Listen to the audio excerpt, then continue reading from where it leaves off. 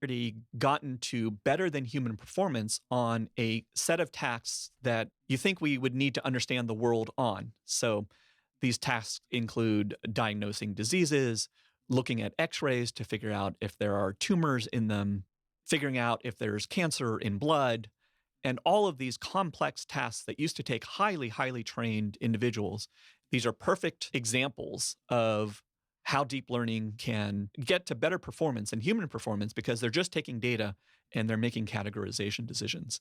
Does this blood sample have cancer in it or not? We're going to see hundreds and hundreds of startups over time getting to better than human performance on things that we used to think only the most trained humans could do. What about planning and navigation? Well, I want to tell this story about George, who is the guy sitting in the car here. George is the CEO of a company called AI, which happens to be an A16Z investment. I'm still getting used to this whole streaming myself on the internet thing. It's like streaming my browser. And yeah. Sponsored the very first Grand Challenge in the Mojave Desert. They got 20 entries from leading universities and startups at the time, and they set up a 150-mile course in the desert. And the leading entry, which was Carnegie Mellon's self-driving car called Sandstorm, went a total of 7.32 miles out of the 150-mile route. So that was in 2004. In 2007, DARPA sponsored the Urban Challenge, which was a 60-mile city course set at George Air Force Base. And many universities finished. CMU and Stanford took the top two spots. You could see the rapid improvement. In just 3 years, they went from, I couldn't go further than 7 miles in a desert, to I can complete a 60-mile city course. And that set off an arms race for autonomous car programs. And so every major car manufacturer now has a huge autonomous driving program with thousands of engineers. So GM, and Ford, and Tesla, and Google, and Toyota, Yeah, Terminator, and Lyft, probably. and Uber, and Bosch, and VW, on and on. All of these companies have huge numbers of engineers working on autonomous car systems. Enter George. George figured out how to build a self-driving car all by himself using deep learning techniques, and that tells you how sophisticated the systems have gotten. I'm glad you like the have stream. thousands of engineers working at the best R&D corporate facilities there are, and on the other hand, you have George riding on top of open source. And George was able to build an autonomous car that completely works. In fact, one of the people on my team named Kyle got into the car with them and drove straight down 101, no hands on the wheel, with George's autonomous driving system. I just need to remember that if I tells you about the open a great link in a promise new of the tab, sophistication of this deep learning system where one guy or like, can build a self-driving car on top of the algorithms. what am I trying to say? I have to like make sure that I have to know which window I have like highlighted before I You'll open the remember that link this was sometimes. one of the very first That's AI all. experiments that got run, trying to translate English to Russian and Russian to English. The community has made huge strides since then. It remains a very, very difficult problem, but deep learning and tons of data, right? Think about all the data that's on the internet today that wasn't in the 1950s, Twitter streams and Facebook feeds and blog posts and so on. We have this massive data source that we can feed into these systems to perform the complicated natural language processing tasks that we need to perform, and it's a hard problem. So, as an example of that, this is a perfectly valid English sentence. Paris Hilton was in Paris at the Paris Hilton listening to Paris. Now, you might need to spend a second or two to try to parse that sentence to figure out, oh, Paris Hilton, the celebrity, is in Paris, France, the city, in Paris Hilton, the hotel, listening to Paris, the album. And now computers are getting very, very good at parsing that sentence in exactly the way you did, which is, what is Paris Hilton in this context? Here is another perfectly valid English sentence. And look this up on Wikipedia because it has its own very, very own Wikipedia page. Buffalo, buffalo, buffalo, buffalo, buffalo, buffalo, buffalo, buffalo. It is actually a valid English sentence. That one's tough to parse, but go look up the Wikipedia page. So understanding natural language and the context and what parts of speech words are and what the sense of a sentence is very hard, and deep learning is making huge strides in helping us do that. In fact, Google just released an open source project to do exactly this, which is to identify the parts of a sentence and break it down into nouns and verbs and subjects and direct objects and so on. And go find that yourself. It's Google's famously named Parsey McParseface open source project. On perception, we are also making huge strides with deep learning. So, what you see in this slide is the view of what you want your autonomous car to have, which is looking out into the street. It's identified the objects in that scene. On the left side, here's a sedan, probably moving 30 miles an hour. On the right side, we've got a biker, probably moving 10 to 15 miles an hour. Out of them, we have another car. Then we've got a bunch of stationary things like trees and sidewalks. And so you want a system that can look out into a scene like this and in real time categorize all the objects in it and make predictions about where those objects are going to be so that you can plan a route that's safe and effective. Deep learning is playing huge roles in an autonomous car's ability to understand and parse a scene. In fact, NVIDIA Hello. attributes a lot of its recent growth and success as a business to this new line of business, which is providing deep learning systems for autonomous cars. Jensen Huang, the CEO and co-founder, said, "Accelerating our business growth is deep learning, a new computing model that uses the GPU's massive computing power to learn artificial intelligence algorithms. Its adoption is sweeping one industry after another, driving demand for our GPUs." So as you can see, this is touching many, many different parts of Silicon Valley, from the silicon, literally the chips that we use, on up, and we're just getting started. Another great example of the strides that we're making in perception comes out of research from Cornell University, where they also fed the learning algorithms YouTube videos. In this case, they fed videos of people doing food preparation tutorials. It's one of the most popular genres on YouTube. And what the researchers were able to do, given all of this input, people preparing food, is basically break down the steps of the recipe into discrete chunks. So they recognized when somebody was chopping onions, distinguish from when they were mixing, distinguish from when they were running the blender. And so you could take a 10-minute video tutorial on how to make chicken tortilla soup, break it into the discrete chunks, and deep learning algorithms have gotten to incredible accuracy, being able to accurately label the discrete steps of preparing food. Now all we need to do is marry that up to a robot that will prepare the food, and we're golden. And so here's the tantalizing prospect. Deep learning is helping us make fundamental progress on all of the original design goals of artificial intelligence, which was to mimic the many, many different facets of human behavior. And so maybe this is it. Maybe this is the path forward to generalized intelligence, to things like emotional intelligence, to things like creativity, to things like intuition. And in fact, you'll see a whole genre of AI deep learning research that is around creativity. An example of that is deep jazz, which can actually compose original new jazz compositions. And so it's working. This looks like the start of a fundamental breakthrough in AI research. The way I think about it now is that all the serious applications from here on out need to have deep learning and AI inside, in exactly the same way that all serious computing systems needed to have Intel chips inside them. And Intel famously did their Intel Inside advertising campaign to drive this home. I think now about the startups that we see and the systems that are getting built, that deep learning needs to be inside these systems to make them better, faster, more responsive, easier to use. And it's just going to be a fundamental technique that we expect to see in all serious applications moving forward. So we're in an AI spring. Only time will tell if this leads to the promise of generalized intelligence. But what is absolutely non-controversial is that deep learning is the most fundamental advance in artificial intelligence research since that summer of 1956. It's going to make every application better and smarter and faster, more responsive to our needs. And I can't wait to see the startups that lead us there.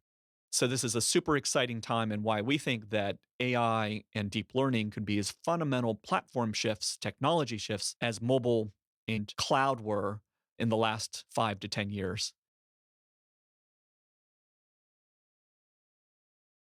All right.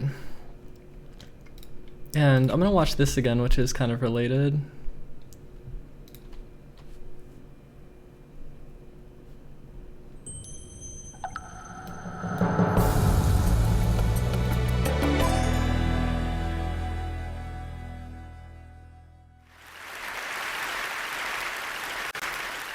Well, it used to be that if you wanted to get a computer to do something new, you would have to program it. Now, programming, for those of you who haven't done it yourself, requires laying out in excruciating detail every single step that you want the computer to do in order to achieve your goal. Now, if you want to do something that you don't know how to do yourself, then this is going to be a great challenge. So this was the challenge faced by this man, Arthur Samuel. In 1956, he wanted to get this computer to be able to beat him at checkers. How can you write a program, lay out in excruciating detail how to be better than you at checkers? So he came up with an idea. He had the computer play against itself thousands of times and learn how to play checkers. And indeed it worked. And in fact, by 1962, this computer had beaten the Connecticut state champion.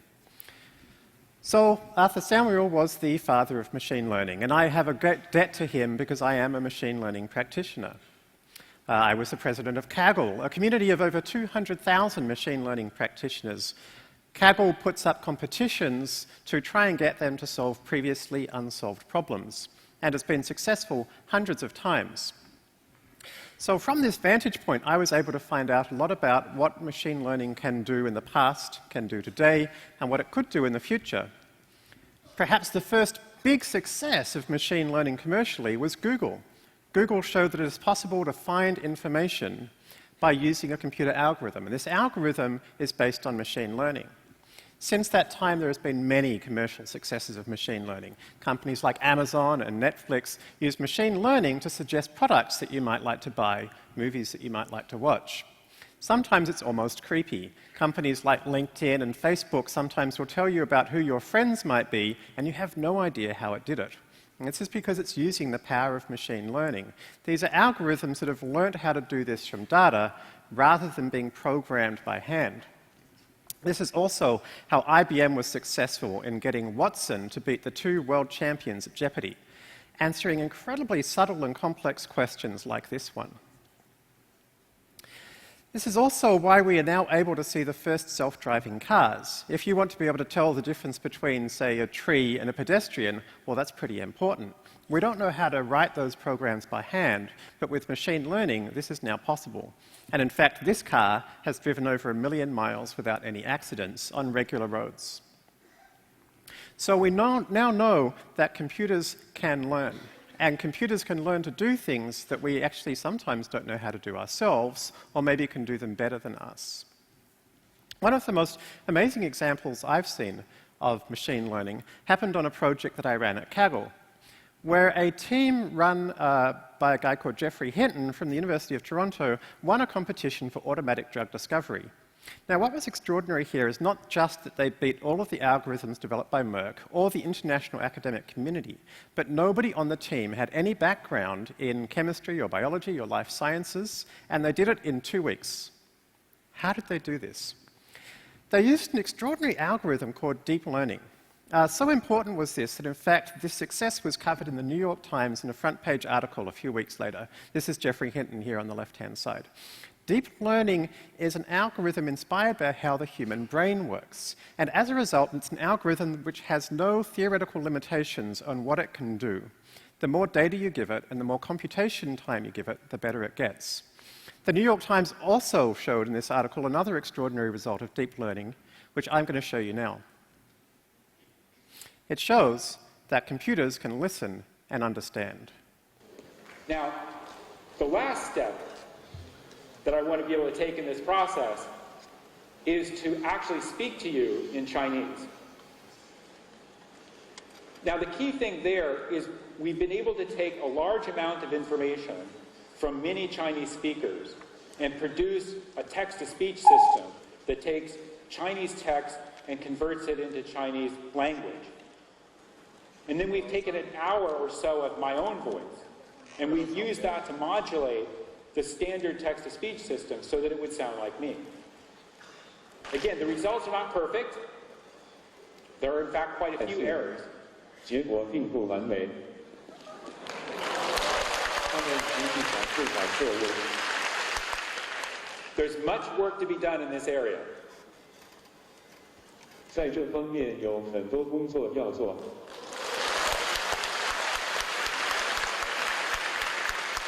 Well, that was at a machine learning conference in China. It's not often, actually, at academic conferences that you do hear spontaneous applause. Although, of course, sometimes at TEDx conferences, feel free. Everything you saw there was happening with deep learning. Thank you. The transcription in English was deep learning. The translation to Chinese and the text in the top right, deep learning. And the construction of the voice was deep learning as well. So deep learning is this extraordinary thing. It's a single algorithm that can seem to do almost anything. And I discovered that a year earlier, it had also learnt to see. In this obscure competition from Germany called the German Traffic Sign Benchmark, deep learning had learnt to recognize traffic signs like this one. Not only could it recognize the traffic signs better than any other algorithm, the leaderboard actually showed it was better than people, about twice as good as people. So by 2011, we had the first example of computers that can see better than people. Since that time, a lot has happened. In 2012, Google announced that they had a deep learning algorithm watch YouTube videos and crunch the data on 16,000 computers for a month. And the computer independently learned about concepts such as people and cats just by watching the videos. This is much like the way that humans learn. Humans don't learn by being told what they see, but by learning for themselves what these things are. Also in 2012, Geoffrey Hinton, who we saw earlier, won the very popular ImageNet competition, looking to try to figure out from 1.5 million images what they're pictures of. As of 2014, we're now down to a 6% error rate in image recognition. This is better than people again. So machines really are doing an extraordinarily good job of this, and it is now being used in industry. For example, Google announced last year that they had mapped every single location in France in 2 hours. And the way they did it was that they fed street view images into a deep learning algorithm to recognize and read street numbers. Imagine how long it would have taken before. Dozens of people, many years. This is also happening in China. Baidu is kind of the Chinese Google, I guess. And what you see here in the top left is an example of a picture that I uploaded to Baidu's deep learning system. And underneath, you can see that the system has understood what that picture is and found similar images. And these similar images actually have similar backgrounds, similar directions of the faces, even some with their tongue out. This is not clearly looking at the text of a web page. All I uploaded was an image. So we now have computers which really understand what they see and can therefore search databases of hundreds of millions of images in real time. So what does it mean now that computers can see? Well, it's not just that computers can see. In fact, deep learning has done more than that. Complex, nuanced sentences like this one are now understandable with deep learning algorithms. As you can see here, this Stanford-based system, showing the red dot at the top, has figured out that this sentence is expressing negative sentiment.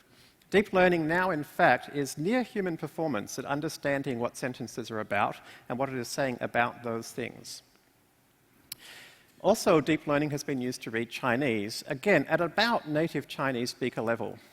This algorithm developed out of Switzerland by people, none of whom speak or understand any Chinese. As I say, using deep learning is about the best system in the world for this, even compared to native human understanding. This is a system that we put together at my company, which shows putting all this stuff together. These are pictures which have no text attached, and as I'm typing in here sentences, in real time it's understanding these pictures and figuring out what they're about and finding pictures that are similar to the text that I'm writing. So you can see it's actually understanding my sentences and actually understanding these pictures. I know that you've seen something like this on Google where you can type in things and it'll show you pictures, but actually what it's doing is it's searching the web page for the text. This is very different to actually understanding the images. This is something that computers have only been able to do for the first time in the last few months. So we can see now that computers can not only see, but they can also read. And of course, we've shown that they can understand what they hear. Perhaps not surprising now that I'm going to tell you they can write. Here is some text that I generated using a deep learning algorithm yesterday. And here is some text that an algorithm out of Stanford generated. Each of these sentences was generated by a deep learning algorithm to describe each of those pictures. This algorithm before has never seen a man in a black shirt playing a guitar. It's seen a man before, it's seen black before, it's seen a guitar before, but it has independently generated this novel description of this picture. We're still not quite at human performance here, but we're close. In tests, humans prefer the computer-generated caption 1 out of 4 times. This system is now only 2 weeks old, so probably within the next year, the computer algorithm will be well past human performance at the rate things are going. So computers can also write. So we put all this together, and it leads to very exciting opportunities. For example, in medicine, a team in Boston announced that they had discovered dozens of new clinically relevant features of tumors which help doctors make a prognosis of a cancer. Very similarly, in Stanford, a group there announced that looking at tissues under magnification, they've developed a machine learning-based system which in fact is better than human pathologists at predicting survival rates for cancer sufferers. In both of these cases, not only were predictions more accurate, but they generated new insightful science. In the radiology case, they were new clinical indicators that humans can understand. In this pathology case, the computer system discovered that the cells around the cancer are as important as the cancer cells themselves in making a diagnosis. This is the opposite of what pathologists had been taught for decades. In each of those two cases, they were systems developed by a combination of medical experts and machine learning experts. But as of last year, we're now beyond that too. This is an example of identifying cancerous areas of human tissue under a microscope. The system being shown here can identify those areas more accurately, or about as accurately as human pathologists, but was built entirely with deep learning using no medical expertise by people who have no background in the field.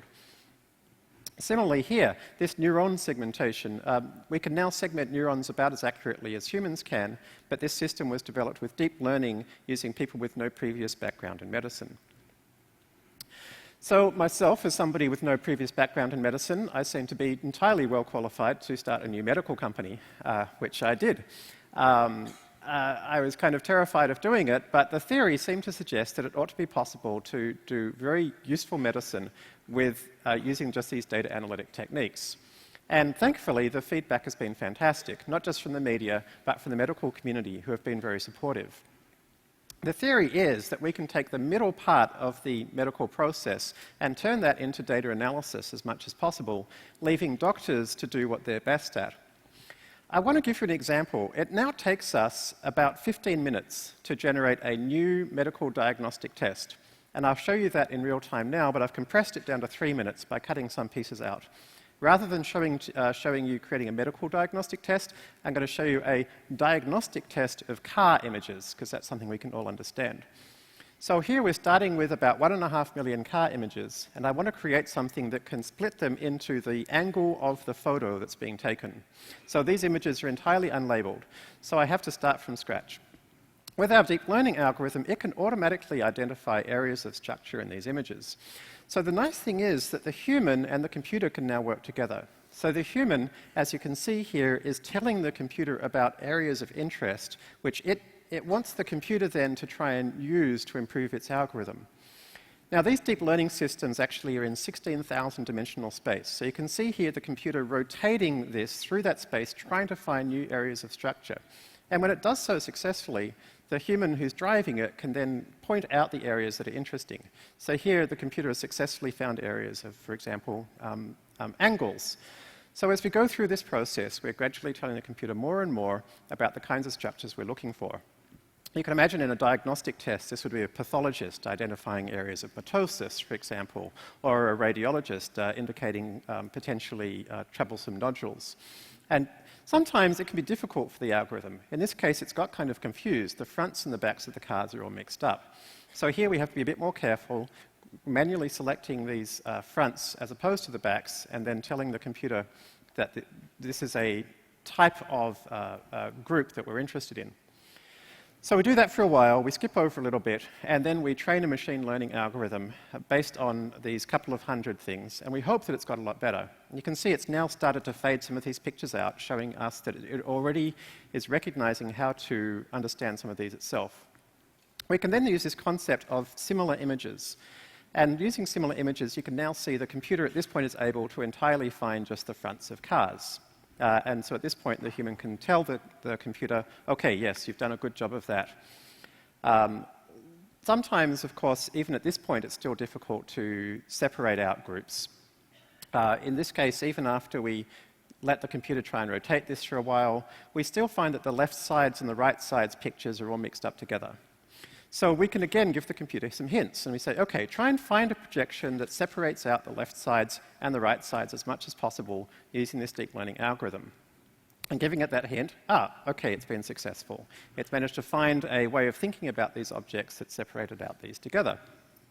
So you get the idea here. This is a case not where the computer is being replaced by a machine. The human is being replaced by a computer, but where they're working together. What we're doing here is we're replacing something that used to take a team of 5 or 6 people about 7 years, and replacing it with something that takes 15 minutes for one person acting alone.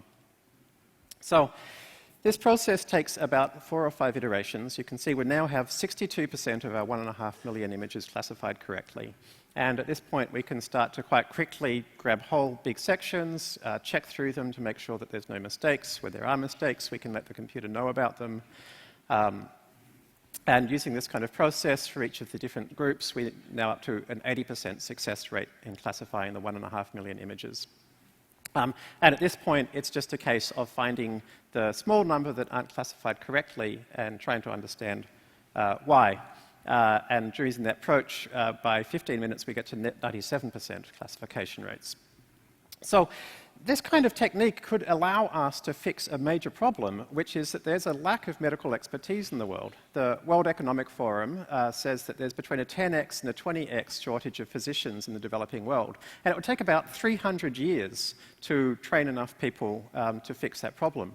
So imagine if we can help enhance their efficiency using these deep learning approaches. So I'm very excited about the opportunities. I'm also concerned about the problems. The problem here is that every area in blue on this map is somewhere where services are over 80% of employment. What are services? These are services. These are also the exact things that computers have just learned how to do. So 80% of the world's employment in the developed world is stuff that computers have just learned how to do. What does that mean? Well, it'll be fine. It'll be replaced by other jobs. For example, there'll be more jobs for data scientists. Well, not really. It doesn't take data scientists very long to build these things. For example, these 4 algorithms were all built by the same guy. So if you think, oh, it's all happened before, we've seen the results in the past of when new things come along and they get replaced by new jobs, what are these new jobs going to be? It's very hard for us to estimate this because human performance grows at this gradual rate. But we now have a system, deep learning, that we know actually grows in capability exponentially.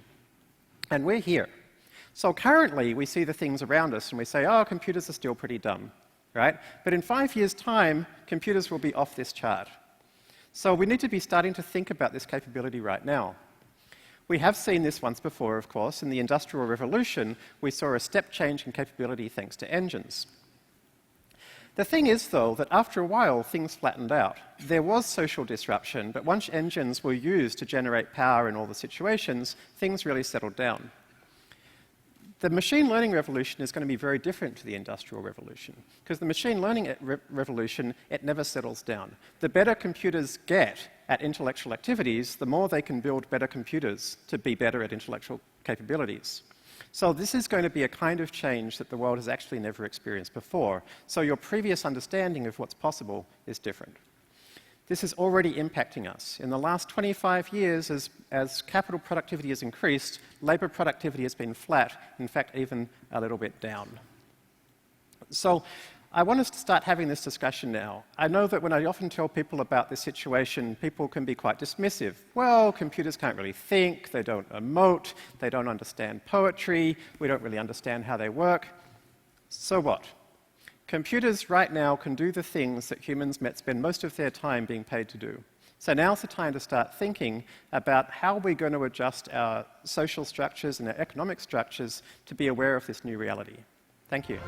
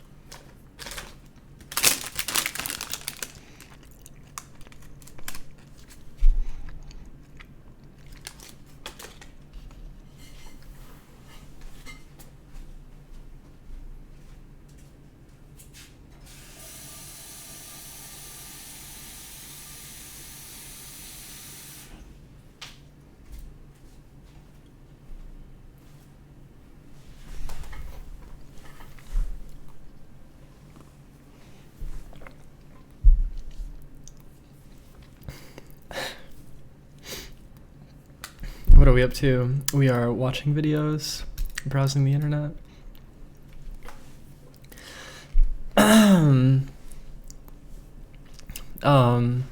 It feels like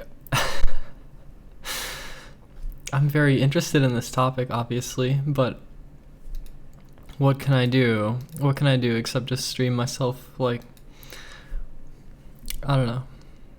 I don't know what to do.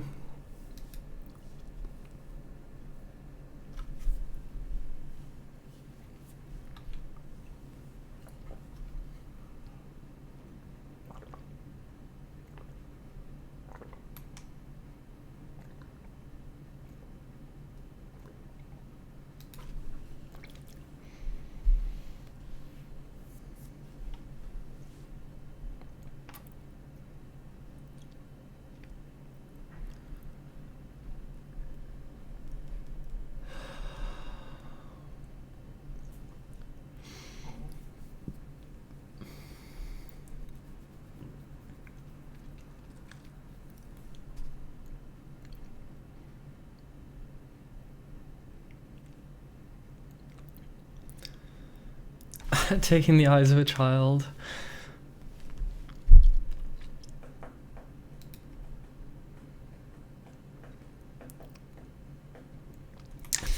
Well, okay.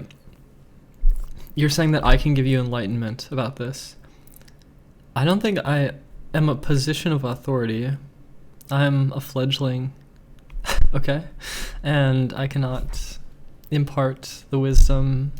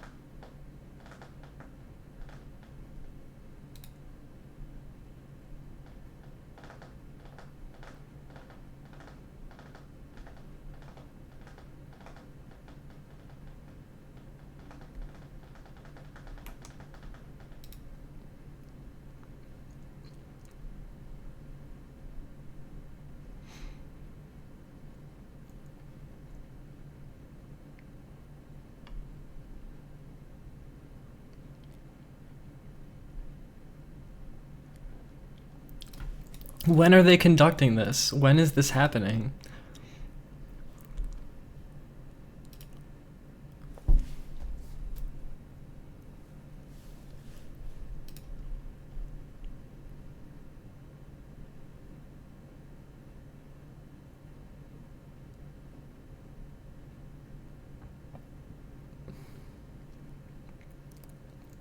My eye keeps twitching. It's like involuntary muscle spasm.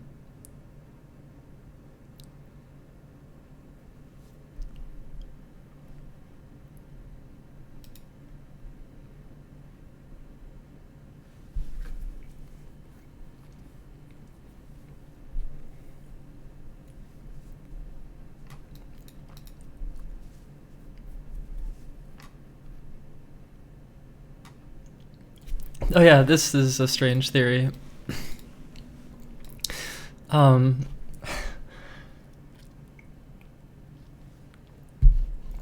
It's possible that the M drive accelerates because it is subject to wavelengths of blackbody radiation that are larger than the universe itself, and thus its momentum becomes quantized.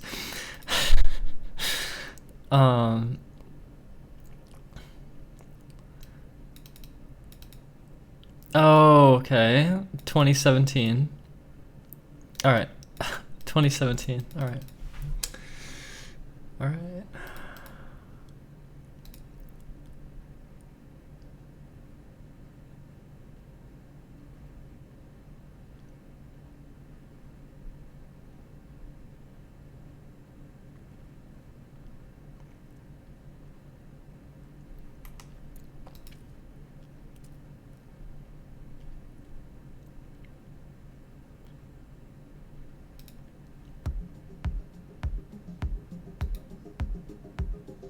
The paradox of metabolism.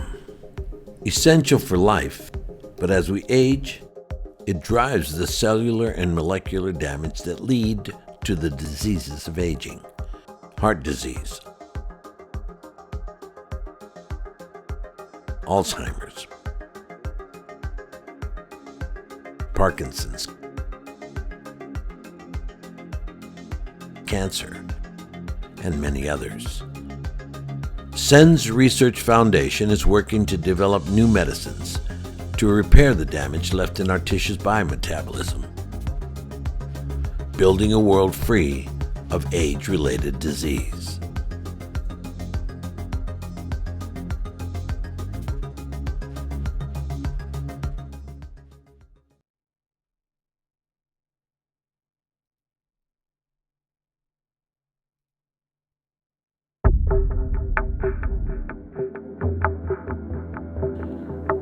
Our immune system reacts slowly to new infections and much more quickly to infections it has seen before. Its memory resides in white blood cells called memory T cells, held for years in a dormant state. When another immune cell alerts them that it has encountered a cell infected with a virus or that has become cancerous, the memory T cell activates to form cytotoxic T cells, which then hunt for the diseased cells. Once the cytotoxic T cells have fought back against their targets, the majority of them die, with a few returning to a dormant state to maintain the memory of the threat. Sometimes an activated cytotoxic T cell doesn't die when it should. Instead, it becomes dormant. It grows new surface molecules and loses its activation proteins, making it unresponsive to signals from its target pathogen. As these dysfunctional cells accumulate, they increasingly take up space in the immune system, so that populations of healthy normal T cells cannot develop and expand to take on new threats. But what if we used a vaccine to destroy the unresponsive cells, leaving the healthy cells intact? In one sweep, we could restore the immune system's ability to fight viruses and cancer.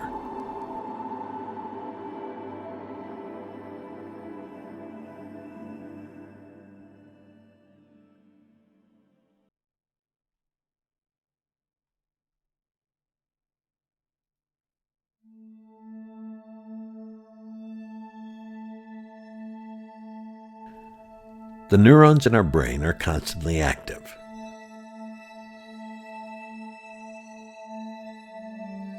One of the things they do is to cut up a molecule called amyloid precursor protein, or APP, to generate healthy signaling molecules. The way in which APP is cut is critical. Normally, APP is first trimmed by an enzyme called alpha secretase, and one of the pieces is then cut again by another enzyme called gamma secretase. The resulting molecules are non-toxic and are needed for normal brain function. But occasionally a different enzyme called beta secretase accidentally cuts APP before alpha secretase can reach it, creating the sticky toxic beta amyloid protein. Beta amyloid molecules tend to bind to each other, forming small clusters called oligomers, and bigger stringy ones called fibrils, that eventually coat the neuron and form a plaque. In different ways, oligomers, fibrils, and plaques all disrupt normal neuronal function, leading to mental decline with age, and eventually Alzheimer's disease. But what if there were a way to remove the beta amyloid from the brain? Healthy neuronal function could be preserved, and a major driver of Alzheimer's would be prevented.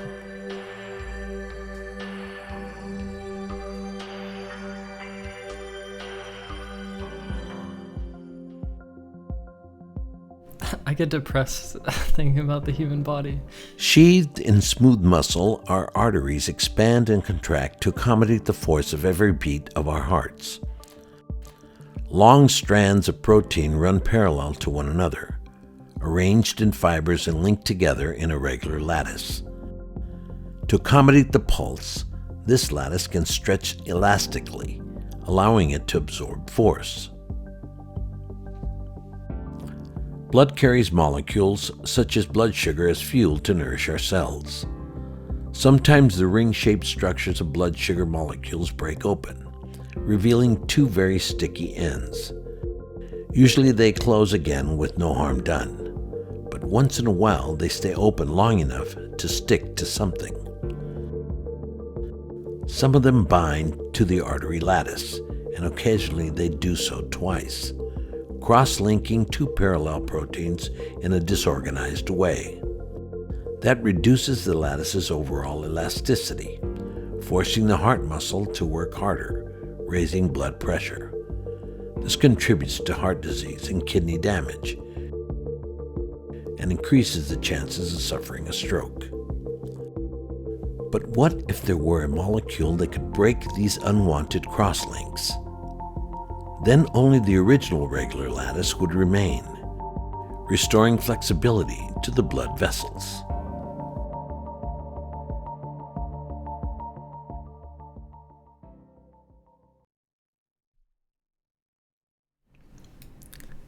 Being human is a curse. The body's just too complicated, and it falls apart, and like...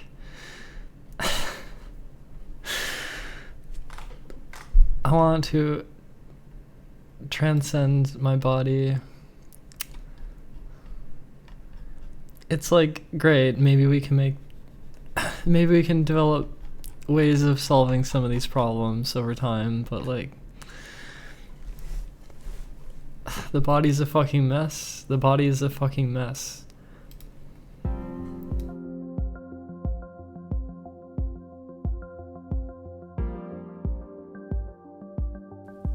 Our immune system has its own form of higher education. Immature cells go through a rigorous development and selection process in a specialized organ called the thymus. Once these cells leave the thymus, they are called T cells. They have a unique ability to recognize and fight cells infected by viruses and cancer, while leaving normal cells alone. As we age, the thymus slowly shrinks and shuts down. It becomes less and less able to accommodate cellular students, and the graduating class shrinks, leaving the body unprepared for battle against viruses and cancer. But what if there were a way to restore or replace a depleted thymus? Donated organs could be processed, leaving a biological scaffold that would be seeded by cells derived from a recipient's own bone marrow stem cells. These cells would multiply and receive cues from the structure of the scaffold that would guide them to form a new rejection-proof organ. The new thymus would be ready to train a new cohort of the recipient's own immature cells, returning the immune system to its former strength.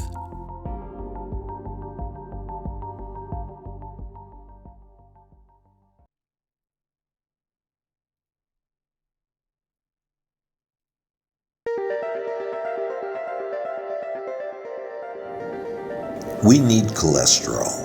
All cells require it to function, and it's delivered to our cells via specialized particles in our blood.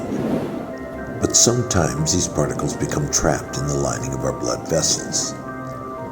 White blood cells, called macrophages, clear their stuck particles by absorbing them and processing them in compartments called lysosomes.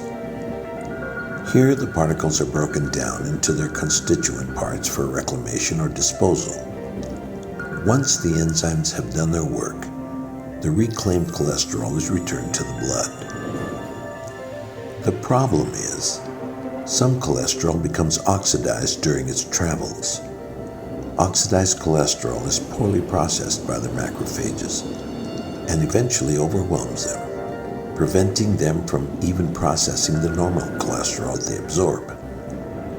These sick, bloated cells are called foam cells, and they attract other macrophages, but the newcomers suffer the same fate. As foam cells accumulate, they form arterial plaques, which become inflamed and burst, spewing out blood clots that trigger heart attacks and strokes. But what if we gave the macrophages a new enzyme so that they could process oxidized cholesterol too? Then they would process stuck particles without getting poisoned and bloated and return to healthy function. This would progressively cleanse arteries of plaque that had already formed.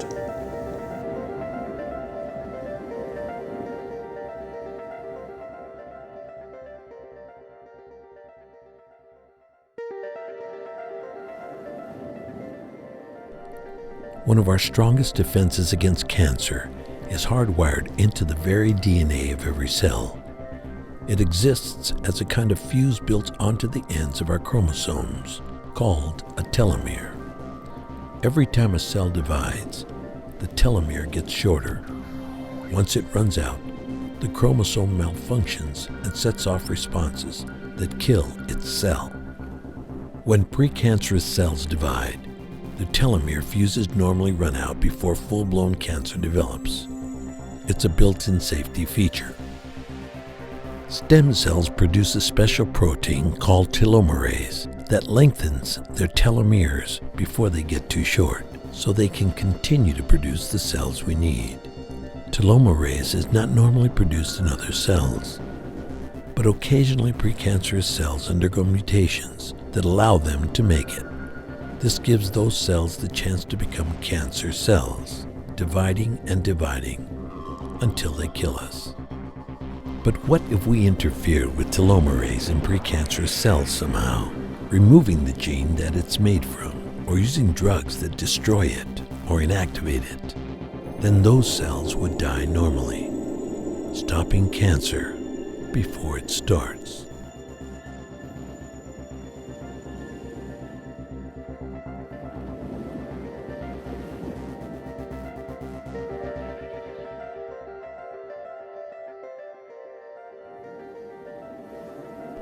Mitochondria are the fuel refineries of our cells, using food and oxygen to create energy that powers almost every cellular function. Here, mitochondria are localized near contractile units within the muscle fibers, supplying the energy for muscular work. Within the mitochondria, a complex dance of molecules harvests the chemical energy from sugars, fats, and other nutrients. While generating power, mitochondria accidentally produce toxic molecules known as reactive oxygen species. Occasionally, these toxins react with the mitochondria's own DNA, damaging genes critical to the mitochondria's functioning. This causes the mitochondrion to cease to function normally, impairing cell function and becoming toxic to the cell it's meant to fuel. The dysfunction of those cells then contributes to the diseases and disabilities that plague those specific tissues with age. Mitochondrial mutations are especially important in the neurological disorder Parkinson's disease and the age-related loss of muscle strength and quality that even active people suffer. But what if there was a backup to the mitochondrial DNA? Using gene therapy, mitochondrial genes could be delivered to cell nuclei, where genes are kept safely away from the more violent cellular processes. When there's a mutation in the mitochondria, replacement proteins would be supplied by the backup copies of the genes. Fortunately, our cells are already equipped to do this. Only a few critical genes are housed in the mitochondria. 99% of all mitochondrial proteins are actually already delivered this way from genes that are naturally housed in the nucleus. The cell will simply use this same machinery to deliver the few missing proteins that the backup genes encode.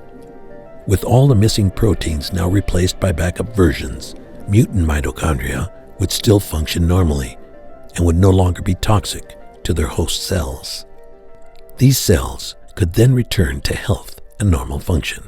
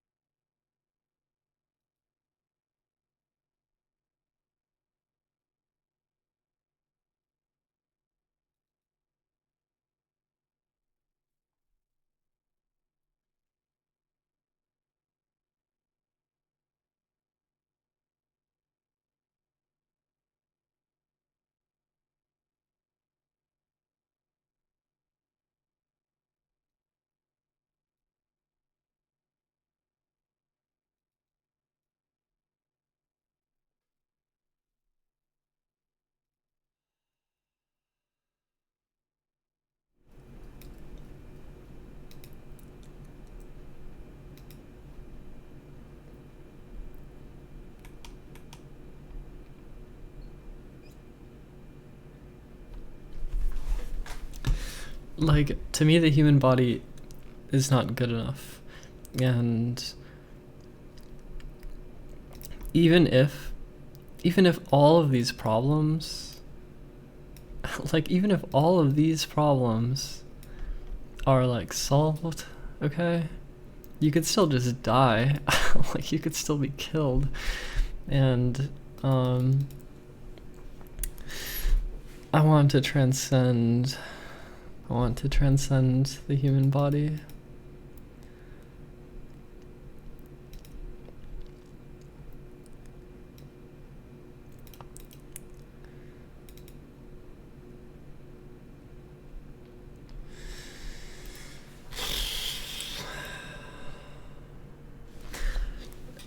I mean,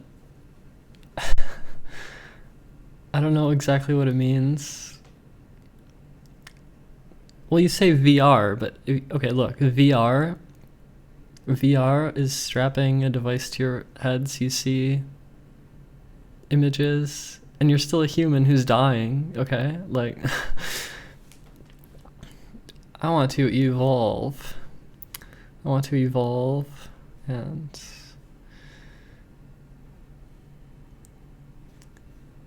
I want to transcend. The technology won't be there for centuries. Yeah, maybe not. Maybe.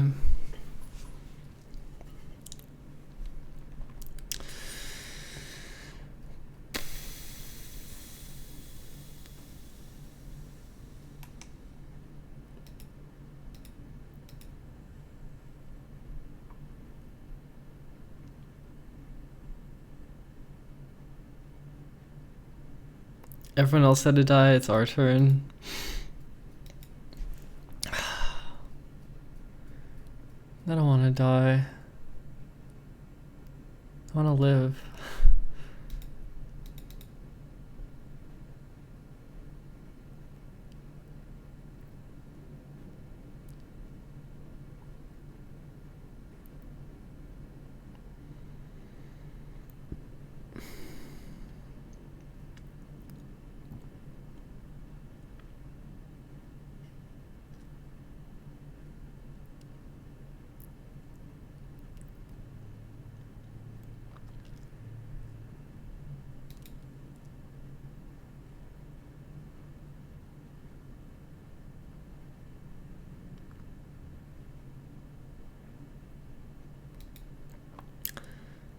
I did see that video and I was not fond of it.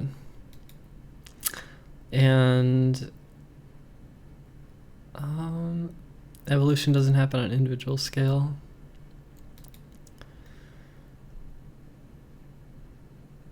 I mean evolve non-biologically. I want to, like,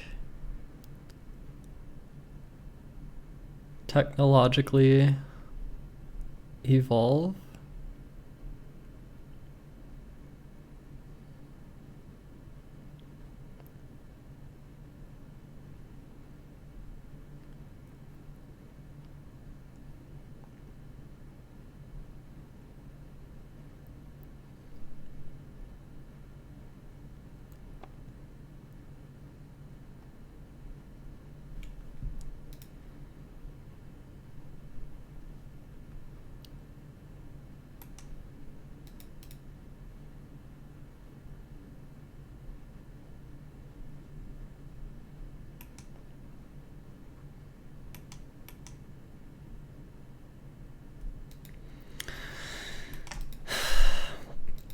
Transferring your consciousness into data that can be copied and backed up. How about that?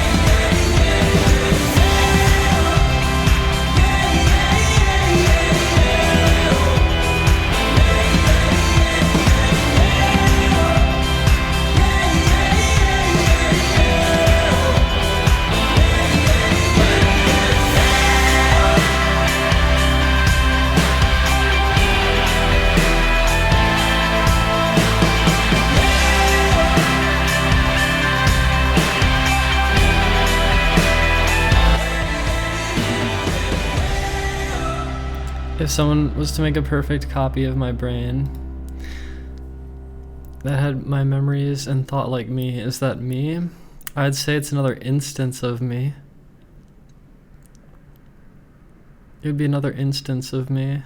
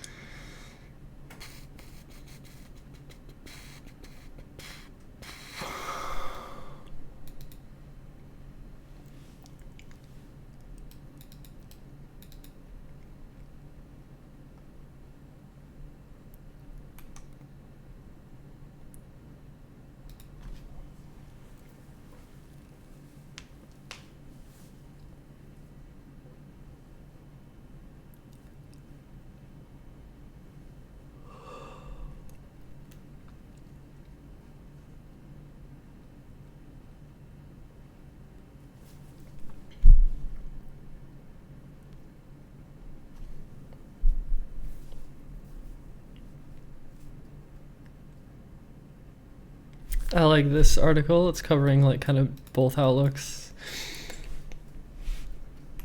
and saying it's somewhere in the middle, I guess.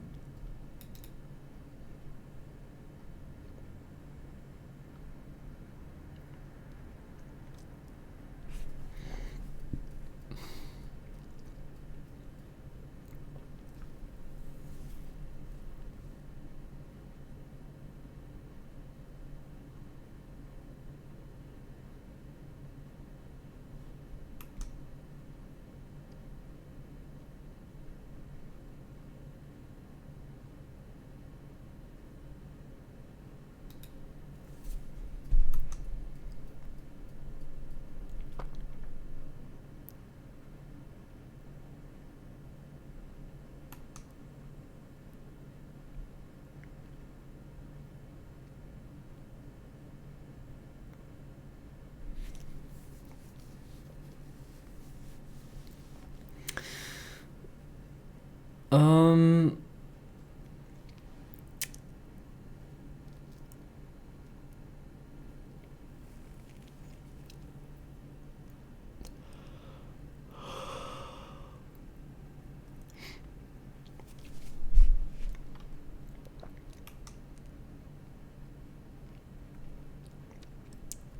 I like the idea of gradual change. A smooth transition from human to transhuman.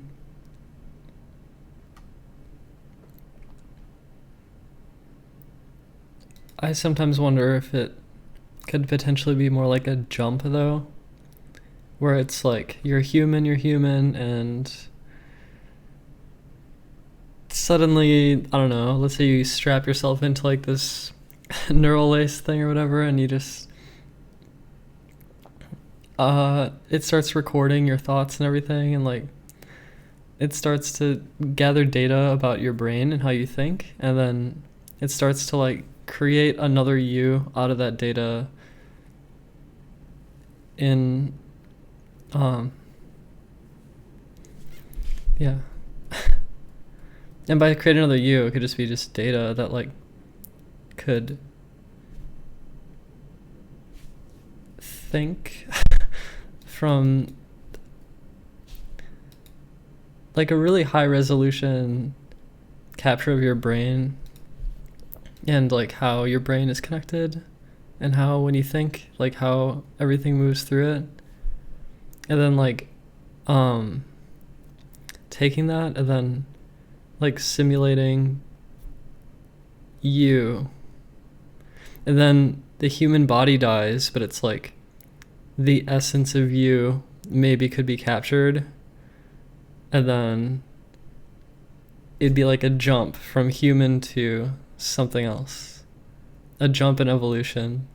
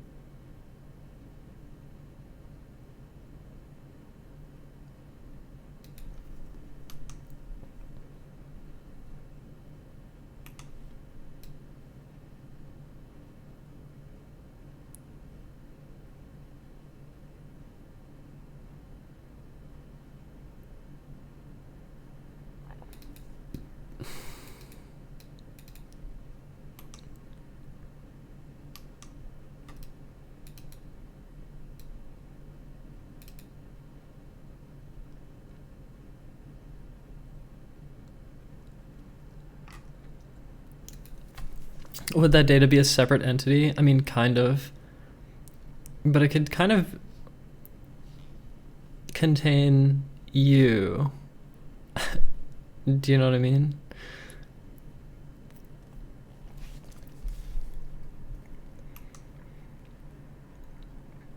Much in the same way that you could say that this live stream, where I'm sitting here and telling you what I think, the live stream itself, like the data of the live stream, like the video and the audio, isn't me, but it sort of captures like an essence of me. I'm interested in taking that concept way further and capturing like brain activity or something. I don't know.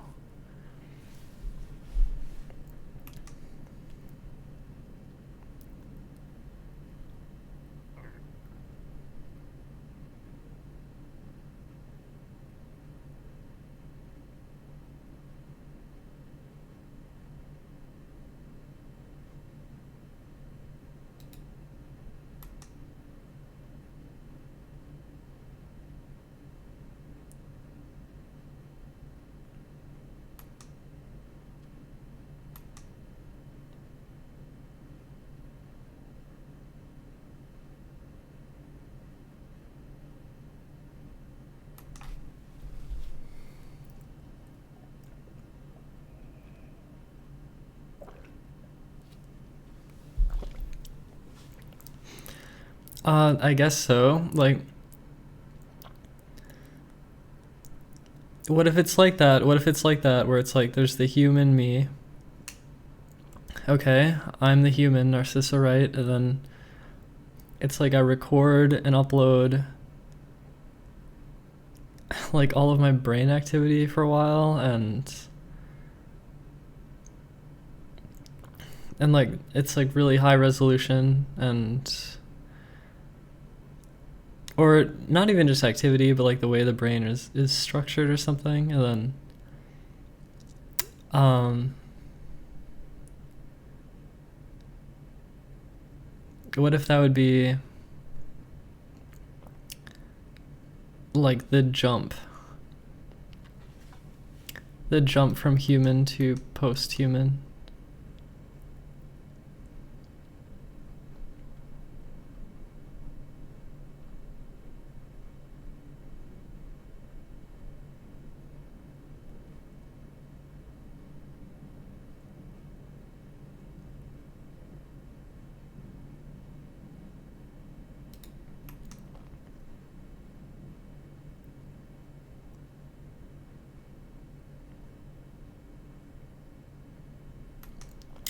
Does that new body carry you?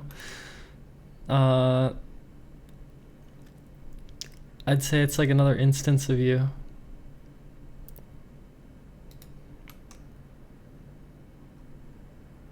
But when I go to sleep and I wake up the next day, I change. You're changing over time all the time. Like, you're a different person every day you wake up. I don't know.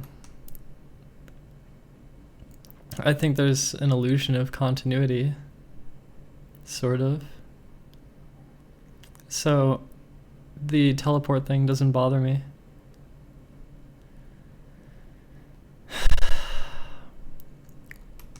My hands are fucked up. I might speedrun Breath of the Wild in March. Or not in March, like when I'm gonna play it when it comes out, and then, yeah.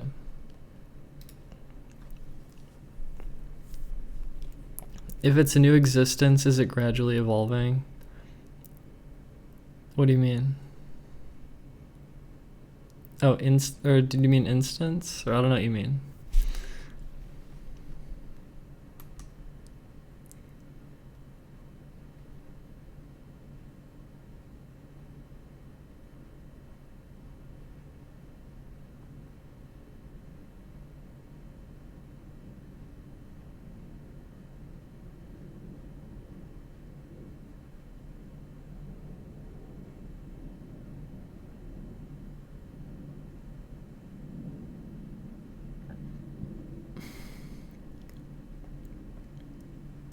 I fucked up my wrist from playing a lot of video games.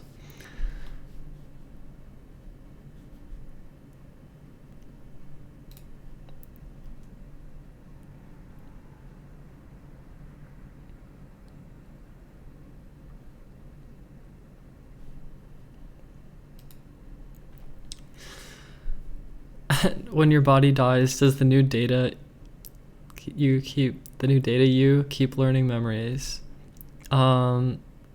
The idea is that yes, you would continue to live, just in a different form.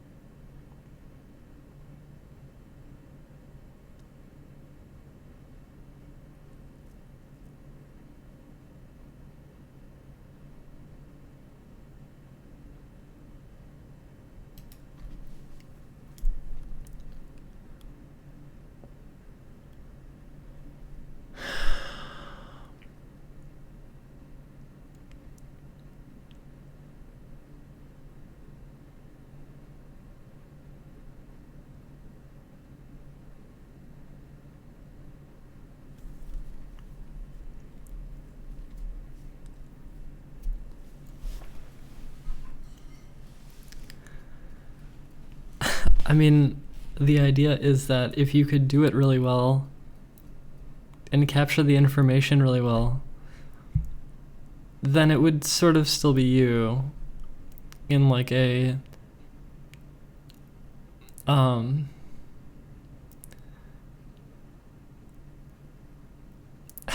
it's like a game of definitions, like what is you, but the idea is it would be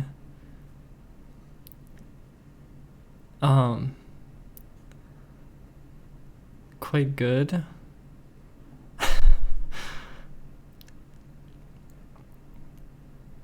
I could still play video games, Seth.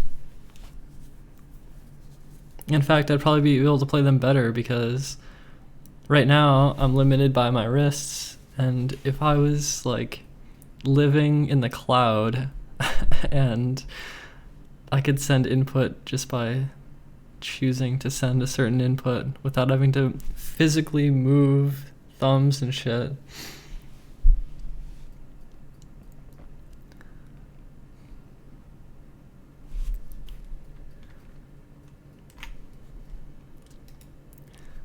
Who are you? Maybe there is no you.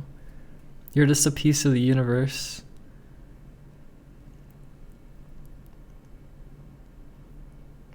But at the moment, if I died,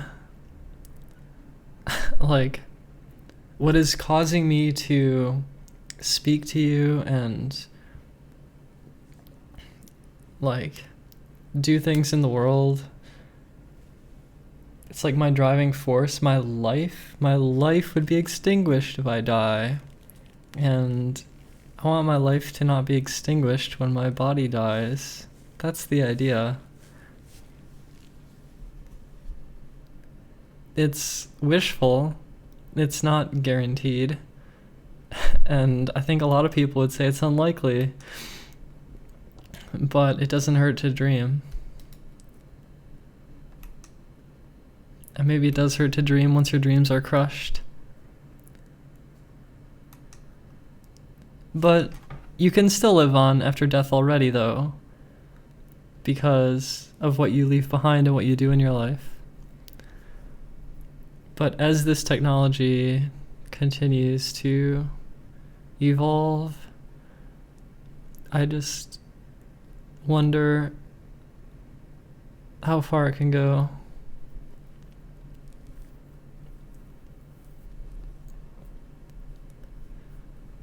Well, what I'm speaking of doesn't exist.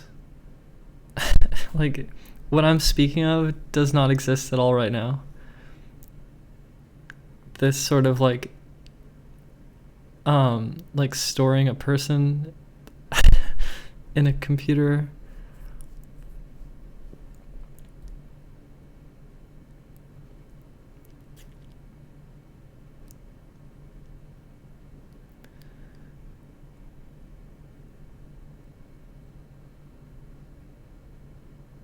Yeah, it's an idea. The thing about the idea, though, is like, correct me if I'm wrong, or argue with me about this, please argue, but from my perspective, I don't see this as something impossible. I see it like humanity evolving.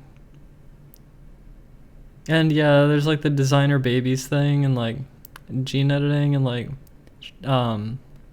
that sense thing, trying to keep the body alive, but I'm thinking like not even keeping the human body alive, but jumping to like the next like phase of evolution.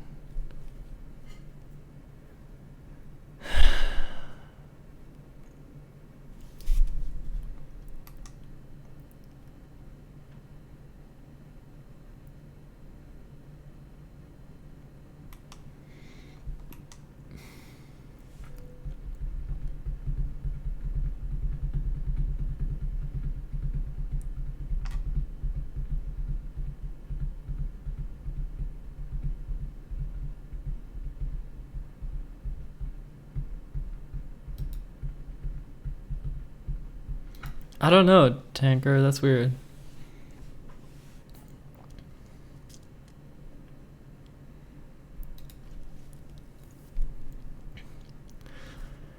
I'm conflating evolution with the nebulous concept of progress, which it's not necessarily.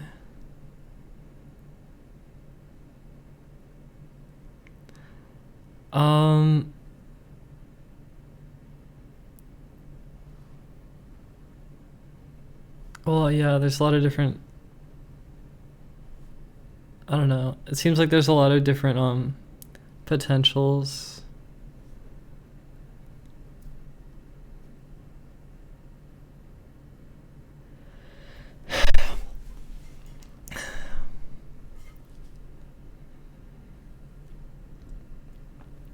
Adaptation to its environment. Well, consider that like our bodies are aging and dying, and there are lots of issues being human. There are ugly parts to ourselves, there's necessities, and we are limited.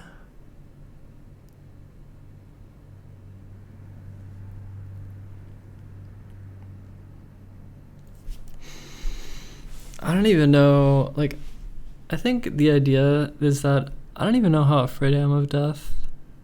I don't know how much I fear death, but I don't want to die, or I'd rather like live. And I know that if nothing changes, I will die, because my human body will die over time.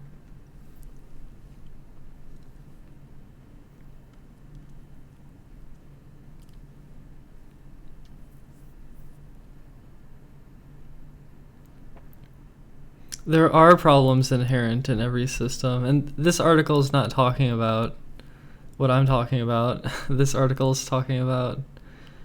Oh, are you talking about this article, though? This is about technological unemployment, basic income, education. I don't know. I was just on this page. I was talking about something else, though.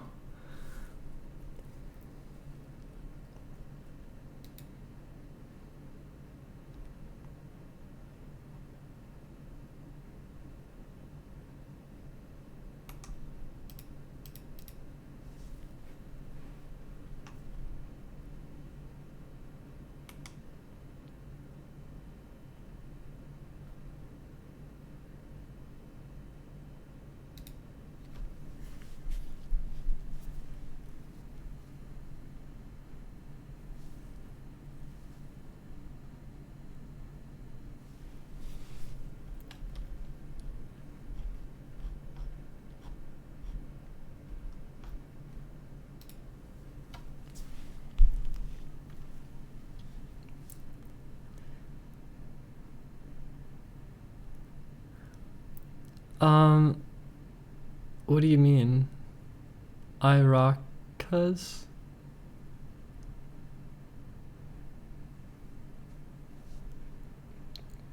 I'm putting pressure on scientists.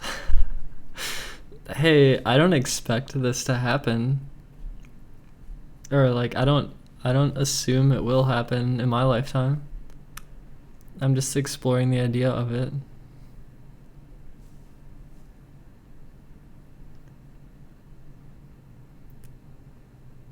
Well, you don't know that for sure, Aghanim. 50 years to come, it doesn't have to be like that. It could be less, it could be more. So...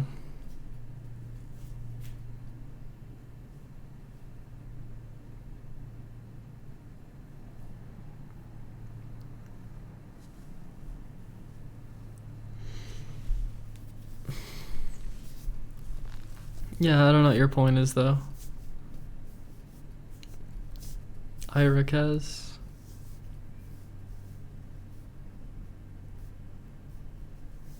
What are you talking about, Walter? It's an egotistical fantasy because it probably won't happen in our lifetimes. And if it does, it'll only be available to the hyper-wealthy. Consider this, though. Consider that your data is being recorded, like your browsing data and like the GPS data on your smartphone, and in some sense your lives are being recorded, and that data will remain after you die, and that's like kind of a part of your life. And I'm just interested in cranking up like the resolution of that, and not just having browsing data, but also recording like your thoughts and like uploading your life before you die. And we all kind of do it. We're all on social media uploading our lives as we grow older and die. And like it's already happening. It's just like to what extent, like how far can it go though?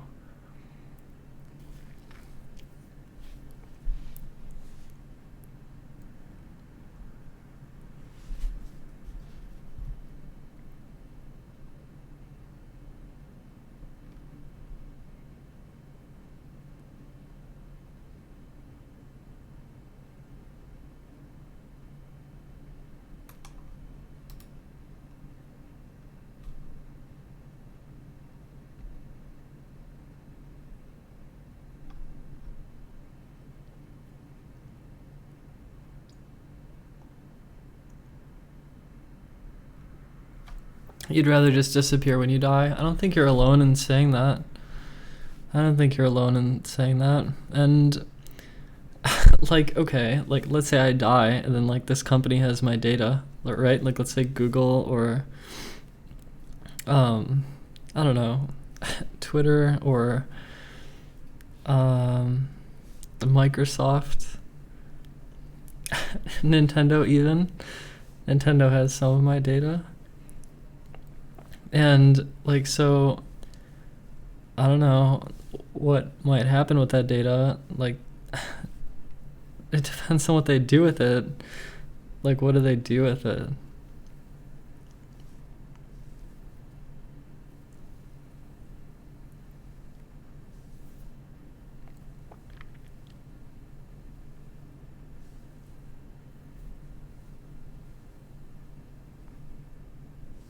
I'm not sure what your point is, though, John.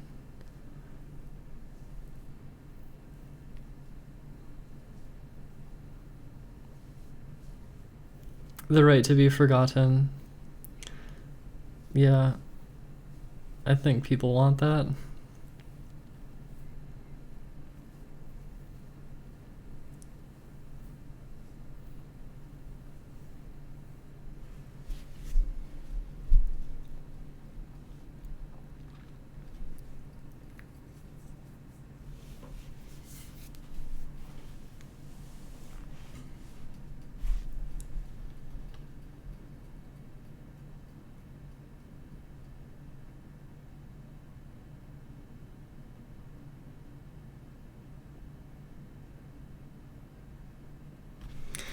That's not a more logical explanation, though. Like, think about how many atoms your brain is composed of. Like, there's no reason to think that all of your memories and everything that you know can't fit inside your head. There's no reason to think it's impossible. So when you say it's physically impossible for your little brain to hold all the information it can, I think that's just like an ignorant statement.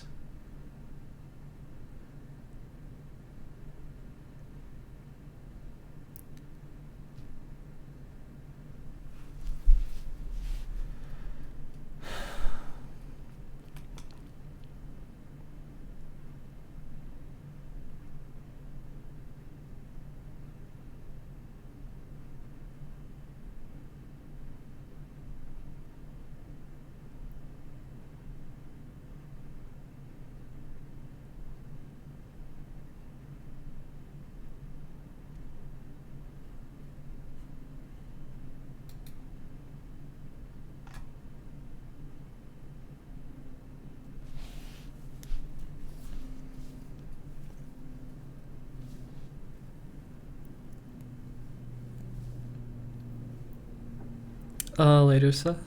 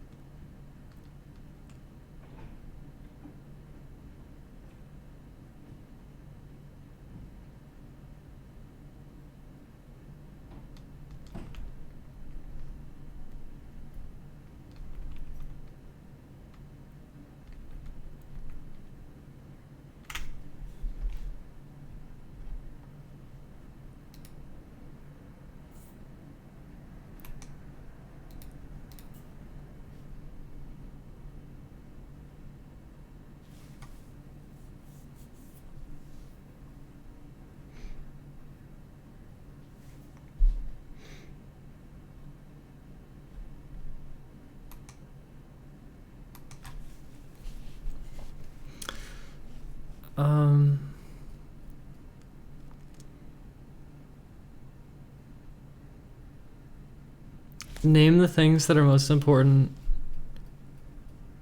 at my eyes.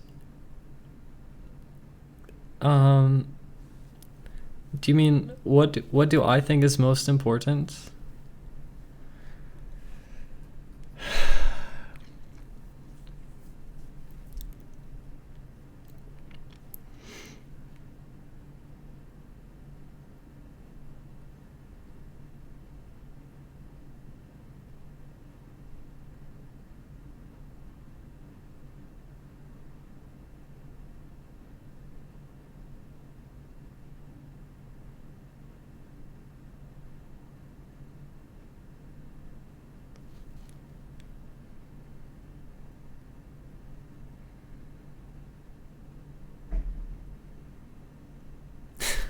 Well, okay.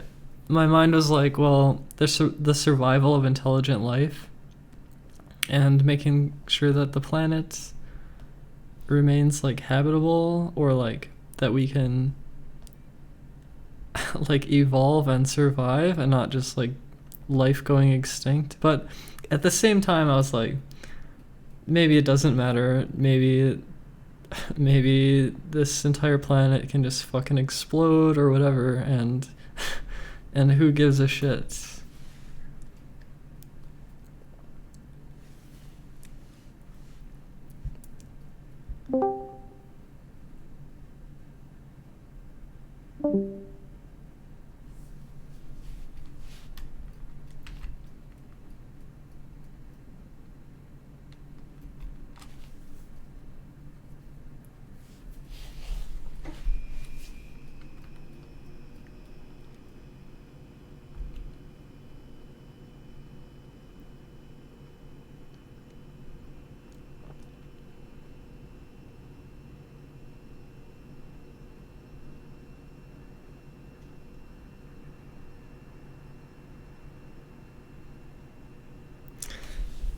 Yeah, I don't even know how to answer that question.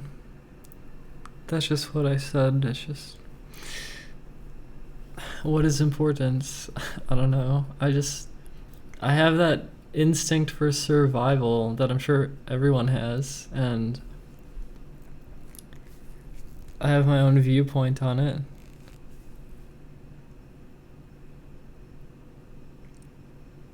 And I don't want people to be hurt, and I don't want I want everyone to live a better life. That's like, what is better? What is better? Well, I'm sure you'd rather be alive today than alive 3,000 years ago. Things have gotten better. I mean, I don't know. Maybe it's kind of subjective, but life expectancy is longer, there's less disease, and we're healthier and more free to do as we please. There's more freedom, and we are more intelligent, and I don't know, they seem like good trends.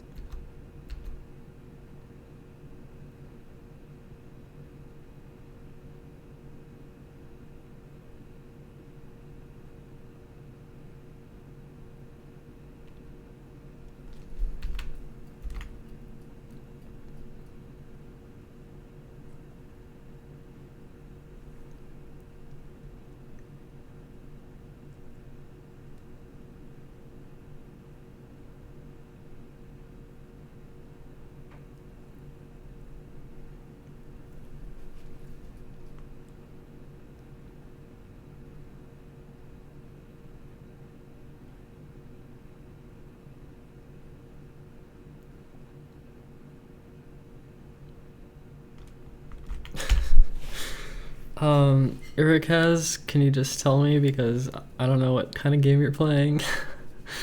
um,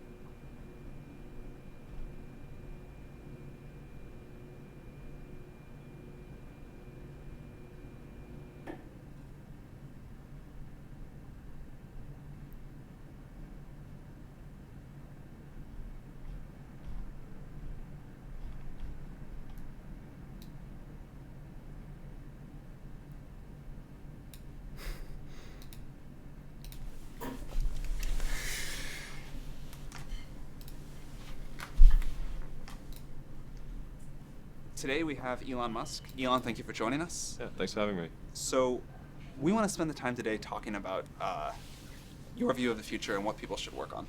So, to start off, could you tell us, you famously said when you were younger there were 5 problems that you thought were most important for you to work on. If you were 22 today, what would the 5 problems that you would think about working on be?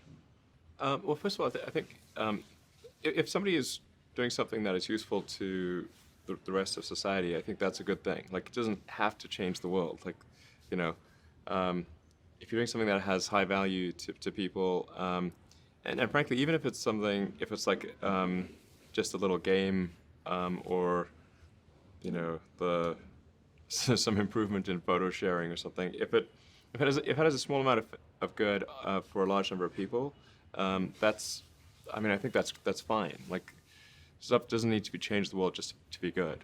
But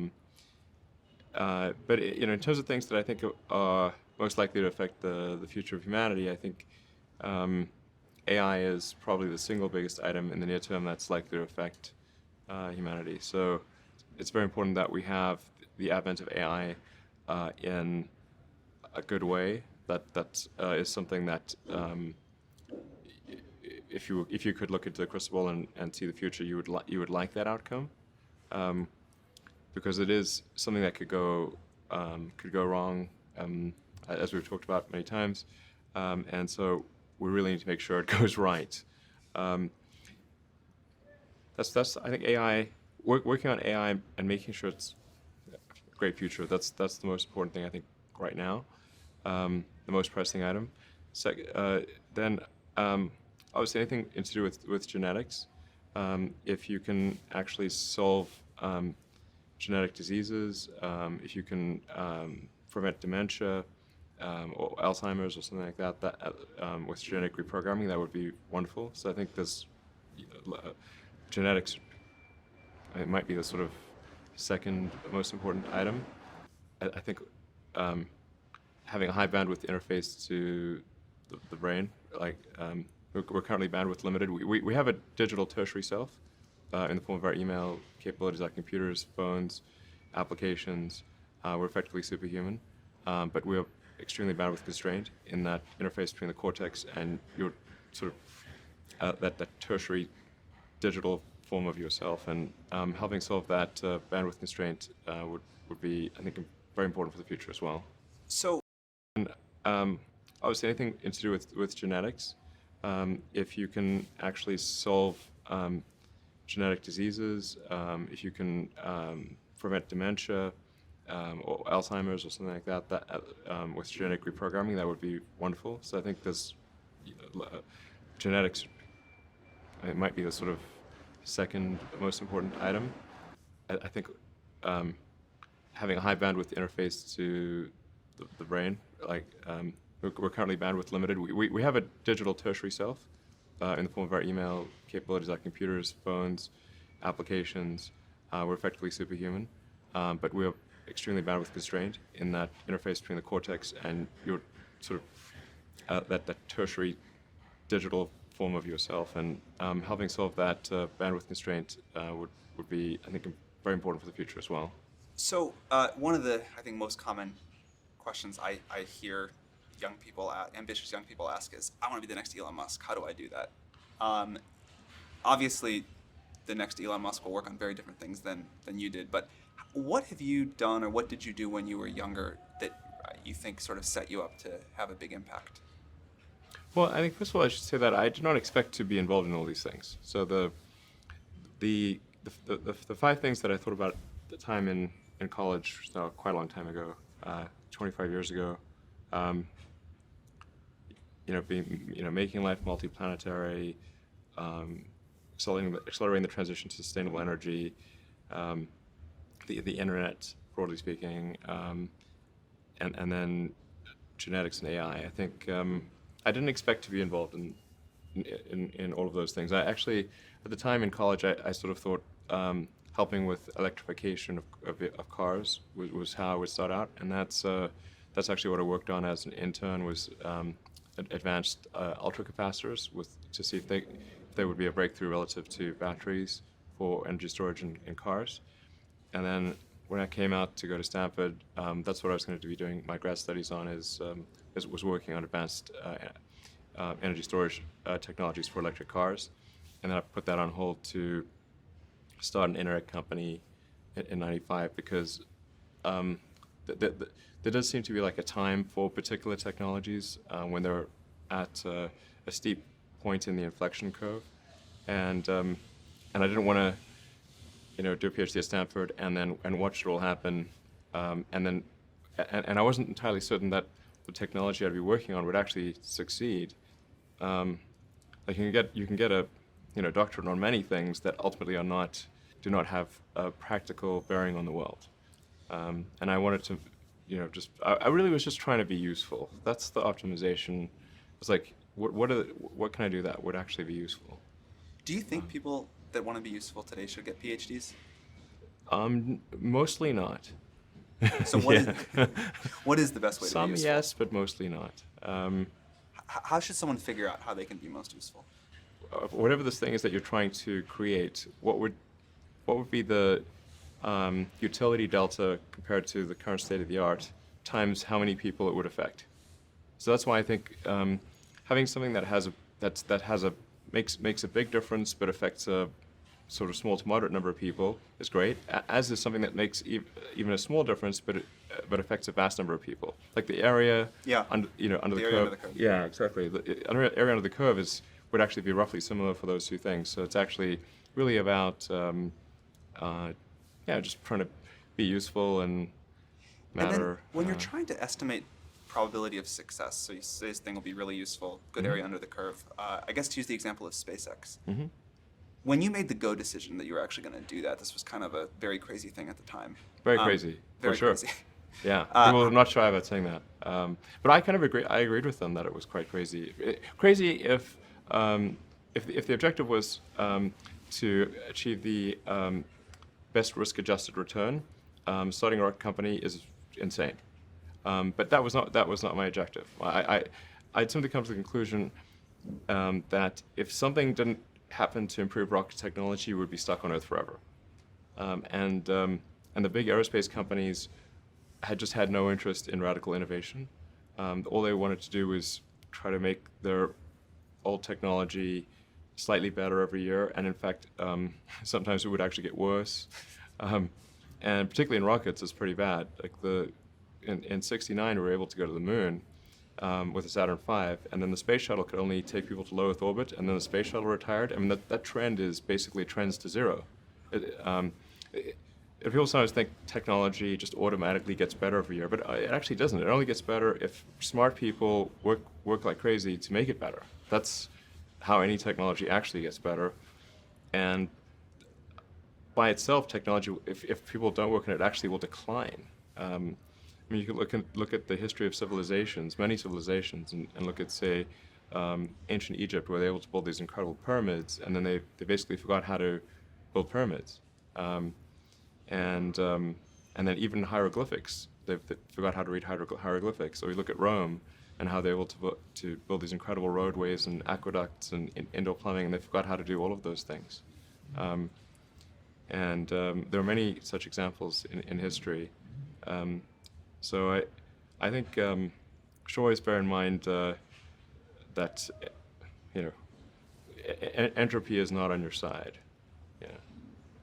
One thing I really like about you is you are unusually fearless and willing to go in the face of other people telling you something is crazy. And I know a lot of pretty crazy people, you still stand out.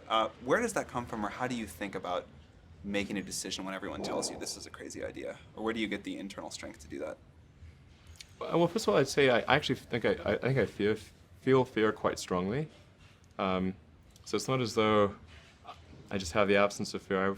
I feel it quite strongly. But there are just times when something is important enough, you believe in it enough, that you do it in spite of the fear. So speaking of important things, like people shouldn't think people shouldn't think, well, I feel fear about this and therefore I shouldn't do it. It's normal to feel fear. Like there'd have to be something mentally wrong if you didn't feel fear. So you just feel it and let the importance of it drive you to do it anyway.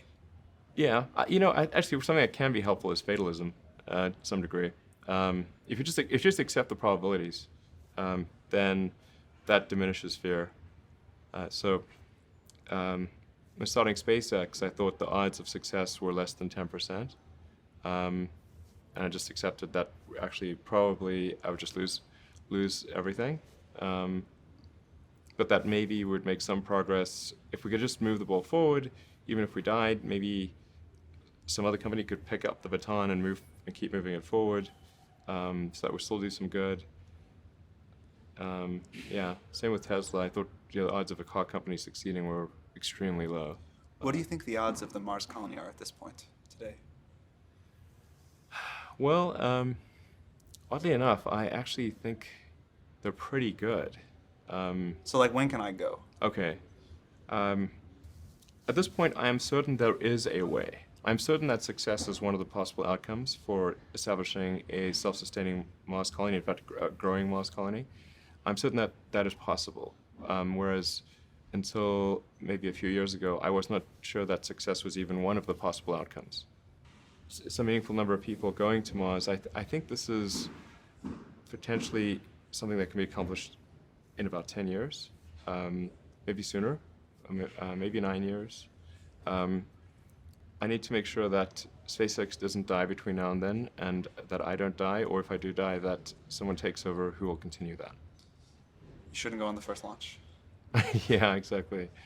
Well, Actually, the first launch will be robotic anyway, so. I want to go except for that internet latency.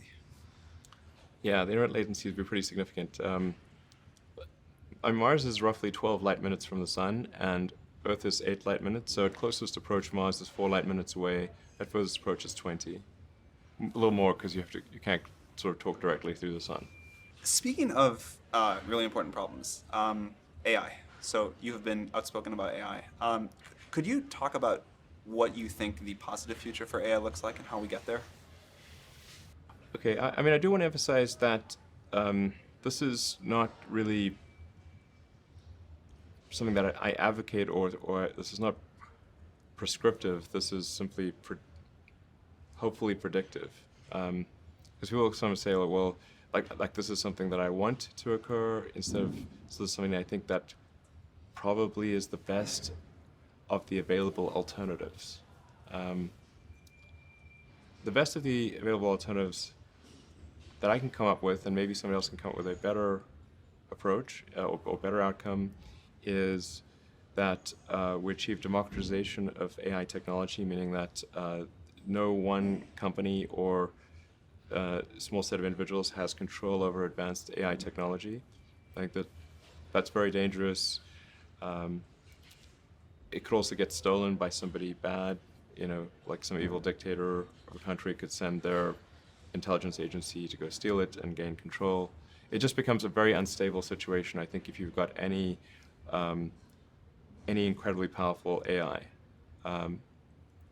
You just don't know who's going to control that. So it's not as though I think that the risk is that the AI would develop a will of its own right off the bat. I think it's more that's the concern is that someone may use it in a way that is bad, and even if they weren't going to use it in a way that's bad, that somebody could take it from them and use it in a way that's bad.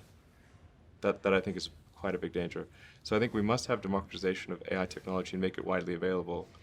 And that's the reason that obviously Yumi and the rest of the team created OpenAI, was to help with the help spread out AI technology so it doesn't get concentrated in the hands of a few. But then of course that needs to be combined with solving the high bandwidth interface to the cortex. Humans are so slow. Humans are so slow. Yes, exactly. But we already have a situation in our brain where we've got the cortex and the limbic system.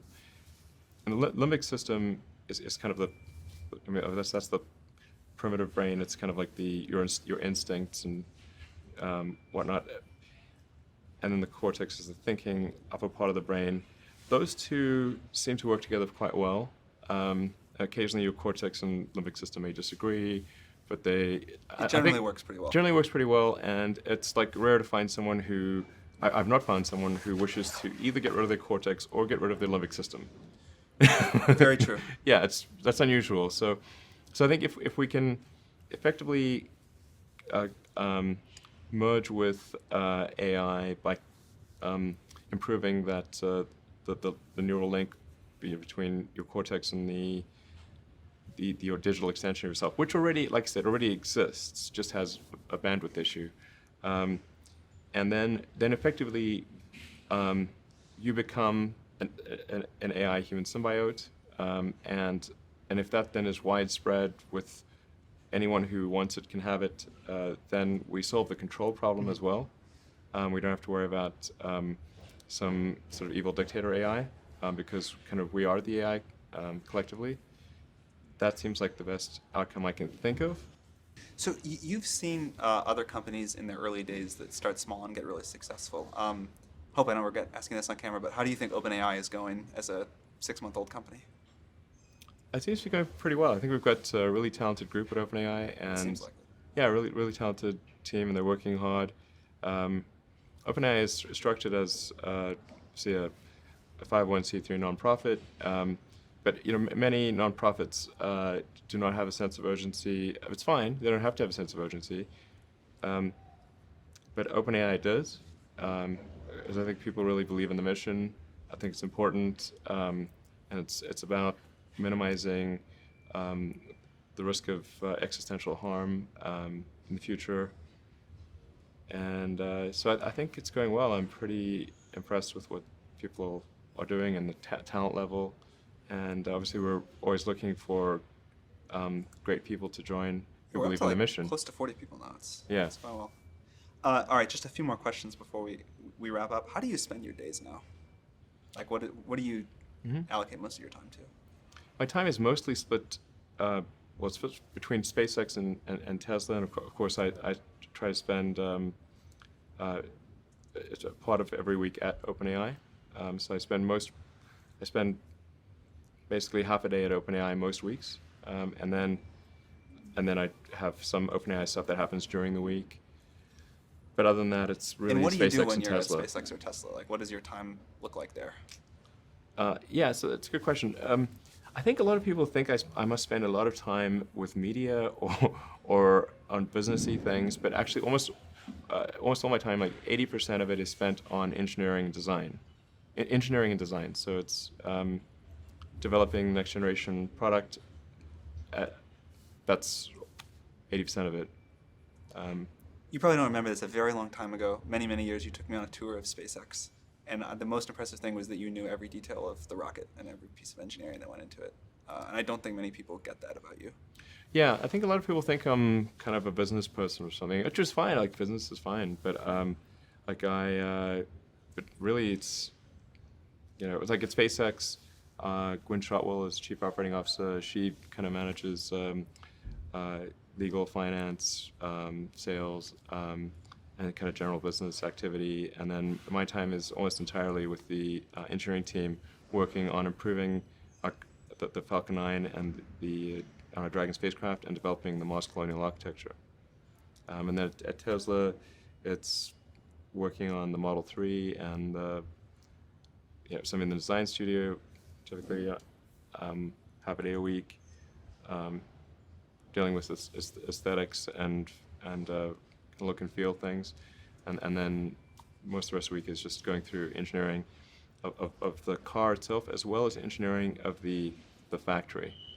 Because the biggest epiphany I've had this year is that what really matters is the machine that builds the machine, the factory, and that is at least 2 orders of magnitude harder than the vehicle itself.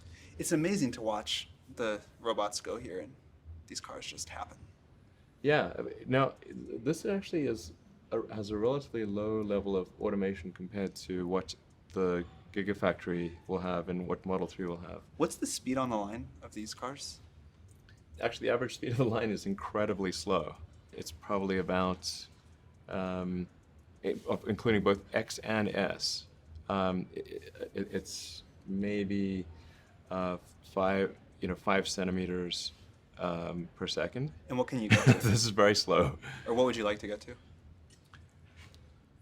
I'm confident we can get to at least 1 meter per second, so a 20-fold increase.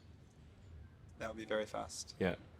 At least. I mean, I think 1 meter per second, just to put that in perspective, is a slow walk, or like a medium speed walk. A fast walk could be 1.5 meters per second.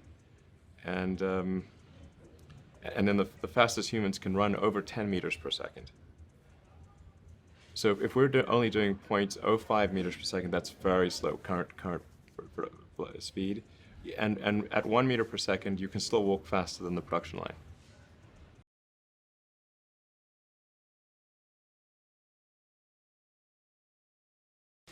Welcome to How to Build the Future. Today our guest is Mark Zuckerberg. Mark, you've built one of the most influential companies in the history of the world, so we are especially excited that you are here. I'm not sure where to go from there. Well, why don't we start with just the early days of Facebook? Tell us what it was like when you started it. Sure. So for me, the thing that I was really fascinated by, and always have been, is people, right? And how people work. When I was in college, I studied psychology and computer science. And one of the things that you learn when you study psychology is that there are all these parts of the brain which are geared just towards understanding people, right? Understanding language, how to communicate with each other, understanding facial expressions, emotions, processing. Yet when I looked out at the internet, right, in 2004, which is when I was getting started, you can find almost anything else that you wanted, right? You could find news, movies, music, reference materials. But the thing that mattered the most to people, which was other people and like understanding what's going on with them, just wasn't there, right? And I think what was going on was that all that other content was just out there, able to be indexed by, search engines and other services. Yeah. But in order to understand what's going on with people, you needed to build tools that made it so that they could express what was going on with themselves. I wanted to figure out what courses to take, so I built this little website, Course Match, that that just made it so that you could enter what courses you were taking, and you could click on them and see who else was in them, and it did all these correlations. So it told you people who took this course were likely to enjoy this course too. And the thing that just struck me from the beginning is, people would just spend hours clicking through here are the courses that people are taking, and wow, isn't it interesting that this person is interested in these things? And it was just text, right? There was nothing that was like super interesting there, but that just struck me as, people have this deep thirst to understand what's going on with those around them. And, there were probably, 10 other things like that I built when I was at Harvard before I actually got around to building the first version of Facebook that kind of added a lot of these things together. Did you think Facebook was going to be a company when you started?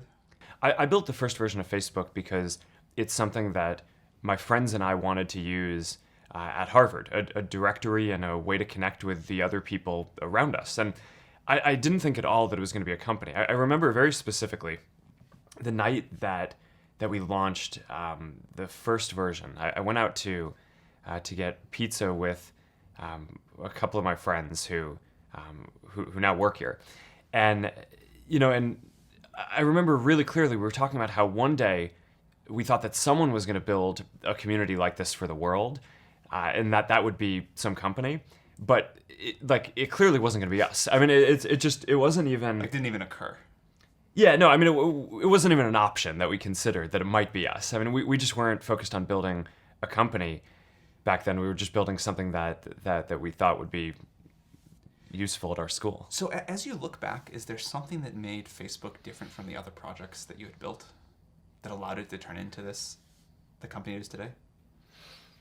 Well, for one, I think we kept going, right? So, I mean, the others, I mean, Course Match and, just the other different crowdsourced tools, they kind of served their purpose, and then we were done. Whereas with Facebook, there was just such, people loved it, right? And had such an intensity of using it. I think within a couple of weeks, 2/3 of students at Harvard were using it. And all these other students at MIT and other local universities were writing in asking us if we could open up Facebook at their school. So we kind of just followed that, right? And again, I didn't set out, and my roommates didn't set out to build a service that we were going to turn into a company, but we just kind of followed what people wanted, and that led us to expand it to all these other schools and eventually beyond schools, and to at some point.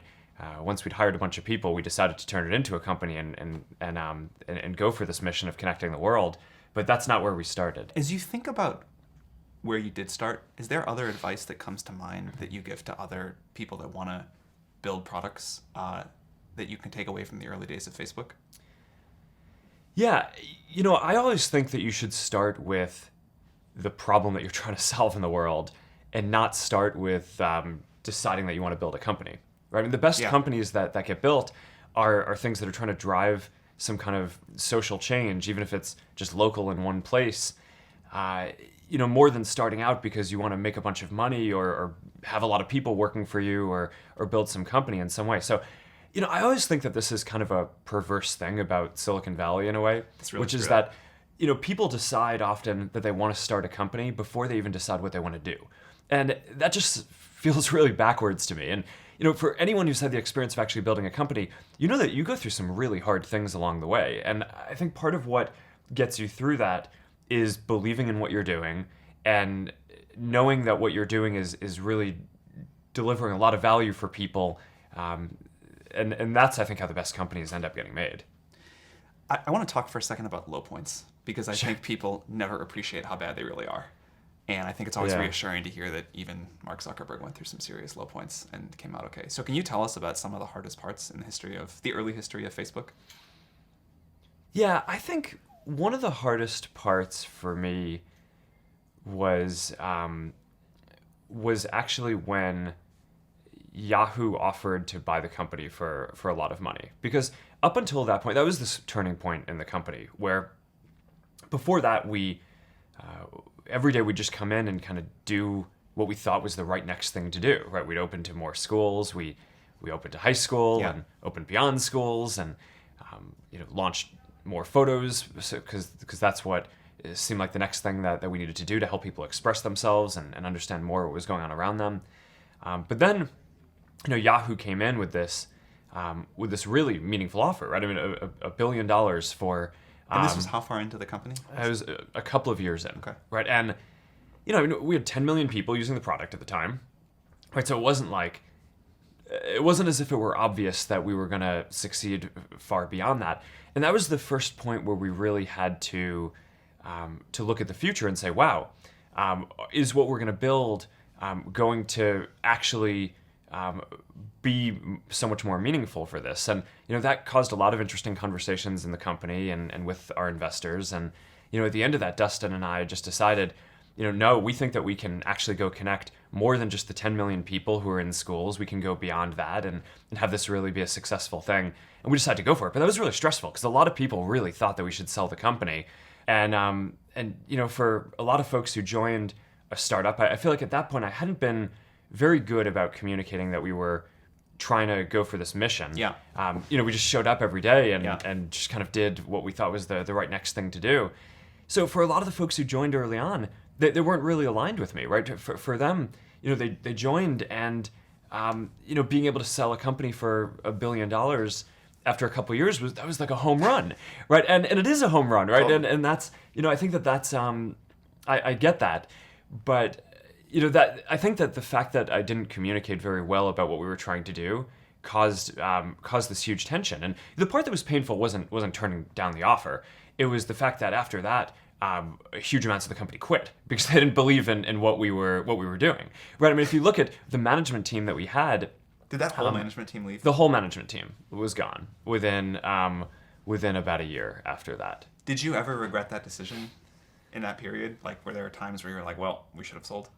I got really lucky because, not only did what I believed in end up working out, but it ended up working out pretty quickly, right? So it literally, I think this was in the summer of 2006, and by, I think the next month after that, we launched Newsfeed, right? Which now 10 years later, looking back at it, is, one of the most used products in the world. And then we launched the ability for anyone to sign up, which immediately started growing the community. So within a few months after turning down the offer, I think it was actually pretty clear that it was the right decision. But I think since then there have been much harder decisions that we've had to make, where sometimes you have to bet on something and either bet the direction of the company or bet billions of dollars on something, and it's not going to be clear whether you're right for 5 or 10 years. And that I think actually can end up being much harder than this That's one. what I want to talk about next. But before we go there, have you ever thought about selling the company again since? No, after that point, 'Cause I was just yeah, got that out of the way. We're going to Yeah. hire people that want to be here for a long time. And yeah. cool. Yes, so I want to talk about one of the most common questions we get from people building products is how to decide what to build, how to figure out when to bet the company, how to do something totally new. Yeah. And I think one thing that Facebook has done incredibly well is figure out what to build and build this repeated innovation culture, which I think is like the hardest thing to do in business. So how have you done that, and how do you advise other people to do the same? I think the key is building a company which is focused on learning as quickly as possible. Right? Companies are learning organisms. And you can make decisions that either make it so that you learn faster or you learn slower. And in a lot of ways, building a company is like following the scientific method, right? You try a bunch of different hypotheses, and if you set up the experiments well, then you kind of learn what to do. And I think that's an important philosophy. So there are all these different decisions that we make inside the company, everything down to really empowering individual engineers. We invest in this huge testing framework, right? At any given point in time, there's not just one version of Facebook running in the world, right? There's probably tens of thousands of versions running because engineers here have the power to try out an idea and ship it to maybe 10,000 people or 100,000 people, and then they get a readout on how that version of what they did, whether it was a change to show better content in newsfeed or UI change or some new feature, they get a readout on how that version performed compared to the baseline version of Facebook that we have on everything that we care about, how connected people are, how much people are sharing and how much they say that they're finding meaningful content, business metrics like how much revenue we make and engagement of the overall community. And by running tens of thousands of different experiments and putting the power in people's hands to try all these different things, you can imagine we just make so much more progress than we could if every change had to be approved by me, right? Or every idea had to come from management. So I do think that there's something very deep about building this learning culture and moving quickly towards that just helps you get ahead over time. What about the bigger bets, like making a large acquisition or the rollout of newsfeed or something like that? How do those decisions work? So I actually think when you do stuff well, you shouldn't have to do big crazy things, right? So you want to actually evolve in a way where you're working with your community and making steps and learning. So take newsfeed, for example. That was a relatively big shift, but it actually had been a couple of years in the making by watching how people were using the service, right? So when we started off, we didn't have anything like newsfeed that showed you updates from what people were sharing. We just had profiles. And what we found were originally one of the big behaviors was people would just click around, right? They'd click on different profiles, hundreds of them, and they'd go through all their friends to see what people had changed, right? To see what the update was in their friend's day. And we learned from that people were not just interested in looking up and learning about a person, but also understanding the day-to-day changes. So, first we made this product that just showed in order which of your friends had updated their profile, right? So that at least told you whose profile to click on. And then, the first version of newsfeed was really simple. All it did was it basically took the content that people were posting and put it in order on your homepage. So I think when things are working well, you use data and you use the qualitative feedback that you're getting from listening to how your community is using your product to tell you what problems to go solve. And then you basically use intuition to figure out what the solutions to those problems might be. And then you test those hypotheses by rolling them out and getting more data and feedback on that. And then that gives you a sense of where to go. When I look at things like, we bought, the Oculus team for a lot of money, right? I actually view that as, if we'd done a better job of building up some of the expertise to do some of that stuff internally, then, maybe we wouldn't have had to do that. But, instead we hadn't done that. And, the Oculus team is by far the most talented team working on that problem. So it just made sense to go make this big move. But I actually kind of think as CEO, it's your job to not get into a position where you need to be doing these crazy things, right? And, yes. Of course it's inevitable, over the period of doing stuff, you can't be ahead of everything. So it's better to make big moves and be willing to do that than, have pride and not do that and never admit that you could have done something better in the past. But I think when stuff is working well, you're learning incrementally and growing that way. Speaking of growing, one thing I heard you say years ago is that one of the best things Facebook had done was invent the idea of a growth group. And so this is something now that I've heard a lot of founders ask about. Could you tell us, is that still something you recommend people running companies put in place and how Facebook's worked in the early days? So making it so we could grow faster was, I think, the most important product feature that we ended up building for Facebook. And, the traditional approach to growing and marketing is, you have a communications group or you have a marketing team and you buy ads. And, I think that there's sometimes there's a place for that, especially when you're trying to communicate something and get a message out. But if you're actually trying to grow a product, I think often the best levers for doing that are within the product themselves and getting people in your community who enjoy what you're doing to evangelize that to their friends and getting that to happen efficiently as possible. So there's no magic in the growth group that we built that other people can't replicate. It's just being very rigorous with data, investing in data infrastructure, so that way you can process all these different experiments and learn what people are trying to tell you, and then go invest in engineering and actually trying to grow the community, because I think that's the most important feature for a lot of networks. And can you tell how much of an impact that group had on the growth rate of Facebook? Yeah, I think it's, overall, I think it's been very big. I don't have a number off the top of my head, but I mean, even just looking at, some of these specific features that we've built, like people you may know, right? Which is, one of the important things, right? Again, if you're, a social product isn't that useful if you're not connected to other people when you're using it. So, helping you go from signing up for Facebook to connecting to the people that you care about most is probably one of the most important things that we can do. Another thing that I think Facebook has done exceptionally well is hiring. And I always tell founders that this is the thing you have to get good at. So how have you hired your team, and what do you look for when you bring people on? If you think about it, I started the company when I was 19, right? So I can't institutionally believe that experience is that important, right? Or else I would have a hard time reconciling, myself, right? And the company. So, we invest in people who we think are just really talented, even if they haven't done that thing before. And, that applies to people who are fresh out of university, as well as, people like, the CFO who took the company public, had not taken a company public before, right? And a lot of his background was in, production, development at Genentech before. So, just focus on really talented people. And so if you don't have the experience to look for, how do you assess someone's raw talent?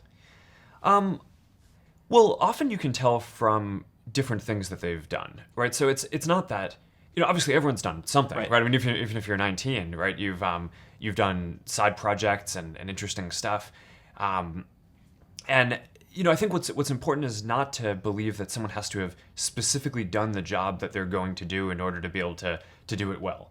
One of the things that I think we've done well is just given the people at the company a lot of opportunity, right? So, it's not just me who started when I was 19 and now, I'm running this big company. There were a number of people who joined who were, people I did problem sets with at Harvard, or they dropped out of Stanford, or, different programs who have grown with the company over this long period of time. And, one of the things that I'm the most proud of is we have about 12 different product groups at the company. And all of the people who are running them, with the exception of one, did not join the company running a product group or reporting to me. That's amazing. And the one exception is David Marcus, who was the CEO of a $50 billion public company. So, so I'm pretty happy that he's on board, and having him run a product group, I think, is a pretty big coup too. But literally, none of them started off reporting to me.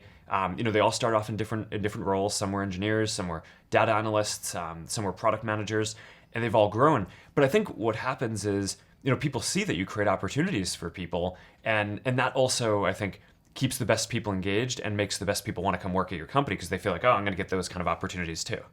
Cool. Yeah. What are you most excited about over the next 20 years? What do you think will be the major transformations? How will Facebook transform? How do you think the rest of the world will transform? So we have this 10-year roadmap. That was great. 3 of the big changes that we want to see in the world. And we're focused on 3 things.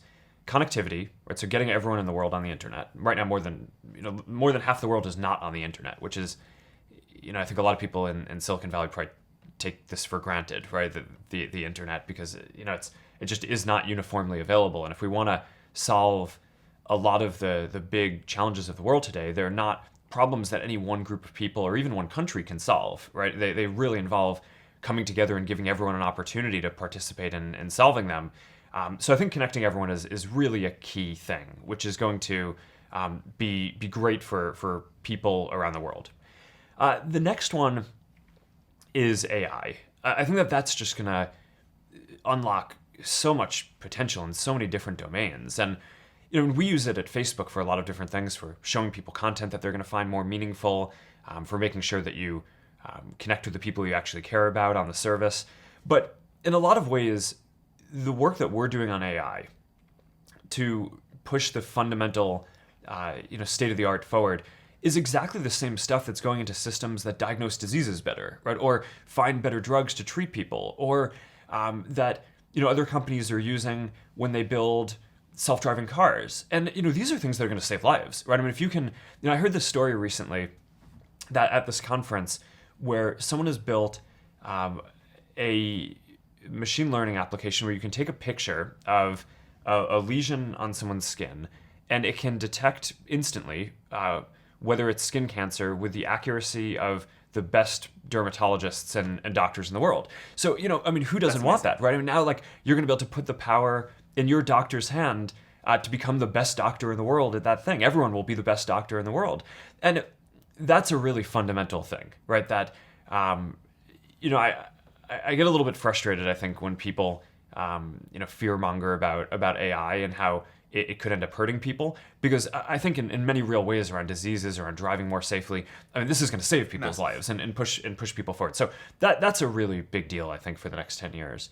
And then, the next thing that I always think is going to make a big difference is, every 10 or 15 years, there's a new major computing platform that comes around that allows people to do completely different things than they could do before, right? So, 20 years ago, most of us were using desktop computers. They were kind of clunky. We used them in work because it made our work more productive, but most people didn't use them for fun. Now we have phones, which help us connect with each other, and they're much more human devices. But there's going to be another platform after that, and I think that's going to be virtual reality and augmented reality. And that, I think, is just going to help people, be more creative, experience what other people are feeling much more immersively than we even can through video and things like that today. So I'm really excited about that trend as well. So you were 19 when you started Facebook. One question we hear a lot at Y Combinator is, I'm 19 today. I really want to, do whatever I can to make the world better. What should I do? So how do you advise people who are 19 today and want to impact the world like you have? I always think that the most important thing that entrepreneurs should do is pick something they care about, work on it, but don't actually commit to turning it into a company until it's working. And I think that if you look at the data of the very best companies that have gotten built, I actually think a tremendous % of them have been built that way, and not from people who decided up front that they wanted to start a company, because you just get locked into some local minimum a lot of the time, a local maximum. I totally agree. And just to make this point, how far into Facebook did it actually become a company? I don't know. I think it became a formal Delaware company when Peter Thiel invested about 6 months in. When we were first talking to Peter about raising money, Dustin and I were very clear with him that we were planning on going back to school. Right? I mean, I started Facebook when I was a sophomore. We took the summer off, right? No classes over the summer. We were working on it. And then, our stated game plan was to go back to school in the fall and continue working on it then, but not sit in an office and work on it full time. And Peter was just kind of all right, sure you are. I guess he knew better than we did. You think he just believed that you weren't actually going to go back to school? He must have. I mean, you'd have to ask him. But yeah. I will. We're interviewing him in this series. I will there ask you go. That question. So I think he would probably say that he knew that we were not going to go back to school, or believed that he could talk us out of it. But he didn't have to. It was pretty clear that the amount of work was just growing so quickly. But we actually didn't drop out immediately. We told Harvard that we were taking 1 semester off. And then we told Harvard that we were taking another semester off, and then a year off. And then after that, we kind of decided we weren't going back. Speaking of Peter, and sort of a closing question, what's the best piece of advice he ever gave you? I think Peter was the person who told me this really pithy quote that in a world that's changing so quickly, the biggest risk you can take is not taking any risk. And I really think that that's true, right? I mean, a lot of people, I think that, whenever it comes to, whenever you get yourself into a position where you have to make some big shift in direction or do something, there are always people are going to point to the downside risks of that decision. And locally, they're maybe right? I mean, for any given decision that you're going to make, there's upside and downside. But in aggregate, if you are stagnant and you don't make those changes, then I think you're guaranteed to fail, right? And not catch up. So to some degree, I think it's really right that over time, the biggest risk that you can take is to not take any risks. That is a great place to leave it. Thank you very much. All right.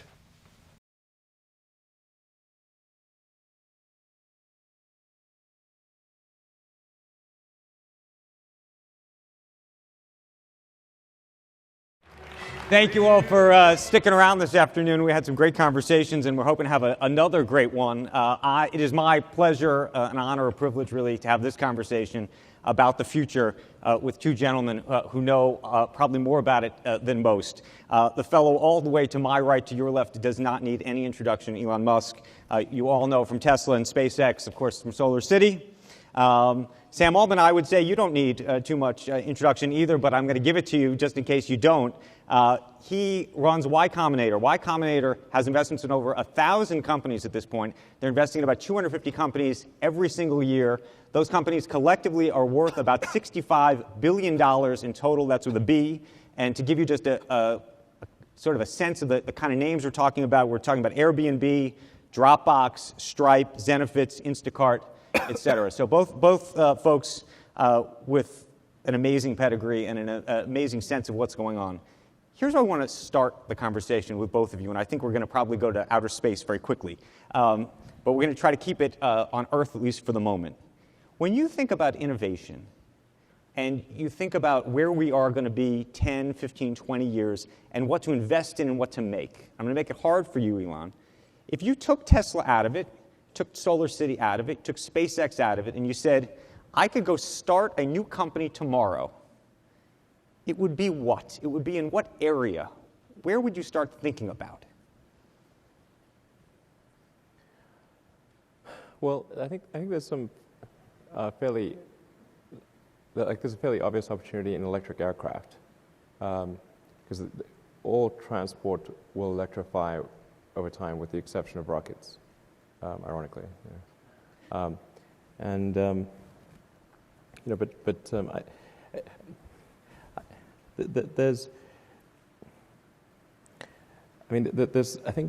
There's two areas which, they're fraught with issues, but it's one of those things where if you don't do something, maybe not doing something is worse, like on the AI front or on genetics, So those are the two things I think, besides sustainable transport, the internet, and making life multiplanetary, rewriting genetics and AI, the latter two are the ones that can most change destiny of humanity. But they're really dodgy. So maybe I'd try to do something in one of those two areas, but they're fraught with difficulty. Elizabeth Holmes was here earlier, spoke during the lunch hour. Do you think about genetics and longevity and trying to sort of avoid, your friend Larry Page is investing in a business hoping to end death? I don't, I'm not actually a huge proponent of longevity. I do think that having a good life for longer is better. Like you'd want to address the things that happen to you when you're older, like dementia and so forth. Those are pretty important. But I'm not sure I'd sort of actually want to do that. I want to get into the genetics thing, but it is something that's going to fundamentally change humanity and along with AI. So you don't want to live forever so that you can actually get to Mars? I definitely don't want to live forever. How many years do you want to live? I don't know, 100 good ones. 100 good ones or 100 more good ones? You're 44? 100 good ones in total, I think, is probably fine. Maybe a bit longer. Sam, where would you put your money? You're the investor here. Well, we try to invest in a very broad range of technologies. So we funded an electric airplane, or funding an electric airplane company. We've done AI companies. We've done. How realistic is the electric airplane, by the way? I think it should work. I think it makes sense. Yeah, absolutely. The math should work. I think I no huge surprise, but I'll agree with Elon on those two areas. I think if you could pick two things that I'm not already working really hard on, AI, having AI go in the positive direction, which I really think it can, and I think thinking about sort of genetic technology. Genetic technology. I made it unfair for you because I said we had to take Solar City out and we had to take the cars out, so we didn't get to really talk about energy. But I imagine, how big a thing do you think energy all in, and when you think about both your investments and what you're doing, is something that is one of the things that you need to tackle? Well, I think sustainable energy is the most important problem that we face this century. That's like a known difficult thing that we have to solve. Like if we continue to rely on burning hydrocarbons, the future is going to be quite bad, and the vast majority of the scientific establishment believes that. And the evidence, I think, is, well, I mean, for anyone with a scientific background is unequivocal. So we've got to solve sustainable energy. I'm a big fan of solar because we've got this big fusion ball in the sky called the sun, and it shows up every day. So if we can use solar energy plus batteries, we can actually have a complete solution for sustainable energy generation, and then we need to use it in a sustainable way, which is where you need the electric transport. The thing I would add, I think getting the cost of sustainable energy down super low is probably, short of friendly AI, like the most important thing we can do for sort of quality of life of the poorest half of the world. I think that every time I look into this, it's really amazing how much the cost of energy and the quality of life correlate. What about nuclear energy? You have some investments in nuclear energy. Yeah, I mean, what I've always said is I think the end state of the world is a combination of nuclear and solar, probably 80-20 one way or the other, sort of terrestrial-based nuclear. I think fusion is likely to work at some point in the next couple of decades, and that's a really big deal. I think that it's good to have a backup option. It's good to have two sources, but it's all sort of fusion when you think about it. Yeah, I mean, I'm big. I mean, I think fusion. I think it's definitely possible to make fusion work, but I think and I used to be a big fan of like having of that as the long-term energy source. But I'm inclined to think like indirect fusion from the sun essentially is going to be the primary source, and then to some degree there will be fusion reactors for maybe if cargo you're really, ships or whatever. Yeah, if you're really far north or really far south or something. What about the risks of nuclear energy? Of fusion? Of fusion? Yeah, I assume there's some risk. There's no risk? Not really. Zero? I'm an idiot? I don't... No. No, I mean, with fusion, the difficulty is keeping it going. Not, with fission, you have some meltdown risk, although there's new technology on the fission front that makes the meltdown risk extremely low. But with fusion, the great difficulty is keeping the fire from going out. It's quite hard to sustain a fusion reaction unless you have something very big like the sun, and where you have the sun has gravitational confinement of the fusion reaction. So since you can't do gravitational confinement on Earth, you have to do some sort of electromagnetic confinement, in one form or another. Or a kinetic confinement by slamming things into each other. So it's quite tricky to prevent a fusion explosion from not immediately extinguishing. Got it. So fusion is like... I mean, probably what you do is just repeat it every second or whatever. So I mean, just to sort of, fusion is like when you take, say, two hydrogen atoms or two hydrogen isotopes technically, and slam them together and form helium. That's fusion. Right. And then fission is like when you've got like a heavy atom that is decaying at a relatively like a noticeable rate, like uranium or plutonium, and decays into smaller atoms. Then that's fission. Okay, I didn't do so well in science, so we're going to try to move along, but. You recently said that you wanted to nuke Mars. I didn't really understand sort of that. colloquial So terms there. Then you guys in the back were doing some science talk about how nuking Mars would work. Yeah. So nuking Mars, I sort of was a little flippant about that. I think it's a really decent idea. Thank you. What I was really getting at, but it's hard to, convey that in like 30 seconds, on the late show with Stephen Colbert, was that the sun is a nuclear explosion, a fusion explosion. That's what the sun is. It's an ongoing fusion explosion. So if you wanted to add energy to Mars, like warm up Mars, really the source of almost all energy in the universe is fusion. Even fission is, originally there was fusion, and then that then later resulted in fission. But what I was really talking about is creating two little suns, two pulsing suns above the north and south pole of Mars that would warm the poles up enough so that the frozen CO2 would gasify and densify the atmosphere. Some of the water would also heat up, and you'd have sort of more water vapor and CO2 in the Martian atmosphere, which in that case is good because the CO2 ends up warming Mars up. And so you get a positive sort of reaction, like it's a positive cycle of warming on Mars. Like you want to warm Mars up, you don't want to warm Earth up, so. Why would you ever want to live on Mars? It looks like a great adventure to me.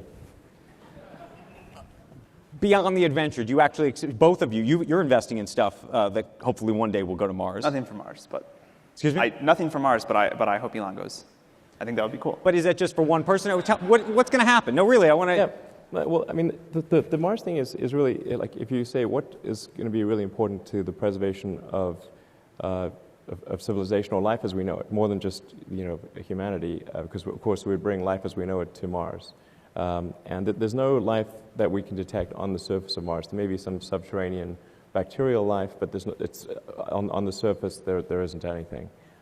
So this would be the extension of life to another planet, or life as we know it to another planet, and I think would make a huge difference to the probable lifespan of human civilization and life as we know it. So it's sort of like an insurance policy. A life insurance policy for life collectively, and so it's probable. Because you think global warming. What do you think is going to happen here? That's going to. I don't want to be clear. This is a. I mean, I think it's important that we become a multi-planet species, not a single planet species, but on another planet. So this is if we. It's like what kind of future do you want to have? Do you want to have a future where we are forever confined to one planet, or one where we are out there exploring the stars and on many planets? And I think the latter one is far more exciting and inspiring, because the former is basically waiting around until some extinction event. So, because eventually there will be one. It might be quite far in the future, but it also might not be far in the future. So there's really two main reasons, I think, to make life multiplanetary and to establish a self-sustaining civilization on Mars. One is the defensive reason to ensure that the light of consciousness as we know it is not extinguished or lasts much longer. And the second is that it would be an amazing adventure that we could all enjoy vicariously, if not personally. I think it's really important to establish multiplanetary life. I agree with that. I think my concern is that I think the AI question is likely to become pressing and important to deal with before we can establish a full colony on Mars. That's true. And I think even if not, then the AI can go to Mars on a laser beam. The AI goes easier. To, it's very hard. What does that even mean? It's like just beams itself there. Yeah, I mean it's very hard to send a human through space. But the AI is going to go. Like 20 minutes, on a laser beam. It's easy. Do you guys believe in life forms outside of Earth? Do you think there are? I mean, I think there's quite a high chance of microbial life. There's a much then as you get more advanced in life, that there's less and less likelihood of sophisticated life. But do you think there's do you think there are aliens out there that we can talk to? You mean, as opposed to bacteria? Yeah. Yeah. There's a great Onion article recently about like NASA should only hold a press conference if they find aliens that we can talk to. But I think so. I mean, it's an interesting confluence of events. Like, it's not just that there has to be intelligent life that evolves somewhere, but that life has to last for a long time for us to exist at the same time as that. So what it suggests is there's this great questions called the Fermi paradox. Like, where are the aliens? Like, if there are so many planets out there, and the universe is almost 14 billion years old, why aren't the aliens everywhere? This is one of the most perplexing questions, because you could basically bicycle to Alpha Centauri in a few 100,000 years, like, meaning that's at bicycle speed. So it's sort of like, in 100 million years, like, even at a very slow speed, you could completely blanket the galaxy. So why not? Where are they? It's very hard for me to get Maybe my head they're here around right all now. this. We were talking in the back, and we've had this conversation before. You please weigh in on this. And I think it's a thought experiment that you have suggested, that we are all collectively right now living in a simulation. What does that mean? Yeah, it's a probabilistic thing.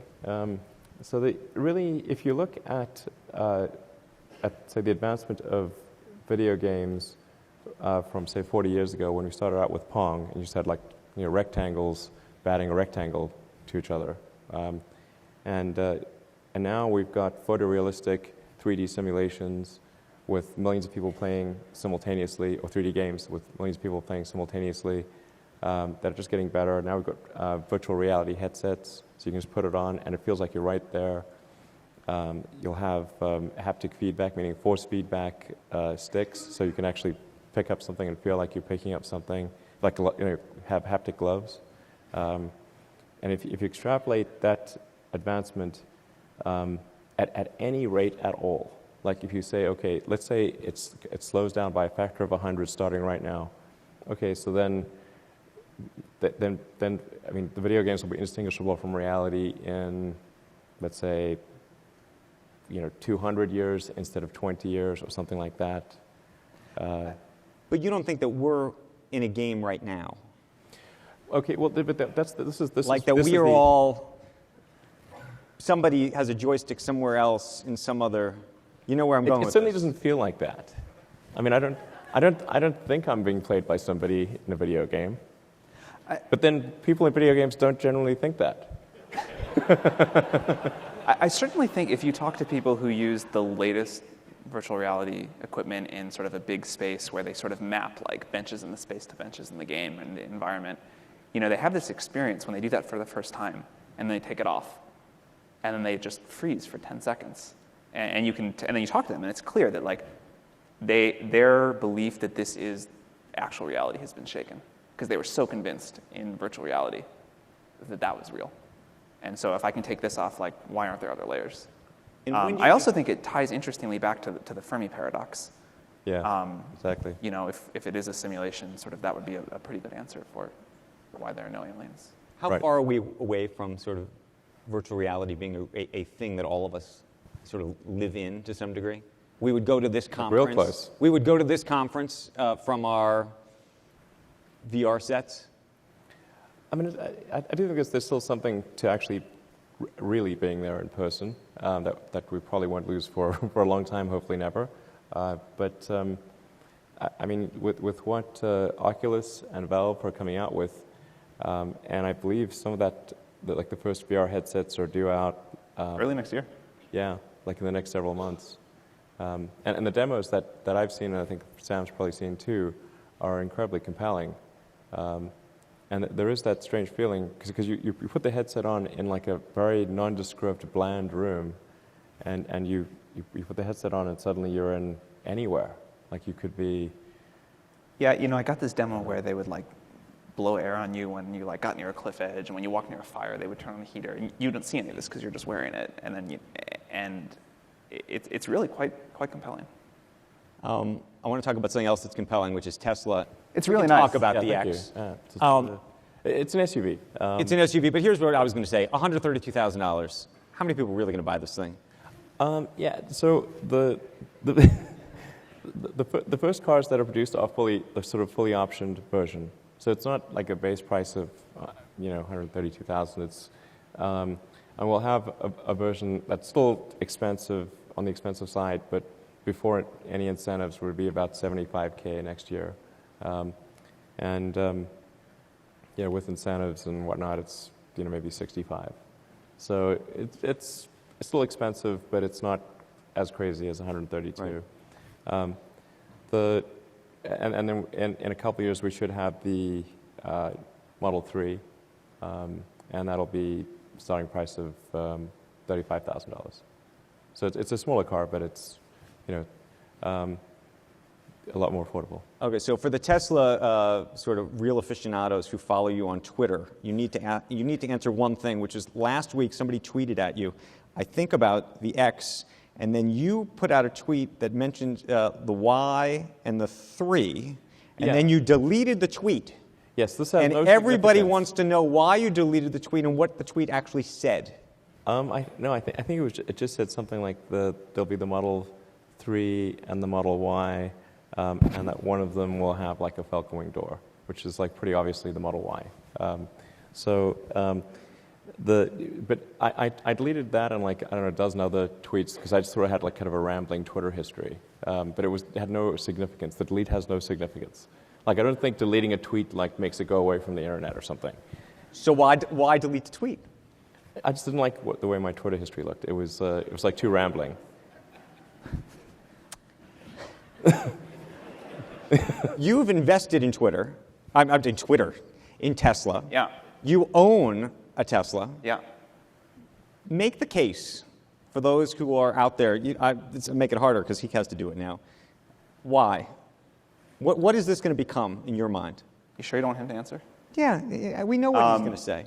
Look, I mean, I think as most people who own one think it's the best car like out there. I had a Roadster before, a Tesla Roadster, which was not the best car. But the Model S, it really is. Like, it's the best car on the market. And I think that people think of this like existing car companies, but actually this is like a software company with a car attached to it. And it's, you just like, you sort of point and click. You like point the wheel somewhere, you push the thing down, and it just kind of gets there. It doesn't make noise. It's very reliable. The software actually works. It's the only car with good software. So I think people really like it. Now, yeah, it's like really expensive still, but I think, I'm confident that a mass market Tesla will do very well. And I also think the other electric cars I've driven feel like many years behind. Right. You talked about this being a software company. Do you think of yourself as a software company? I think we're a software and a hardware company, but the software component does become increasingly important. So you got to get both right, because it's a holistic product experience. But its software is increasingly an increasing proportion of the problem, particularly as you get to autonomy, So there is a view. I don't know if it's a conspiracy theory that you are building autonomous functionality and other driverless-like functionality into the car without advertising that it's in there, and that one day you are going to flip a switch and the car is going to start just driving. No, not quite like that. But we are going to upload new software soon, and this is not actually a secret or anything. We have version 7 of our software which turns on highway autopilot, so the car will be able to steer by itself on highways or any kind of road that doesn't have really steep, sharp curves on it, and then also it'll steer quite well in traffic. So those are the two scenarios where it's going to be quite good at steering, that's in public beta right now. So we have 600 or 700 Tesla drivers, owners that are testing the auto steer software. Go ahead. I think full self-driving cars, not Tesla specifically, but just in general, are likely to get here much more quickly than people realize. Yeah, I think absolutely. If you ask most people, they'd still say it's 10 to 20 years away. And I actually think we'll have sort of like full point-to-point autonomous driving in a few years. It won't be uncommon. A few years, like 2 or 3 years? 3 or 4 maybe. Where are you probably on know that? better. I agree. I think that something on the 2 to 3 year time frame is likely for it to be technologically. I mean, you'll be able to demonstrate it, but you won't be able to go to fully autonomous until you get regulatory Yeah, that'll approval. take longer. So there's a time difference between when it is technologically possible, in a general sense, so that not just like in a very tightly mapped situation like, say, Mountain View or Palo Alto, Right. but in a general sense of like, can it do point to point virtually anywhere? Right. I think that's only 2 to 3 years away. But then approval from regulators of having it be autonomous is anywhere from, I don't know, 1 to 5 years after that, depending upon the location, because the regulators have to be convinced that it is substantial. I think they'll want to see that it's significantly more, significantly safer than cars that are driven by people. I want to open it up in about 5 minutes, so I just have a couple more questions to get to you. And so if you guys have questions in the audience, get your shot on goal in just a second. I want to talk about entrepreneurship, because both of you are entrepreneurs. You invest in them, you are one, and you think about this a lot. Your old pal, Peter Thiel, likes to say that he would not invest in somebody who's over the age of 30 years old, that it should be the cutoff. You're 44 now. He's invested in you. Yeah, I guess make some exceptions. But you may be the exception to the rule. As somebody who invests in companies every day, do you think there's a cutoff? There's a lot of people out here who are over the age of 30. Are we done? I mean, we've said this before, but when we've looked at our data, the mean age of the entrepreneurs we fund is just around 29 or 30. So there's obviously lots of over 30 entrepreneurs that we fund, some of which have gone on to create multi-billion-dollar companies. So I think certainly you can't say it's impossible for people over 30 to create companies. That's ridiculous. And we plan to continue to invest in people of all ages. The correlation that we've noticed is that if you look at the really successful companies we've had, the multi-billion-dollar companies, the average age for those founders does skew significantly younger, but the success rate of founders of this binary, is the company a success or not, skews older than 30. So younger entrepreneurs, I think, tend to take bigger risks. Maybe they're willing to work on these very long time horizon projects, but that's the only correlation we see. I think it would be a crazy strategy to say I'm never going to invest in anyone over 30. Yeah, no, I mean, I think it's. I don't think Peter meant that either. Yeah, I mean, you can definitely start a company at any age and be successful. I mean, it's really just a question of, like, do you have a good idea? Are you working really hard? Are you able to attract a great team and motivate the team? And that's sort of really what matters. But you've had multiple ideas. And there's another view, by the way, which is that you can only really have one great idea, right? That everybody sort of has maybe one great idea. No, it's not really the idea. I mean, like there's that old saying, it's 1% inspiration, I think, and 99% perspiration, I think is generally true. I mean, a lot of times, like, companies start out with an idea that's actually wrong, but they adapt quickly enough to get it to something that's right. Right. And I can say, like, at the beginning of Tesla, we started out with we started the company with 2 false premises, like, that would turn out to be, like, really dumb. One was that we'd be able to license the drivetrain technology from a company called AC Propulsion in Southern California, and that it would just work. That totally didn't work. And then we also thought we'd be able to adapt the Lotus Elise chassis at low cost, and be able to essentially put the AC Propulsion drivetrain technology in a Lotus Elise chassis, and then just build that quickly and sell it, and that would be okay. But like I said, the AC Propulsion technology did not lend itself to any kind of cost-effective, reliable car. It was okay for, like, a small prototype, but not for a commercial product. And then the Lotus Elise, that ended up being worse than if we had designed a car from the beginning, because we ended up changing like 96% of the components in the car, and in validating all of the crash results and all the safety stuff, the car ended up being 30% heavier, it had to be longer, and it ended up being like like if you had a house in mind, and instead of actually building that house from scratch, you got some existing house, and ended up knocking everything except one wall in the basement out, and it would have been better to just build the house from the beginning, right. the house you wanted. So it basically, Tesla was started on the basis of two dumb ideas, but we managed to, it was a tough one to overcome those two issues, but we managed to get past them. So that's I think the more important thing is, like, start somewhere and then really be prepared to question your assumptions, fix what you did wrong, and adapt to reality. How did you run two companies at the same time? Jack Dorsey's about to take this on in a meaningful way. What does a day in the life of Elon Musk actually look like? Yeah, I wouldn't recommend running two companies. It decreases your freedom quite a lot. So, and I'll tell you what. So my day is probably a bit different than people think it is.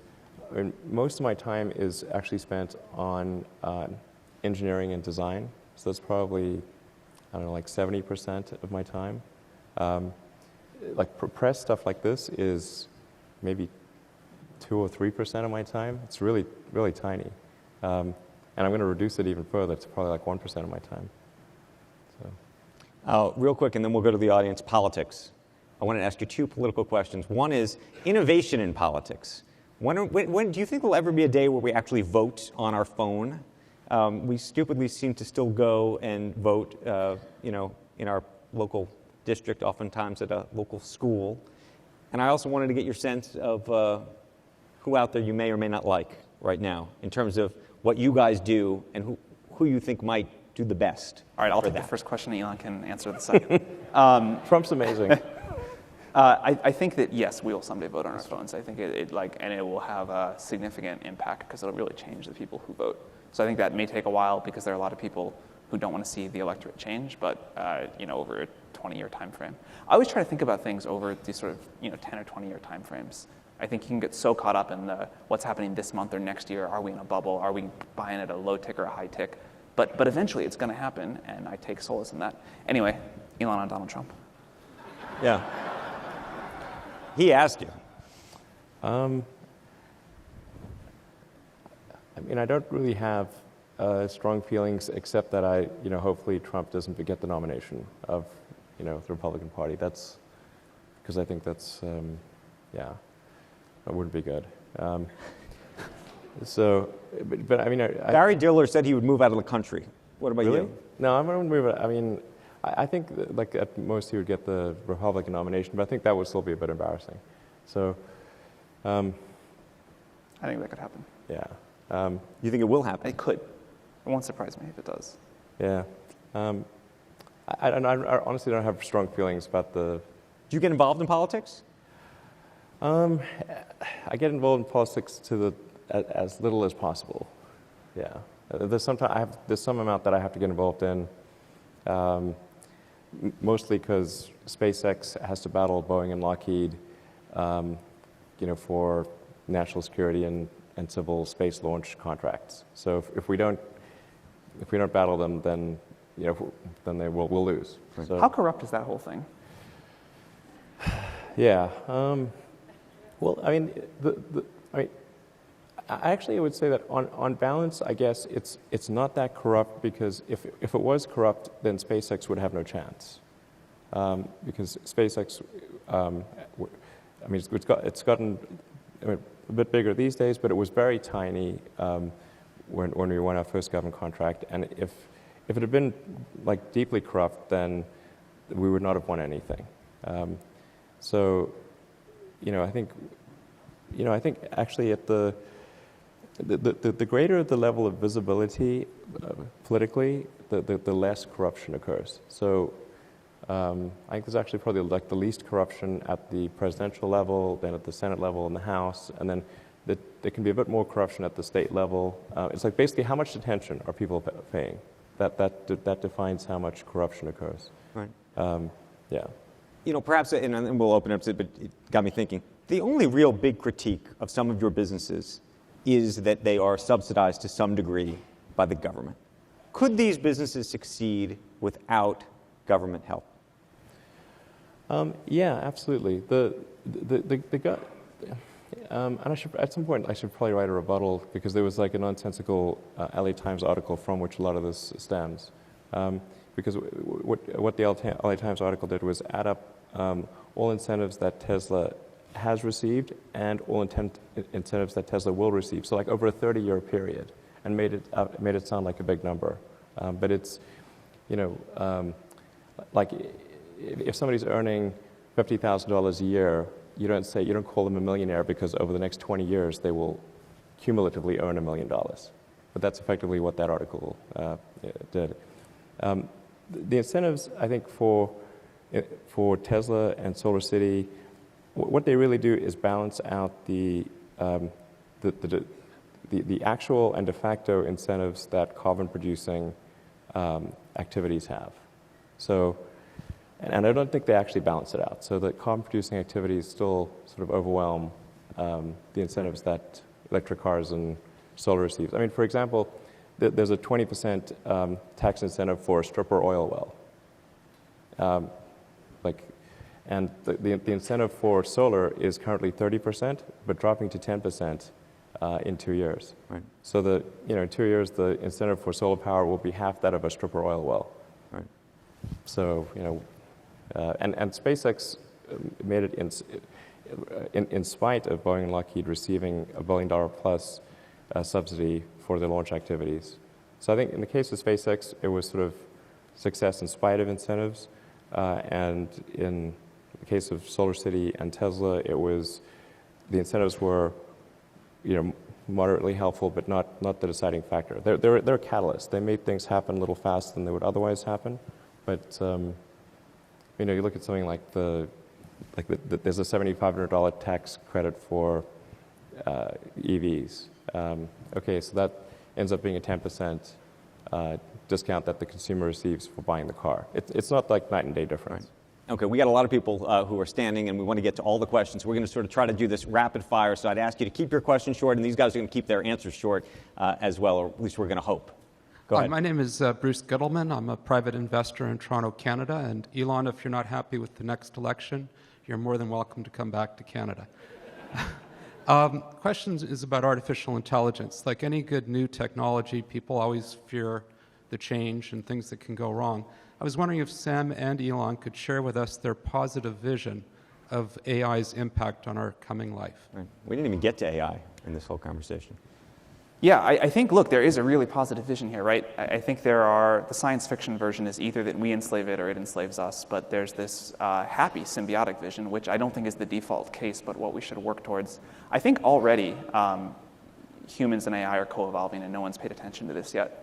But I don't think there's any human left that understands all of how Google search results are ranked on that first page. It really is machine learning algorithms. So when we search on Google, it's an AI deciding what we should see. When a dating site matches two people together, there's a machine learning algorithm that no human understands how it works, that is getting people together that then have babies. And so in effect, you have this like machine learning algorithm breeding humans. And so really, I mean, you do. And so there's this, and then, those people like work on the algorithms later. And so I think the happy vision of the future is sort of humans and AI in a symbiotic relationship, distributed AI where it sort of empowers a lot of different individuals, not this single AI that kind of governs everything that we all do that's, a million times smarter, a billion times smarter than any other entity. So I think that's what we should work towards. I agree with what Sam said. I mean, we are effectively already a human-machine collective symbiote. We're like a giant cyborg. That's actually what society is today. But I mean, obviously, I have an affinity for the human portion of that cyborg collective, and I do think we need to be careful about the development of AI and make sure it is ultimately beneficial to humanity. That it's that the future is good. Question over here. Okay, so not too long ago, my name is Jessica Singh, by the way, but not too long ago on the Nightly Show with Larry Wilmore, they had Bill Nye the Science Guy on there discussing the new Mars discovery, and the other panelists basically said that our society doesn't care about the scientific discoveries of NASA And how does innovation, what does that mean in a society that only values the results, like the final products like a car or like finally going to space, and not really valuing the process of getting there? Well, I mean, I do think that there is, I'm not sure I agree with that. I mean, I think we do value discovery and new things, and learning about the universe. I mean, there was quite a bit of attention paid to the discovery of water flowing on Mars. I mean, I'd certainly say that it should be more, but I think it's okay. I think it's not bad. I think we're better off than the show would suggest. Okay. Yeah. Okay, we're going to try to get to everybody up there if we can, so go ahead. Question for Elon. I understand that the Hyperloop was inspired by your opinions about California's high-speed rail, and could you share those opinions as well as a bit about the Hyperloop? Yeah, just if we're to have some new form of transport in California, which I think would be good to have, then we want to aspire to have something that is cutting edge technology. And when I was reading about the high-speed rail plan, it's a lot of money for something which isn't obviously compelling relative to a car or a plane in terms of the time it would take to complete the journey. And it will saddle California taxpayers with a pretty significant amount of money that they've got to pay. So it's like if you pay a high price, you should have a great outcome. Like that should be the sensible thing. And that doesn't seem to be what is happening from what I can tell. And so I was trying to think, well, what would be the fastest way you could get from, say, LA to San Francisco or cities in between, and ended up mentioning that I had an idea actually at a talk, not unlike this, and then discovered my initial idea didn't work, and then kept iterating with a bunch of other people, and came up with the Hyperloop. So that's sort of where it finally did work from a technical standpoint. And now there are some companies pursuing that, which is awesome, and I hope we see it come to fruition. SpaceX is doing a Hyperloop student competition where teams will compete to see who can make the best pod, and so we're doing a sort of a mile-long Hyperloop section in LA, just right near SpaceX, really Hawthorne technically, but LA County, and so I think that's going to be pretty exciting to see what the students can come up with and who can come up with the most advanced pod design. I think we're going to set it so that like the winner would be who can get their pod to go the fastest within a 1 mile section, and then have a big crash area at the end. Plus if the pod doesn't slow down in time, can sort of get into the crash area. Anyway, I think that would be quite an exciting competition. We got a couple more seconds. We'll grab it. Thank you. Hello, my name is Barish. I'm a computer science student at Stanford, and so far, vast majority of startups we heard here today, or the ones we hear on the news, are brilliant innovations on business models that are supported by technology. On the other hand, the ones that are based on true technical innovations are kind of limited, that we have a few examples here. I want to ask Sam, why do you think that might be the case?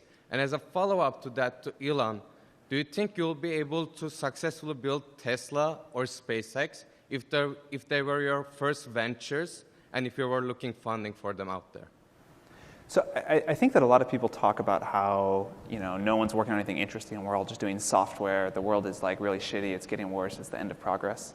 And I've never agreed with this. I think, so two-part answer. One, I actually think we're on an incredible pace of innovation. What's happening, as what happens historically, is that when there's a great opportunity, sort of talent sloshes around and finds that. And there's been incredible progress in software in the last couple of decades. There will be more. And so a lot of talented people are choosing to work on it. But that doesn't mean we're not making progress. It just means this one area is transforming the world incredibly quickly. People are doing other things as well, as you mentioned. And at Y Combinator, we fund companies doing a lot of things. Here's the issue. The press loves to write about the software companies, and they have very little interest in writing about the other stuff. And so as an outsider, you would say, well, there's only software. But that just doesn't reflect reality. And, you know, we fund companies doing all sorts of things, and I think we love funding technological innovation on a long time scale. The press does not love covering it. And also, I think there's nothing wrong with working on software. Yeah, I think for SpaceX and Tesla are probably not the ideal companies to have as the first thing. I mean, generally, because like, if something is capital intensive, it's really hard to get going. Is it true that you totally ran out of money supporting those two companies? Yeah. Wow. Yeah, so I guess that would not have been a good first. No. I mean, the thought I had in the beginning was, because I'm not really an investor. I just like basically invest in the companies that I help create. And I thought, you know, coming out of PayPal, I said I thought I'd invest like half the money in SpaceX and Tesla and SolarCity, and then I still have the other half left over. Yeah, except that didn't really work out, because then the recession of 2008 and 2009 came along, and it was a choice of either invest everything or the companies would definitely die. So it's like, if I invest everything, then they might live. And if I don't invest everything, then they're definitely going to die. So I ended up investing everything, and it was real tight, actually. In fact, like the Tesla financing round at the end of 2008, I remember quite well, because we closed that financing round on the last hour of the last day that it was possible. It was 6 p.m. Christmas Eve, 2008. And we would have gone bankrupt like 2 days after Christmas if we hadn't closed that round. Yeah, that was hard. Okay. We got to wrap up. Final question for both of you, but I'm going to start with Elon with this. Your pal, Larry Page, once said that rather than give all of his money to charity, he would prefer to give all of his money to you. He might have changed his mind. So my question for both of you is, who would you give all of your money to? Or what would you give all of your money to? Well, I mean, my expectation is, I want to sort of continue the path of establishing a self-sustaining city on Mars. I think that's an important thing that needs to happen. And then also sustainable energy, sustainable transport, and then education, and pediatric healthcare. Those are like the areas that, that's essentially where all my money's going. Sort of the good thing about Y Combinator is I get to pour all of my money back into the technologies that I believe in. So I would keep doing that. And Larry Page will give your money to you. Elon Musk, Sam Altman, thank you guys.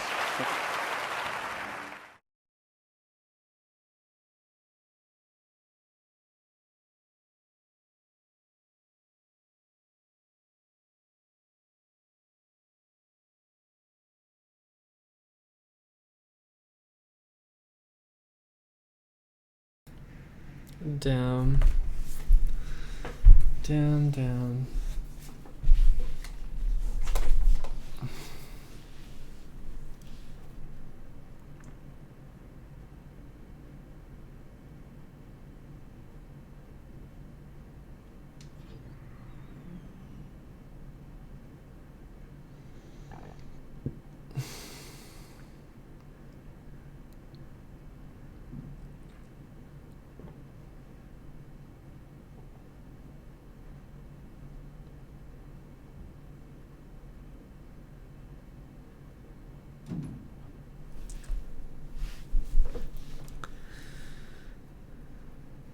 I think I feel sad today that I'm not able to devote myself wholly into something to make an impact.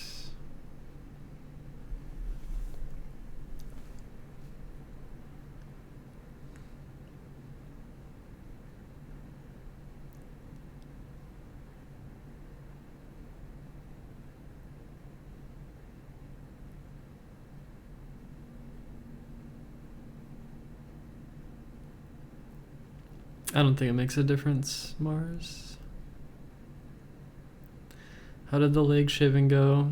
I didn't really shave my knees so much, but it went fine.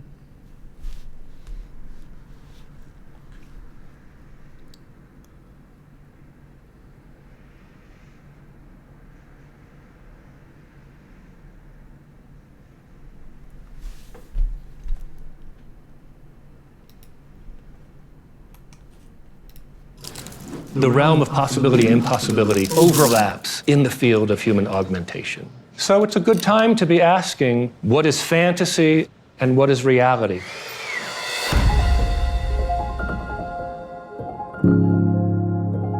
Ultimately, what it means to me to be human is the ability to make choices.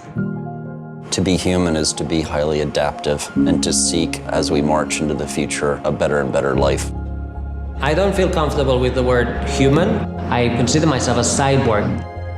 I don't think that the question of humanity is changed in the slightest by the actual composition of your body. You know, you might be smarter than I am and taller and more handsome and faster, but you're not more human than I am. The one thing we share equally is human equality.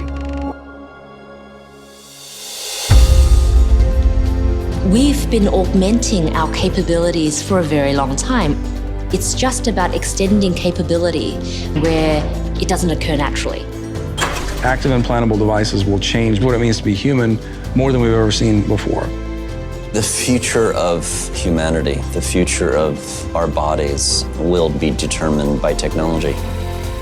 There's a lot of parallels in science fiction and the kinds of things that we're seeing in the technology world. All of this was so far beyond what I thought it would be. Yeah, mind blown.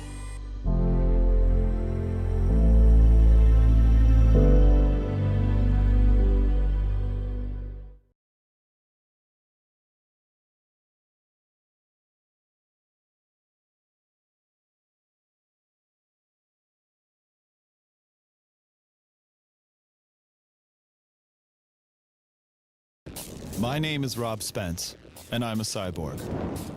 I lost my eye after a shotgun accident 6 years ago. These engineers helped me build a prosthetic eye with a wireless video camera inside. This is Adam Jensen, the main character from the video game Deus Ex: Human Revolution. He's got a camera eye as well, and some other high-level augmentations. I recently traveled around the globe to meet some of today's most advanced cyborgs. Naturally, the eye is the first thing I wanted to look at. Prosthetic eyes in the world of Deus Ex are digital, and they interface directly with the brain. My own bionic eye is simply a camera that transmits video to a receiver with no connection to the optic nerve. I went to Finland to meet Mika Terho, a blind man who actually had such a connection. I was in the surgery and there was a chip implanted underneath my retina. It was a test version that I had. I knew that it was only about 3 months' time that I will have the chip. The retinal chip is very small in size. It's 3 by 3 millimeters. It's placed right underneath the retina in order to replace the broken photoreceptors.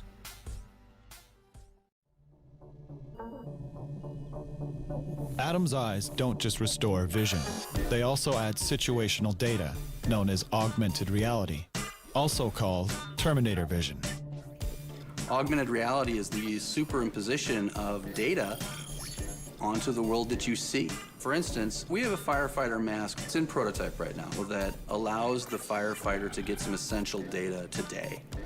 It uses relatively low fidelity computer processors to present them with oxygen levels, ambient room temperature. In this world, in the firefighter environment, if you make a fist, it activates the menu, and it puts the menu in your hand, and it's actually on your fingertips. Adam's eye is a combination of a video prosthetic that replaces his eyeball, like my own, that is connected to his optic nerve, like Mika's retinal chip, and that incorporates augmented reality, like Tanagram Partners' Fire Mask. It would appear that we have the building blocks for Adam's prosthetic eye today. But what about prosthetic arms? Prosthetic arms in the world of Deus Ex are much stronger than human arms, and they have more options.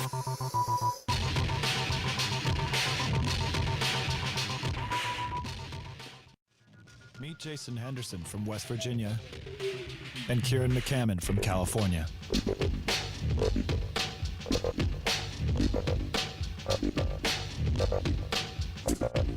Good afternoon.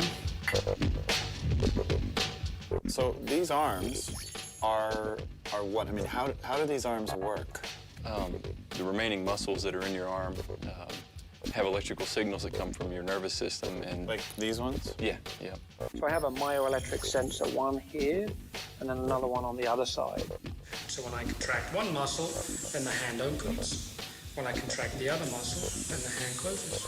Can you flip the bird with your? I can. Yeah. I don't have to flip that. I don't care. I am now filming your bionic hand with my bionic eye.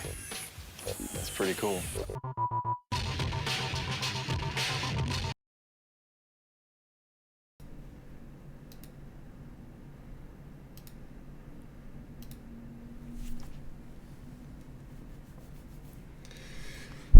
Yeah, well, when you cuddle, your brain, or whatever, releases oxytocin. Yeah. And it's a really good drug. It's a damn fucking good drug. And I crave it. I crave it.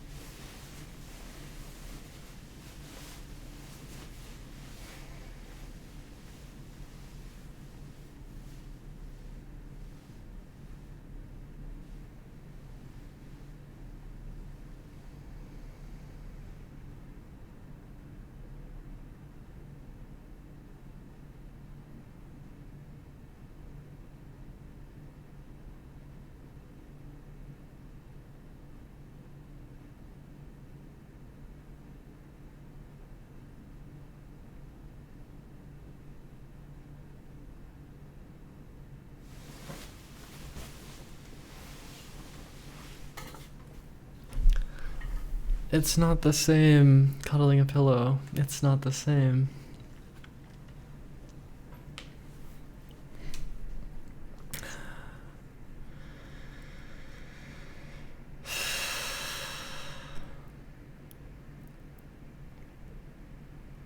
Oh yeah, I was gonna try to change my PayPal name by taking a photograph of this document. And now my phone is charged.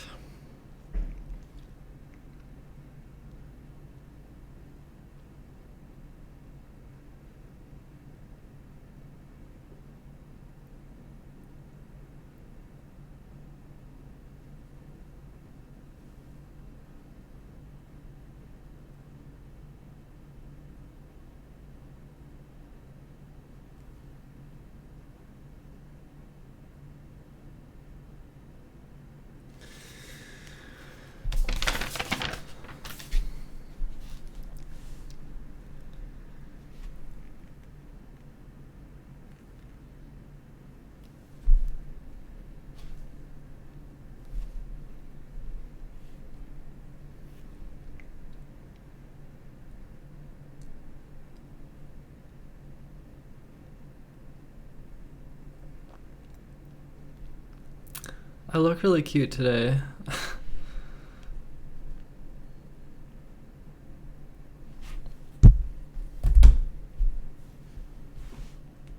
This hairstyle really works out for me. This is like my new favorite. Especially this angle.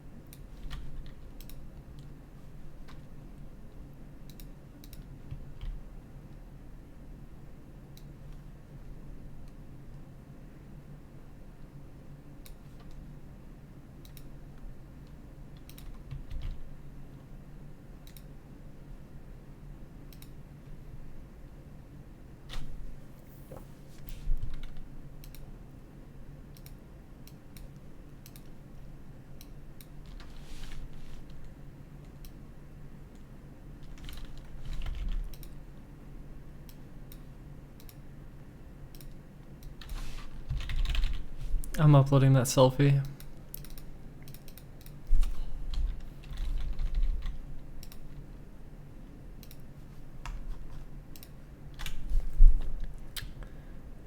And here's my document. Wow, it's like low resolution. Wait, no, it's not. Wait, is it?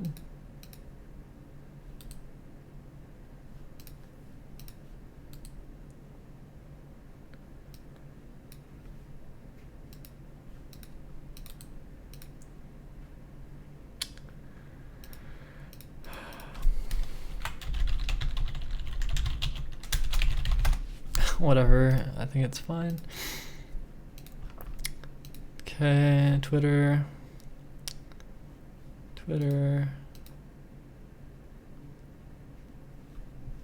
Tweet.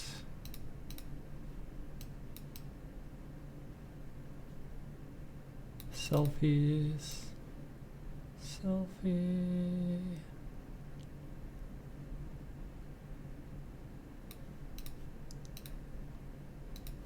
Is it a good selfie?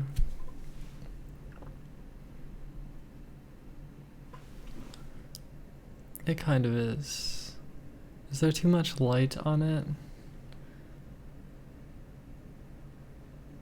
Too much light on my face. Not enough light. How much light? How much light do I need? Perhaps this is better.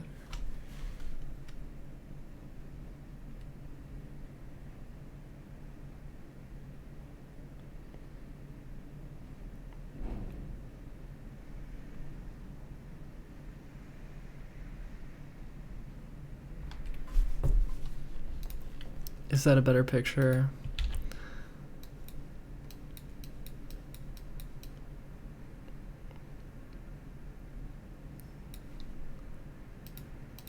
Yeah, I think it's better. Nice, nice. Levels adjustment. Should I try to change it? Ooh.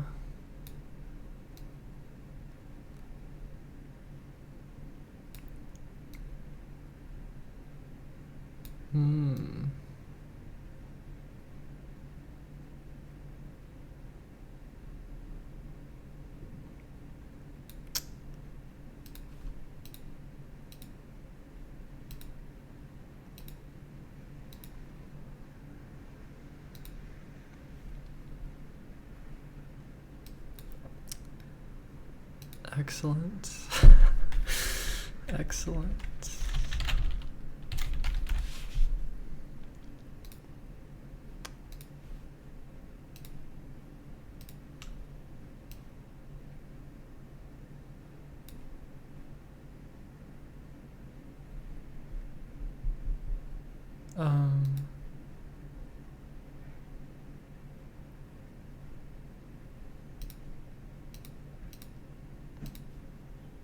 Uploading.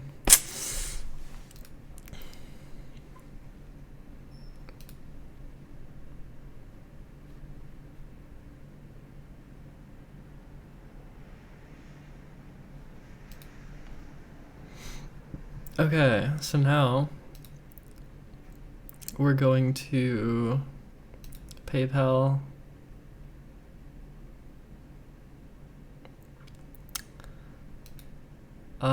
Proof of name.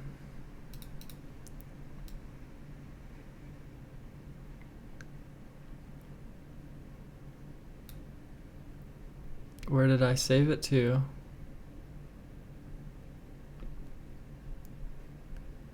Oh. Okay.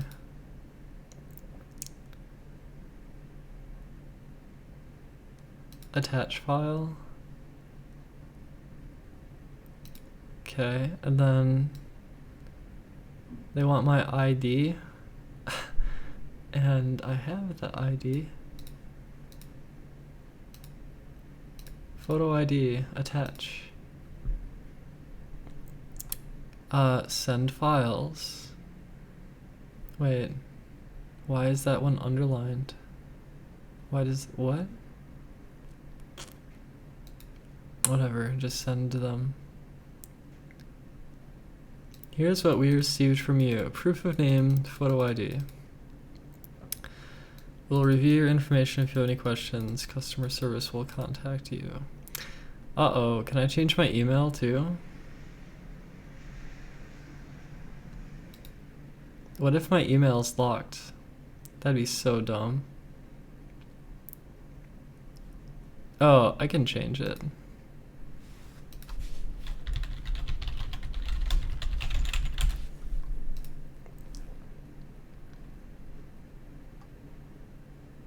Unconfirmed. Oh, did they send me something in the email? No? No? Maybe? Yes. Okay. Click. Confirm your email.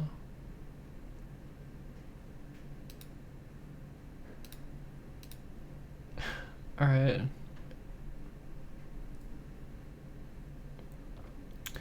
Okay, I've changed my PayPal.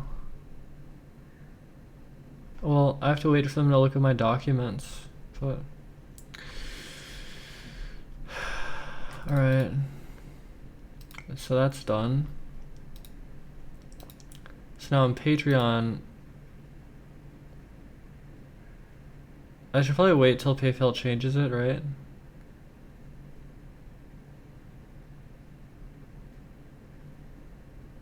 Yeah, I'm gonna just wait until PayPal updates. And yeah.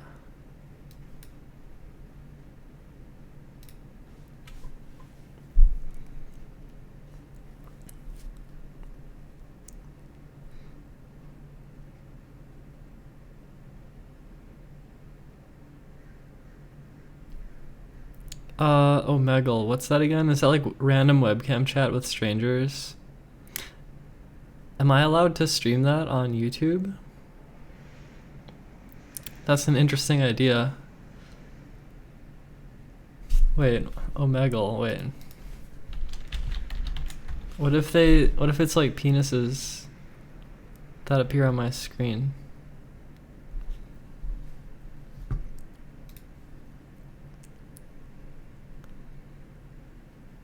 The video is monitored, keep it clean.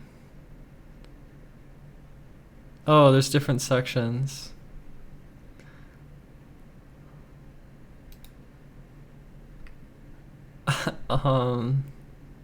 What the hell?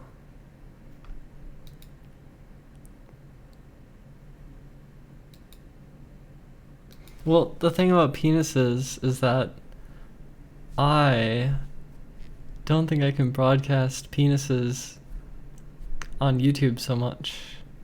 Actually, I bet they wouldn't even care as long as I closed it out really fast. I bet they wouldn't even care.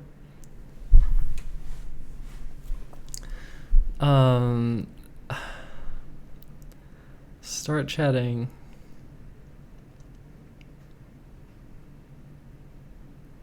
Unmoderated section.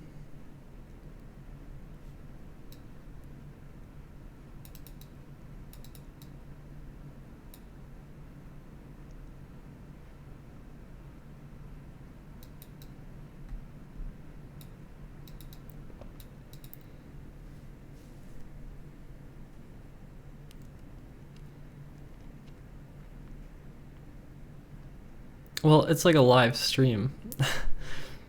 Unmoderated is where all the penises are at, but it says adult and unmoderated. So what the fuck? Or I don't understand.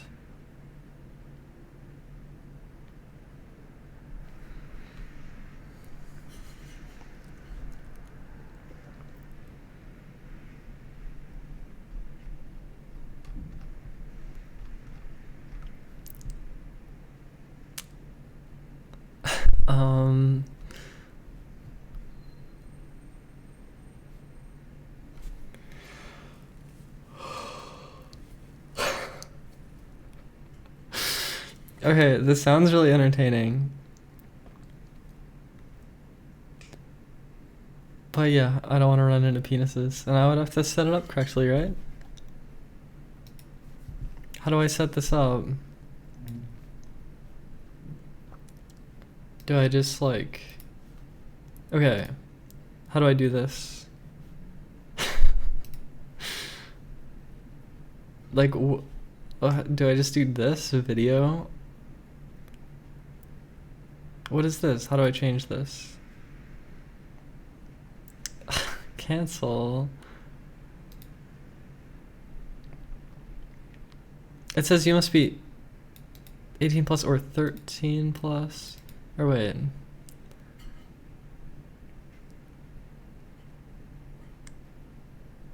Like, what the fuck?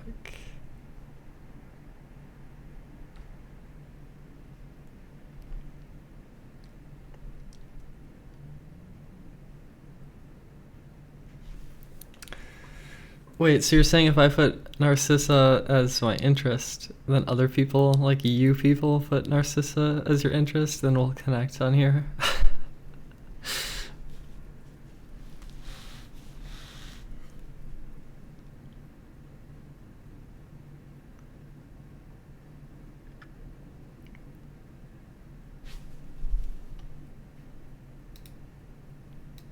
Should I do this? I don't know if I should do this.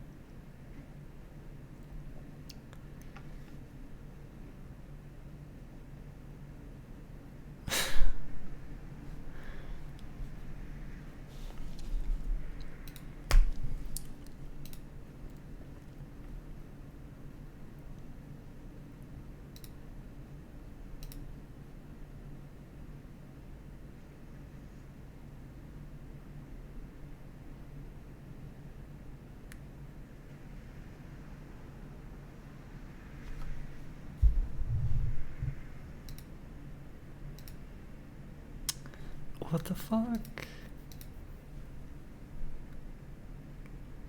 How do I... No? My camera's not showing up in here. Oh, is it because my camera's being used by OBS? No.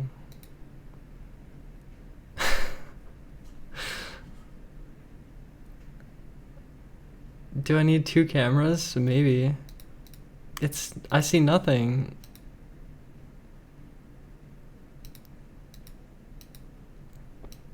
This is really strange. I've never used this site before, and I don't seem to be getting my camera or microphone. I think it's because they're in use. I think they're in use. Is that why? Is it because I'm streaming?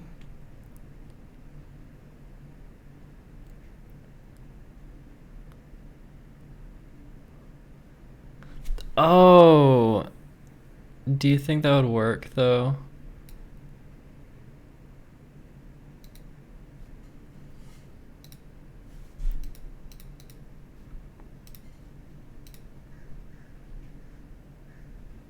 All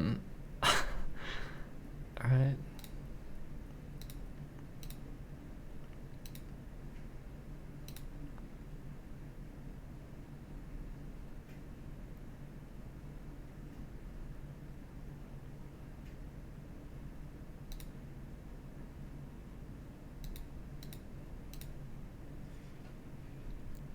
It's not working. I think it's still in use by OBS. I maybe could delete the instance of it. At least it shows them now. It's just like...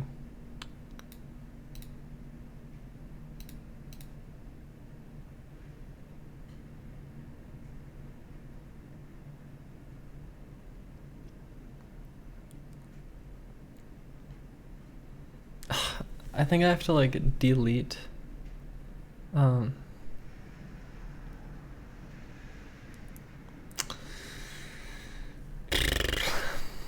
I think I have to delete the webcam instance. Hold on. Okay, wait, so... Okay, let's try this.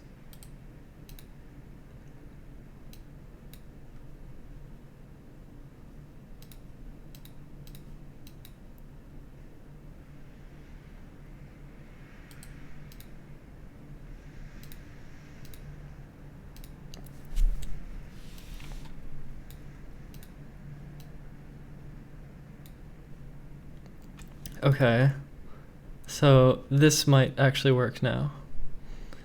I think I'm gonna keep myself muted though.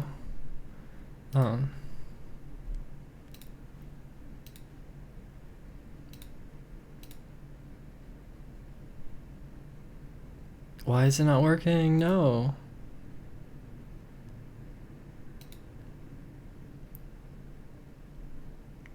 Is it seriously just not gonna work?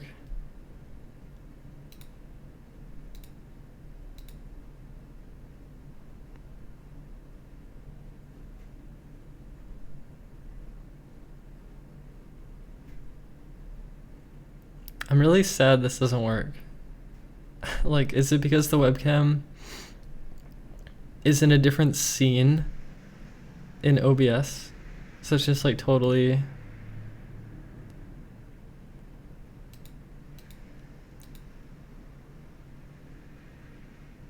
This is stupid.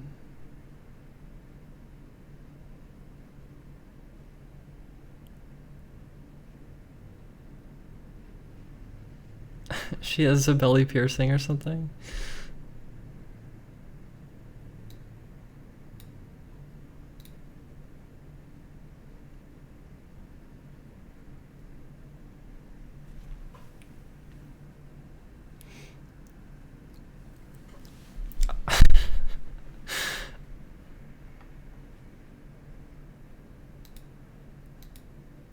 It's not gonna work. It's not gonna work.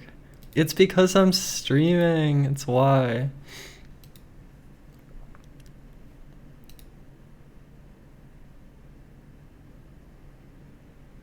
I think that's why.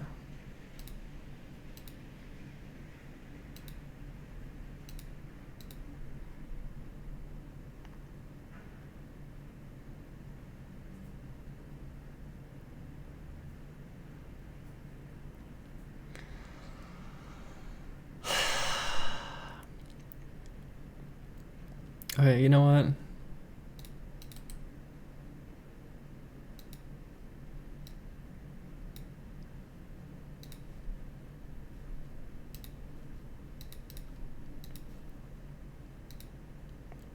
Okay, as much as I would have had some fun, I don't think it's gonna work while I'm streaming. I have another webcam, maybe. It's lower quality, and it'd be annoying to hook it up, and fuck it. Fuck it.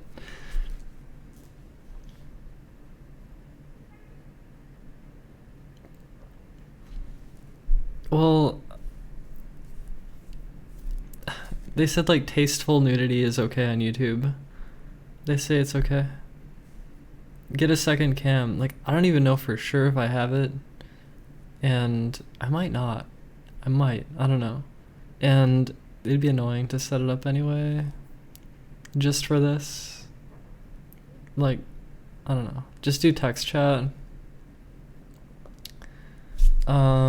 I could do text chat maybe. It's a shame no webcam though. That would have been fun, I guess. Okay, let's try some text chat.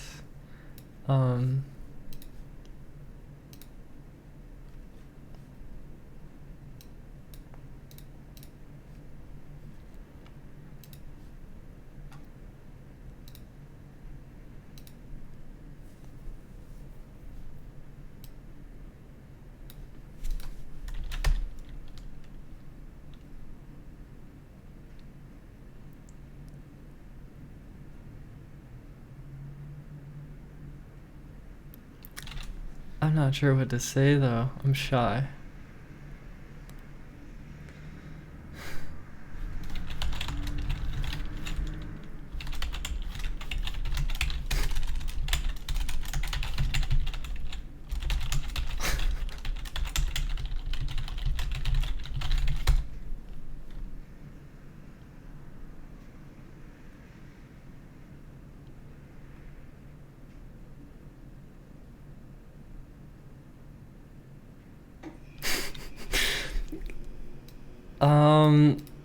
Is this like this seems like very strange. Okay.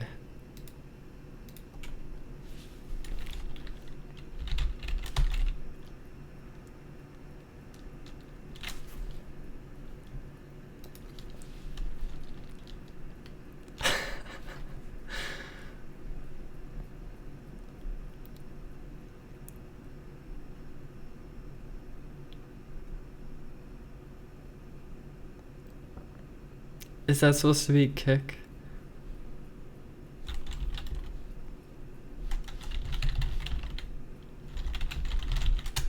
Is that a banned word on here?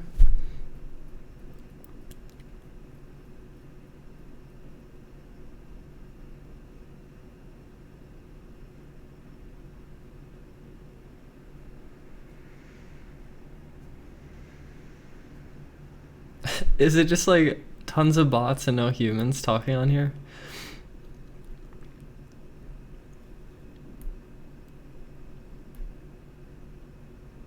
There are no banned words.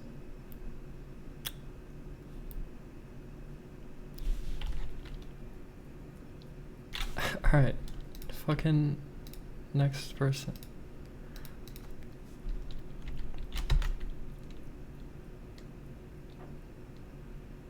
Are they all bots? There's no humans on here?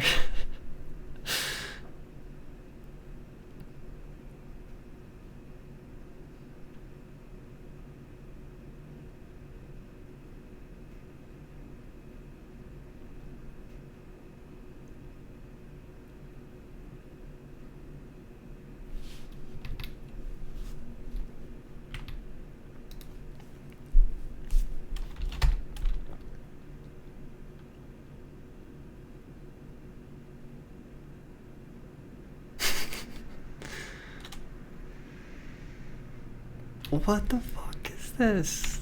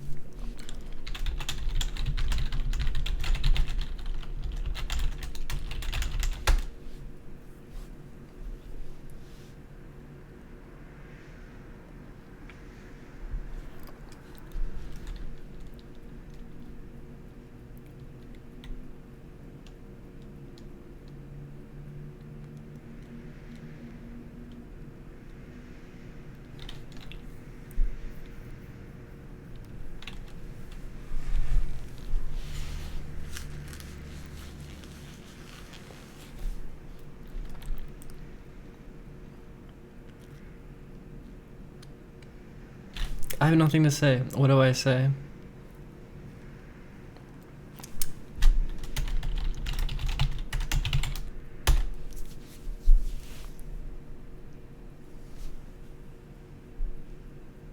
I don't even know where that is.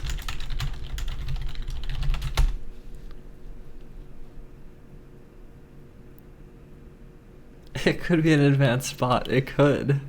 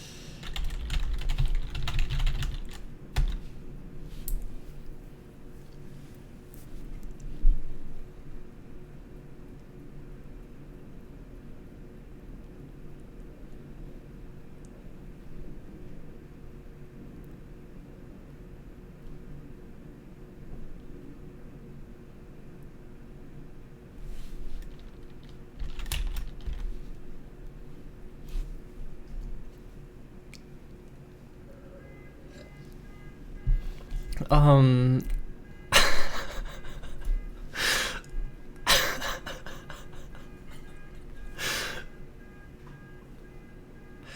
Okay. So was this person horny? And then I was like, I'm not horny. And then they're like, the back pedal. And then I'm like, I'm not very Christian. And then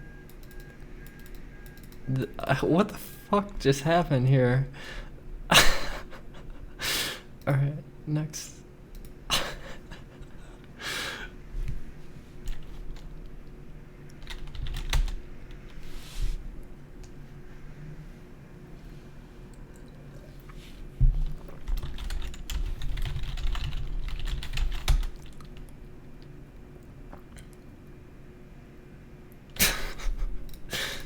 A bot, right?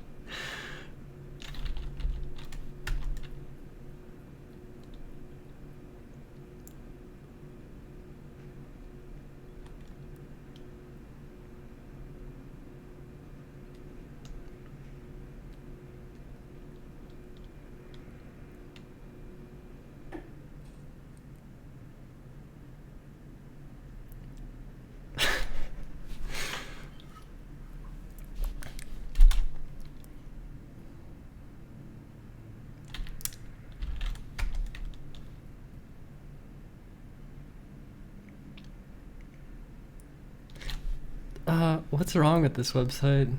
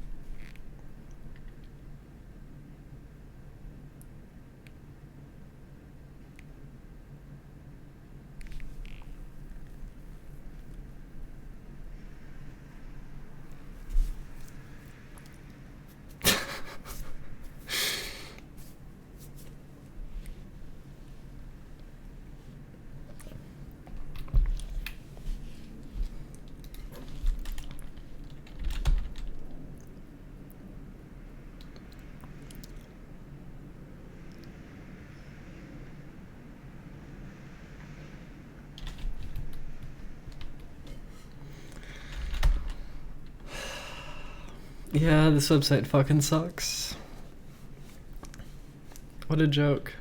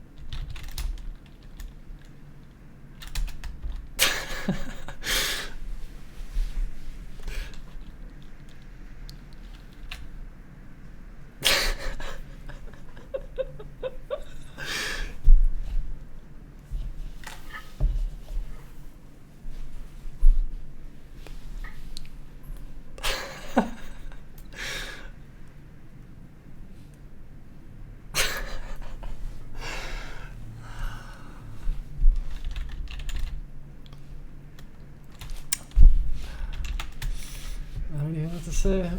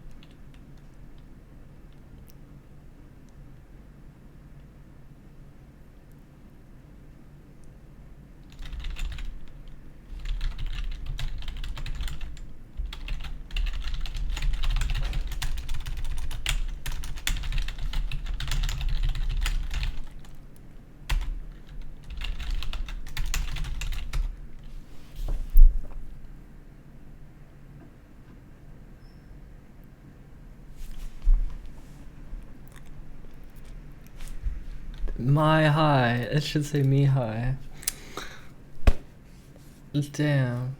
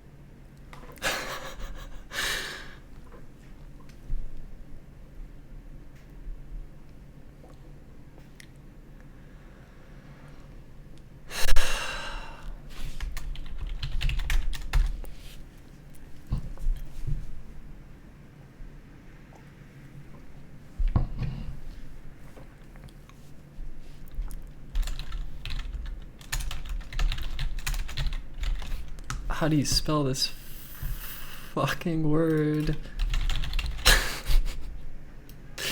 I got it.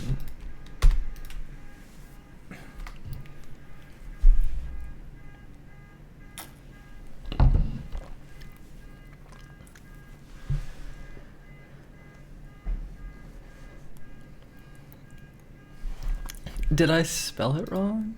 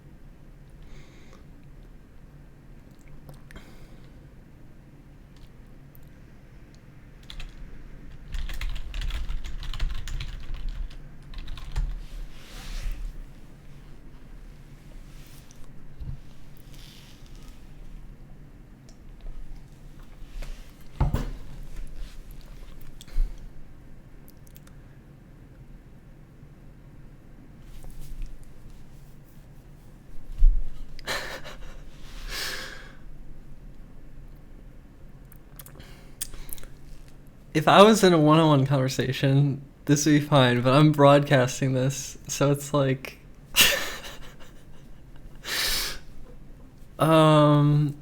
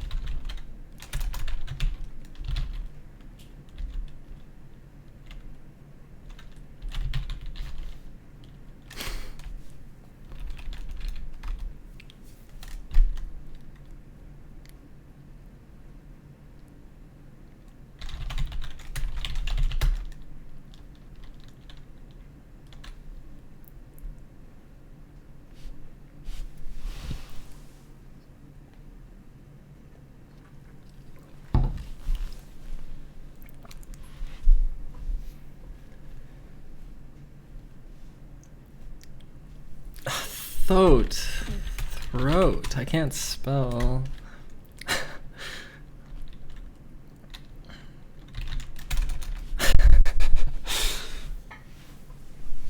Oh my god.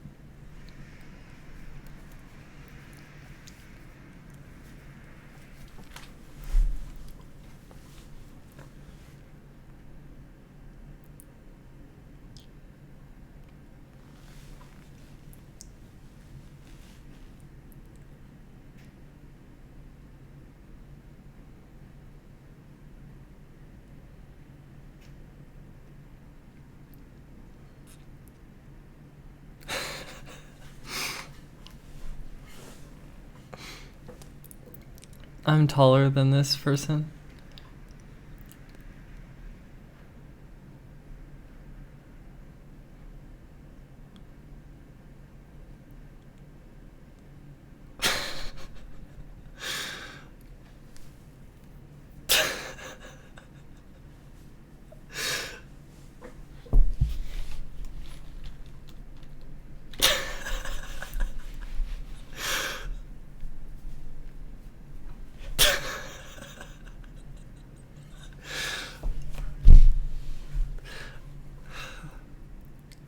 Oh no. No.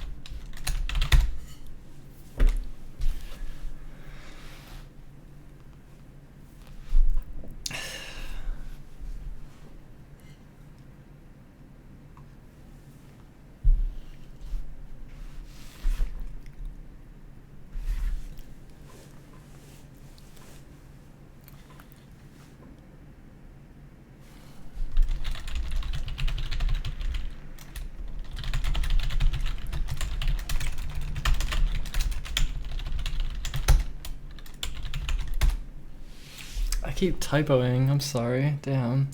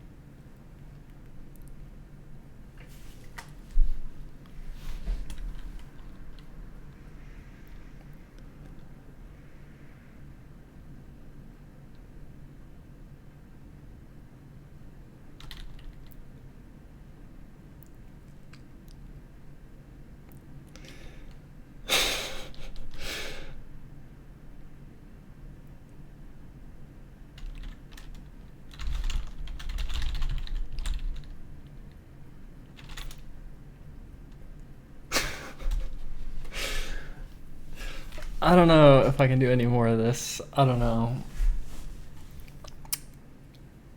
I don't know if I can do any more of this.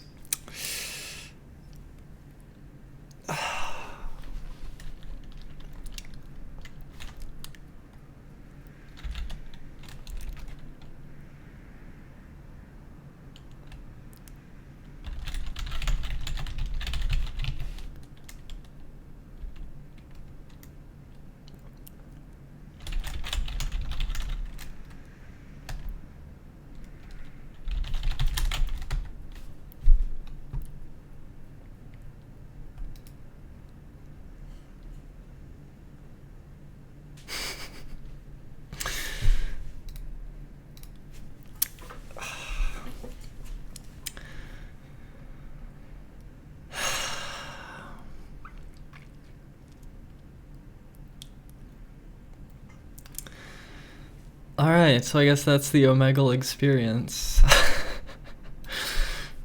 I don't know, that was kind of fun.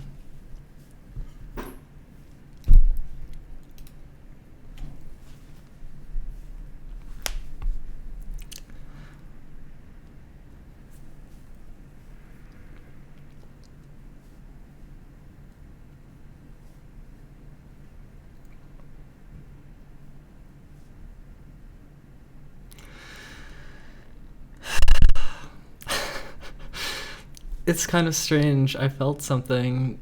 Having that conversation, I was like feeling.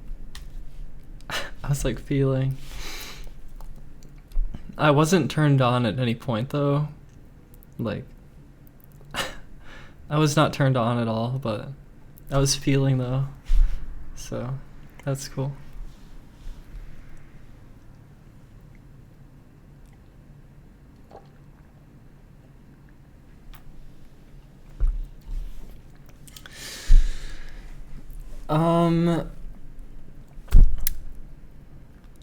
The video didn't work. To get video to work, I need probably to not have OBS open, which is frustrating. Or a second webcam, but that sucks though. Or maybe like a new instance of OBS where it's just like the webcam is not even like set in any of the scenes. I didn't want to delete it though, and it seemed like disabling it didn't work, so I didn't know what to do. I would have loved to do like perhaps video and no audio and just like be hanging out. That would have been a lot of fun.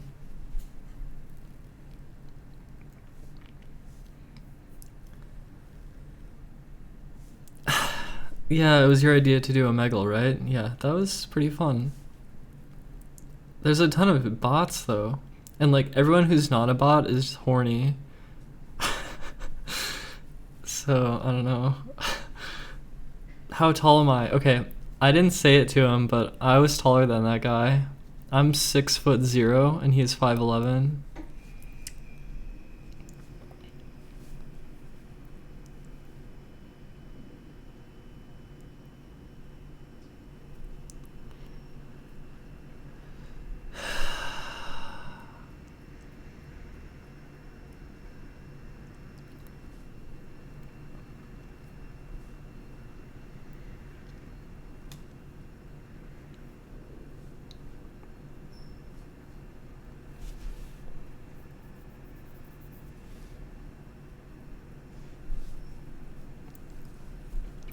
When you say the word manlet, I don't think of people who are 5'11".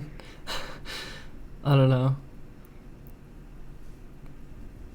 I like being 6'0", actually. That's like, I'm really happy with my height.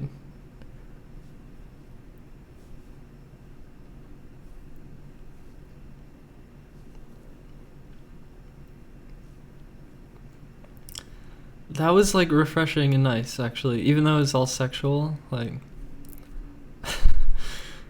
men and their libidos, they're just horny all the time. Yeah, I would, Pixel. I can be the big spoon. Feels good.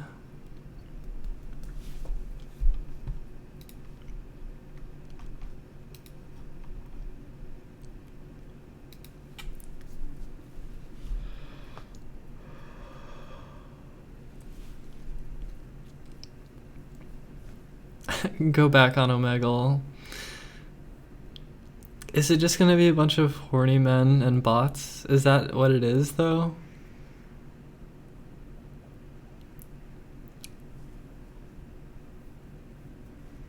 Yeah, like... I don't know. That was entertaining to me.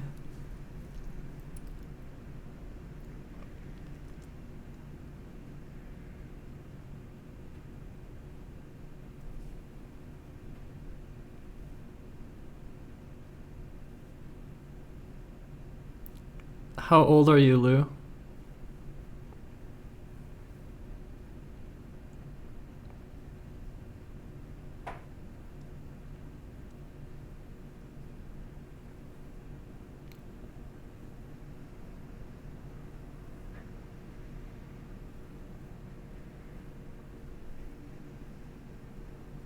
Oh, we're the same age.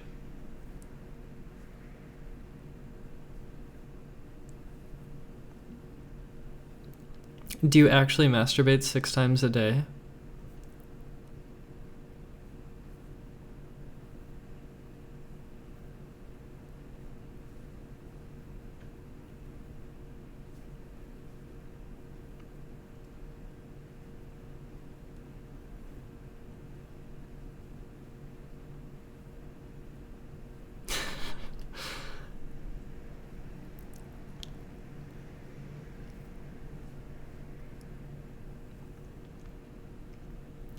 Damn, 6 times a day. That's actually so much. Do you use lubricant to prevent... how do you masturbate 6 times a day?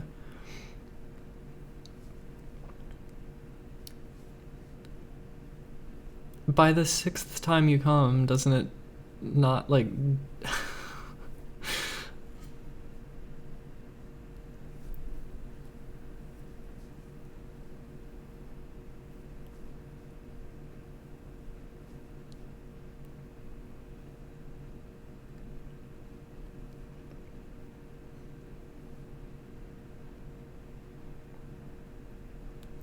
Why is my chat display not showing all the messages? Oh my god, that's so frustrating.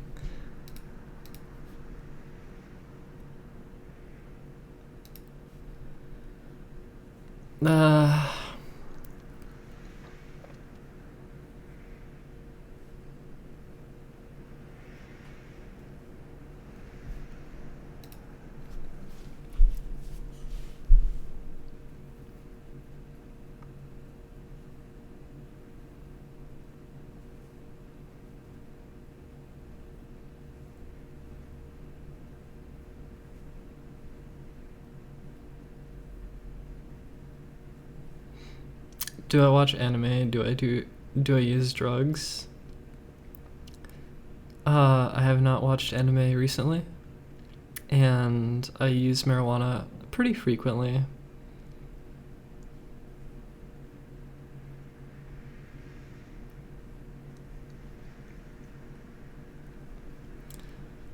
Lou, do you ever feel like it's a chore, or do you always enjoy doing that?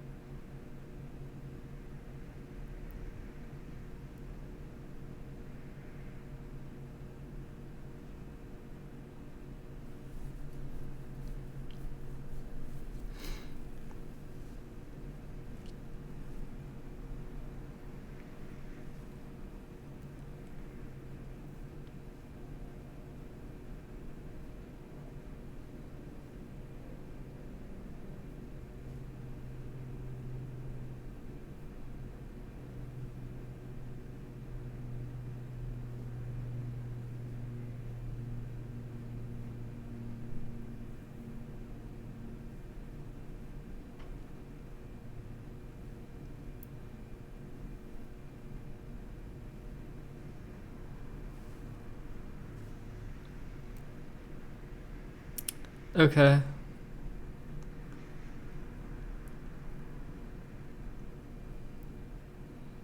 I was just surprised at the number.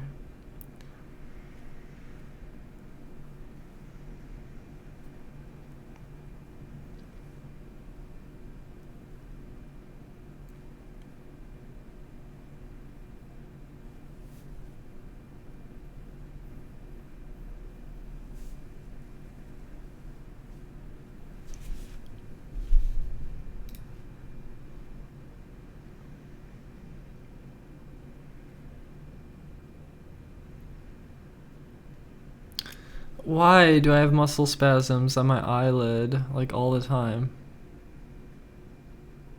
Or, like, I don't know. Is it the caffeine? Like, why does that happen to me?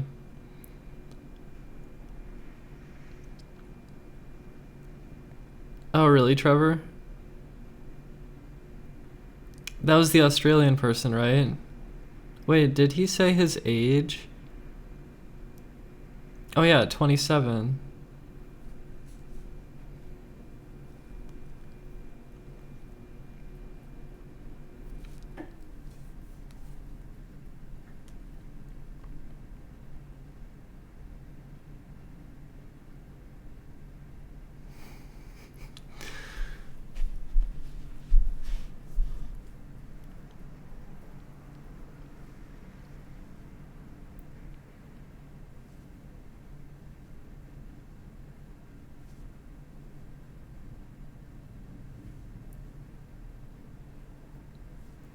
I'm really hungry.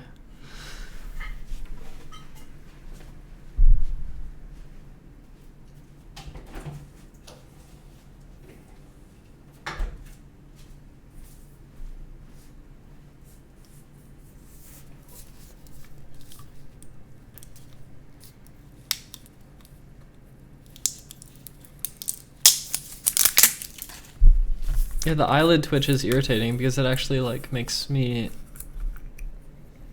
Like, it makes my eye, like, I don't know, it's stupid.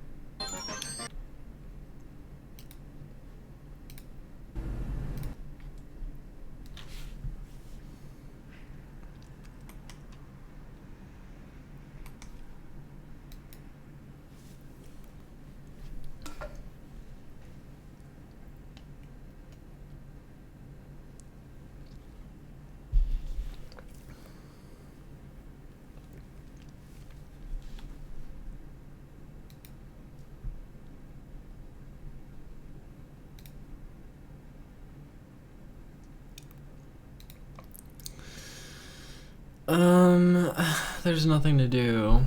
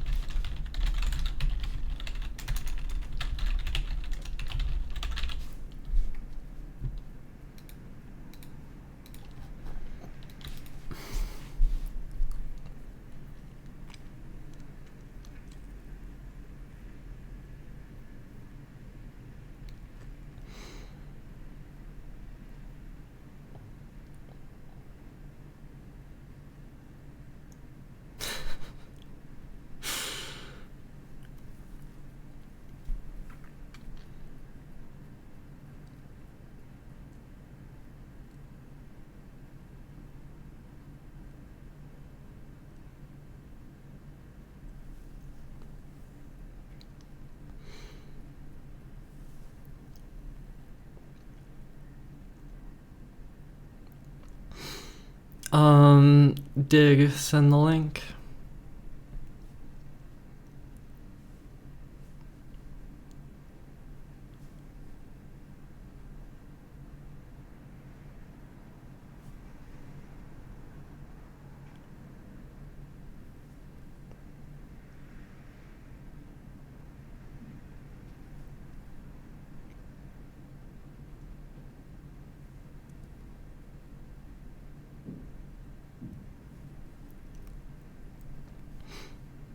Oh, okay. Never mind then.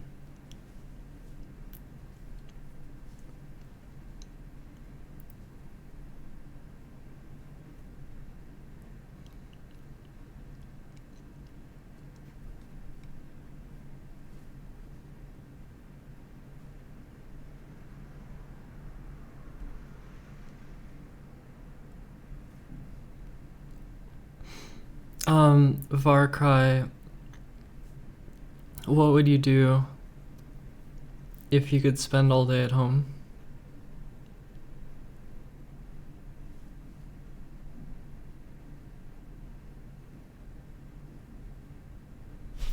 Do you want me to read it, Dig?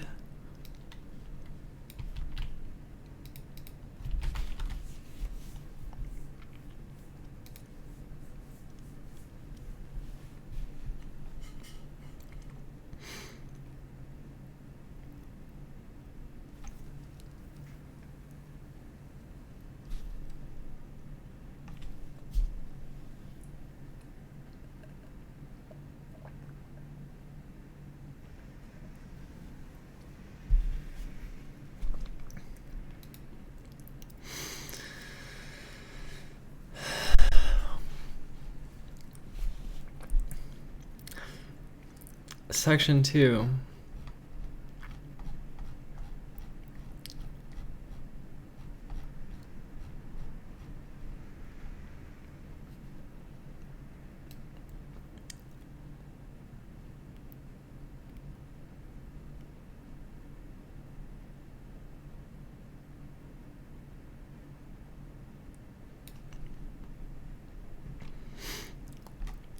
Background, applied pi calculus.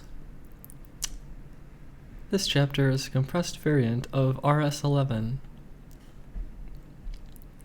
Anyway, the applied pi calculus is a language for describing and analyzing cryptographic protocols. It provides an intuitive process syntax to describe the actions of the participants in a protocol, emphasizing their communication. The syntax is coupled with a formal semantics to allow reasoning about protocols.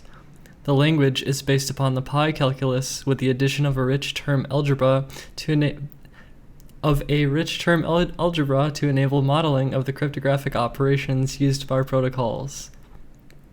In this respect, the applied pi calculus also has similarities with the SPI calculus, SPI calculus. The key difference concerns the way in which cryptographic primitives are handled. The SPI calculus has a fixed set of primitives built in, namely symmetric and public key encryption, while the applied calculus allows a wide variety of more complex primitives, including, for example, non-deterministic encryption, digital signatures, and proofs of knowledge, to be defined by means of an equational theory. The applied pi calculus permits formal modeling of properties, including reachability, correspondence, and observational equivalence. In the context of cryptographic protocols, these properties are particularly useful, since they allow the analysis of traditional security goals such as secrecy and authentication. Moreover, emerging properties such as privacy, traceability, and verifiability can also be considered. SPY is a pun. Should I continue?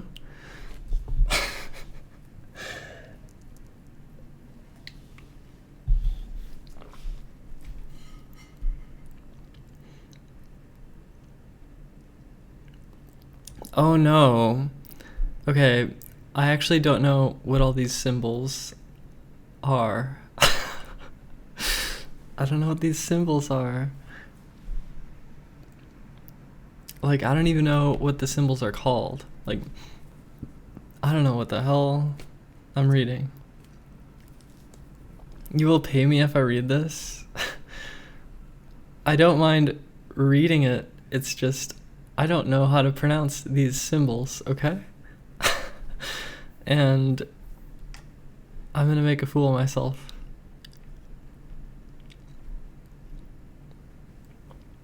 Just say what they look like.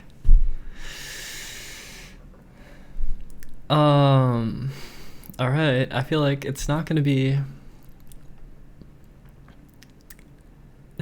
pretty.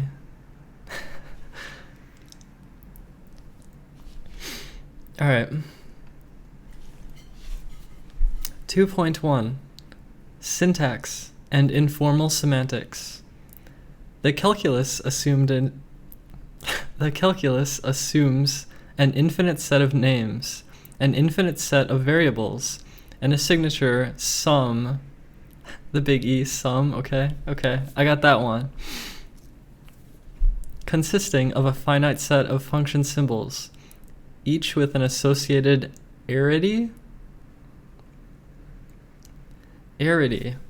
Define arity.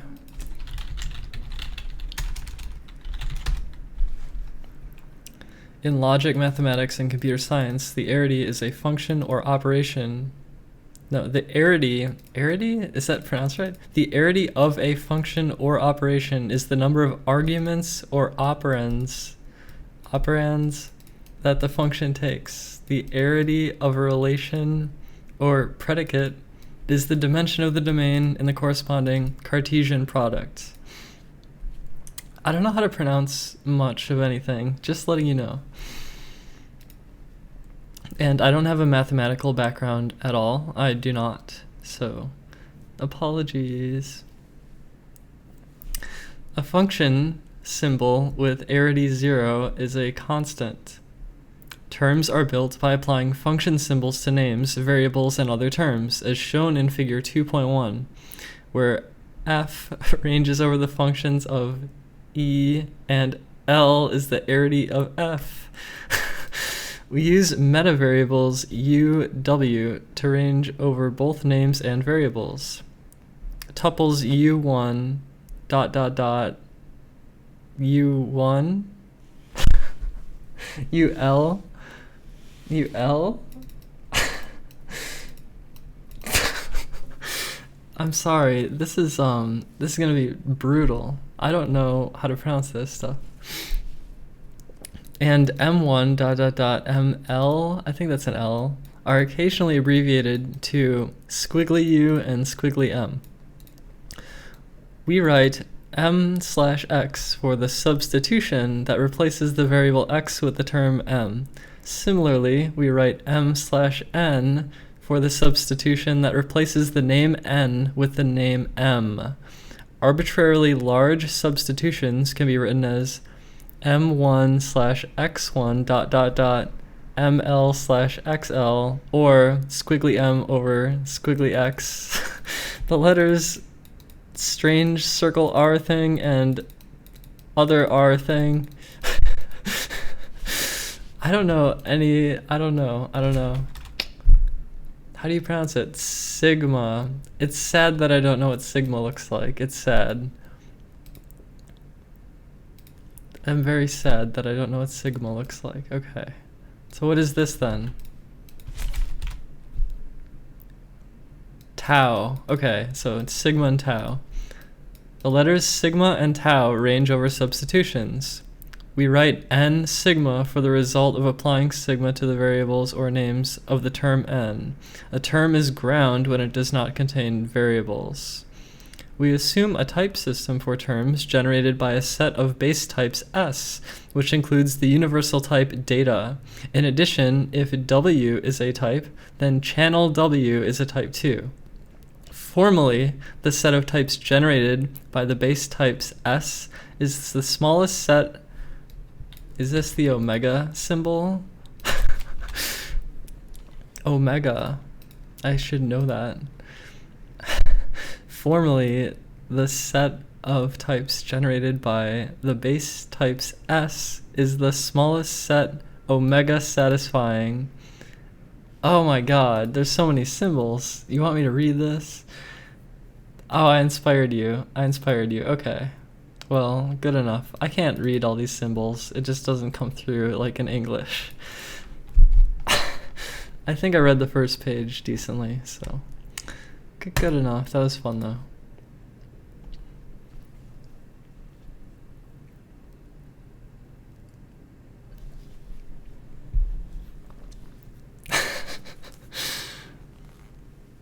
Well, I'm glad you're smiling.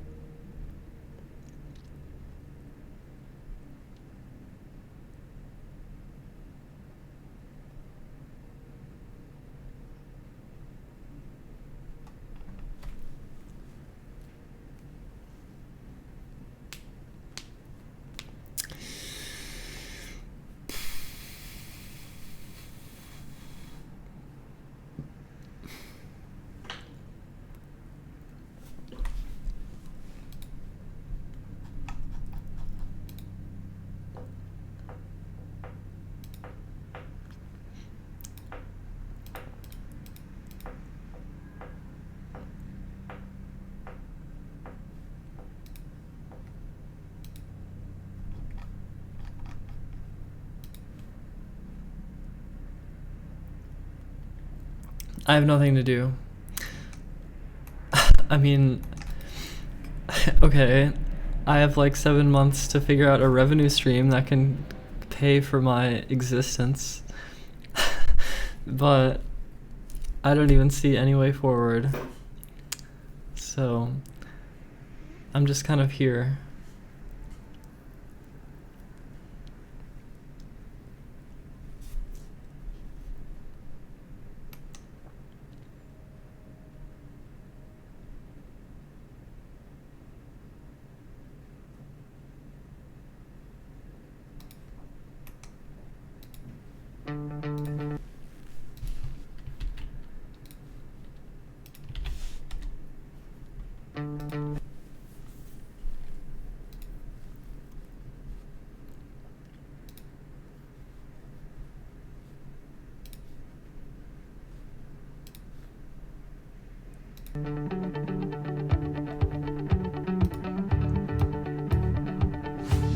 The defining challenge which we face in this era is disruption. Things are changing fast and we are having to adjust and to keep up. Because of technology, globalization, we have to anticipate what's coming. We have to help companies and workers to adapt. The Committee on the Future Economy is developing economic strategies that will help local companies and workers stay competitive. The government will help businesses build new capabilities to expand into new overseas markets. SMEs will get help in scaling up and enhancing productivity. The government will also promote entrepreneurship as it plays an important role in creating jobs and prosperity. Workers will have more opportunities to upgrade their skills and achieve deeper mastery. Those who get retrenched or are changing careers will receive help to pick up new skills and find new jobs. These are the ways our economy and our workers can thrive amidst disruption. This is how we can progress together and thrive in a competitive world.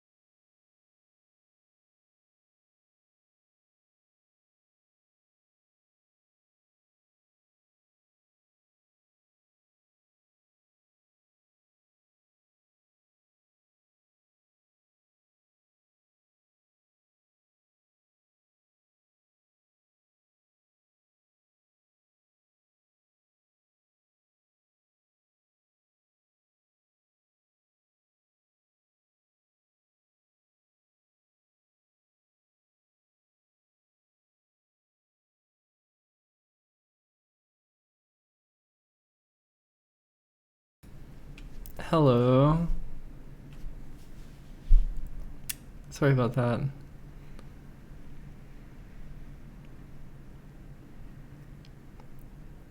How long a viewer watches this stream? I don't know. I'm trying to be here more and just like I'm interested in the concept of life streaming. I just stream my life. And in this moment, I just I'm kind of just browsing the internet a little bit.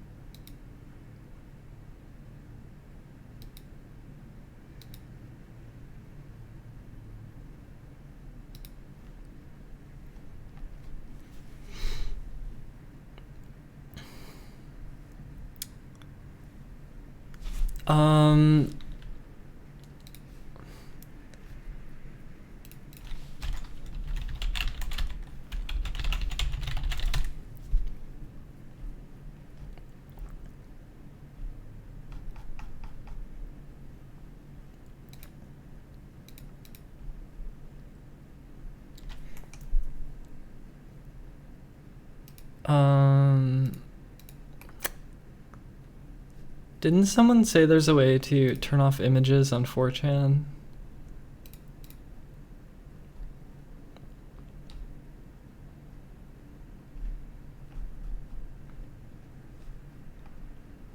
Oh, settings. Wait.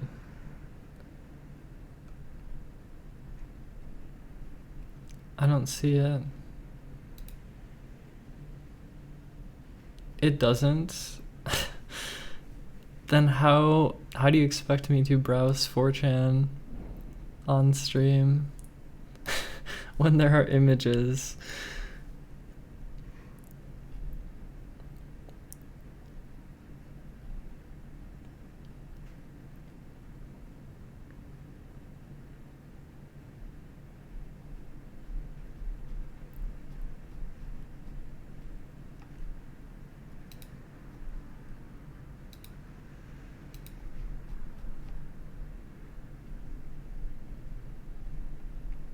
Balcony still exists. It might not be working right now. I think no one's talking.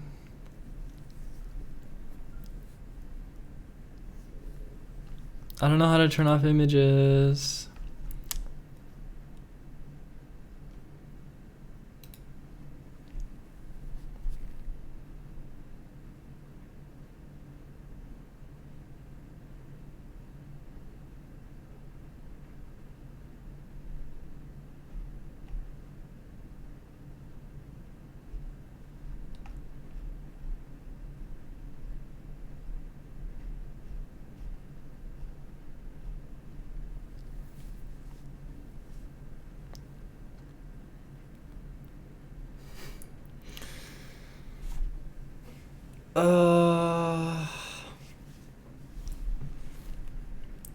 Come browse MTFG.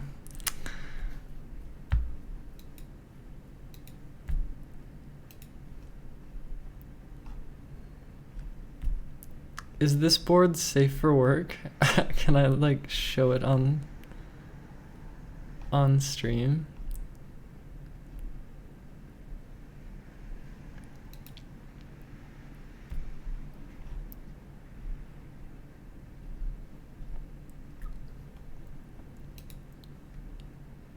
Oh, hide thumbnails.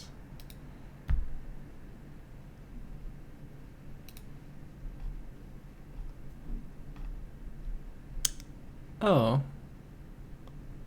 Well, that worked.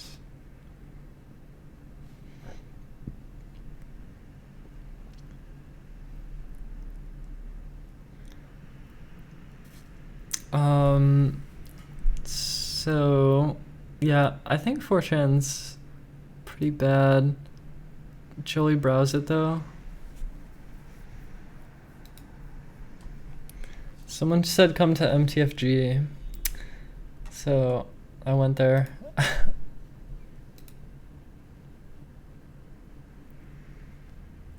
I'm here.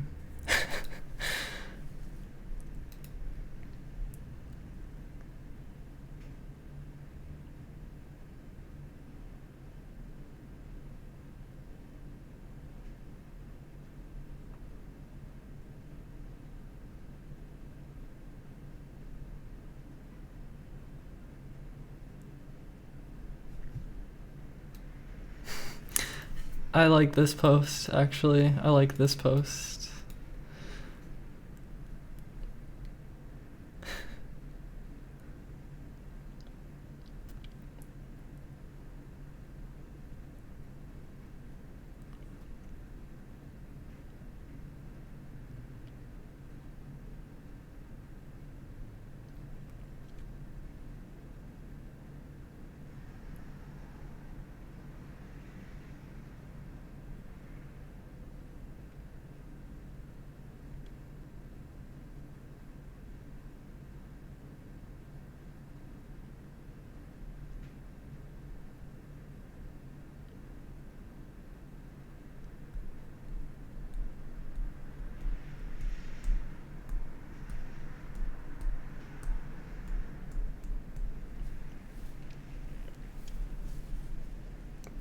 Oh my god. Oh no.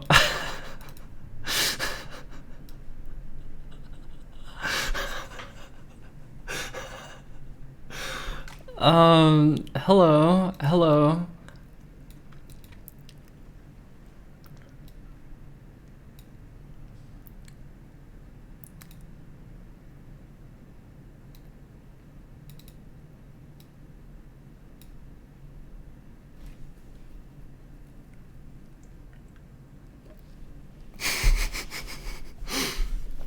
Hey, I'm cute sometimes. And I think today, I'm kind of cute today.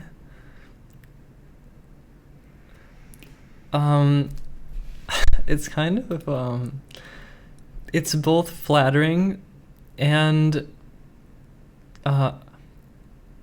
this is like a, this is like a double-edged, this is like a double-edged thing. It's like, hey, I got mentioned, and implying that I'm not very cute. Yeah, I don't know.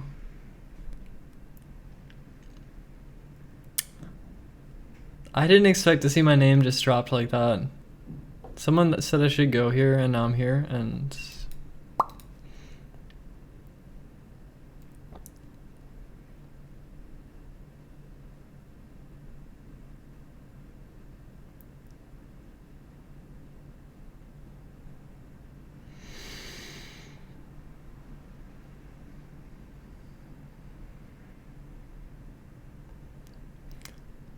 can we just be past this election, please? Oh my god. I'll be happy when it's over. Or will I? Maybe I won't be.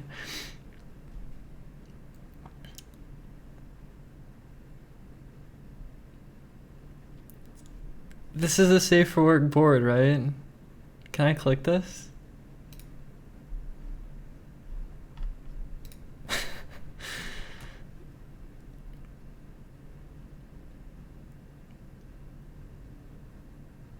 I'm pretty well known there, am I really?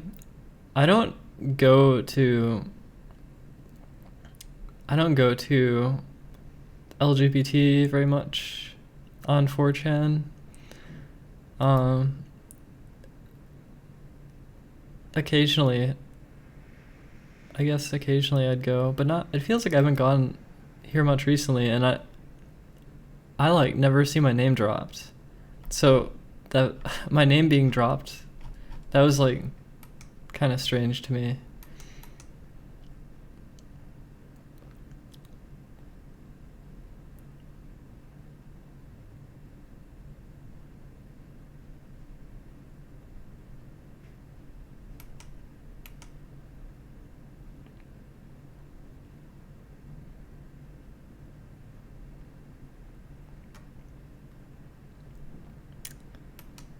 Wait, what do you mean, Happy P?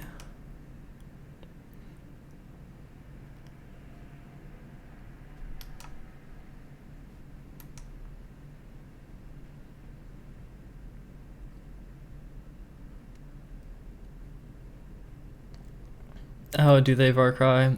I mean, I kind of know they do. I don't even watch Twitch much.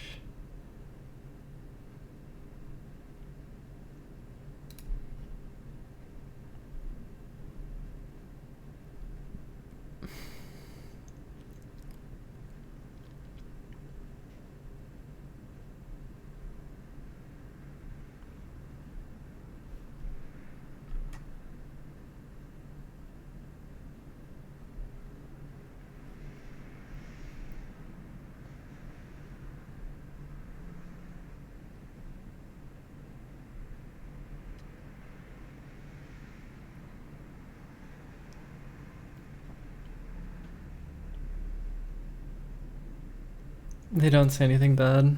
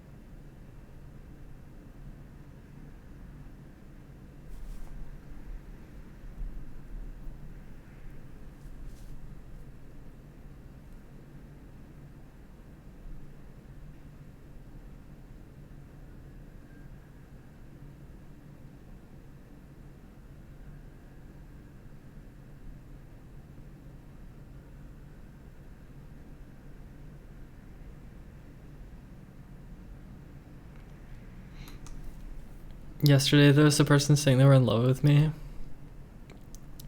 I got a Twitter DM kind of like that.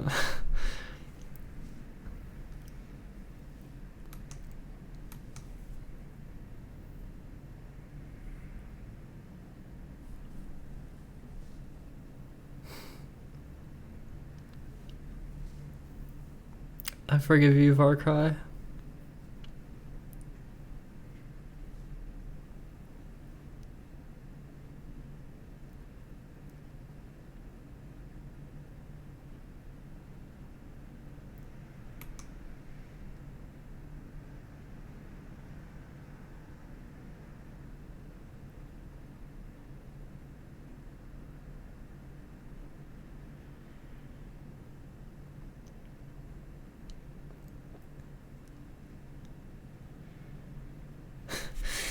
Yeah, voice is like,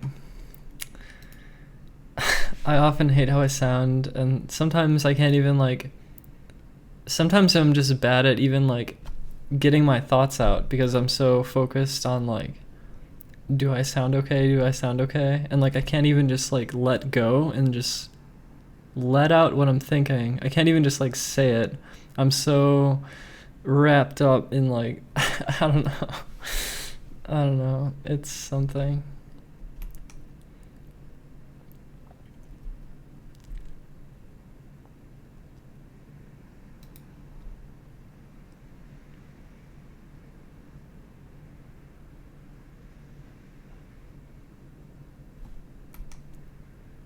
um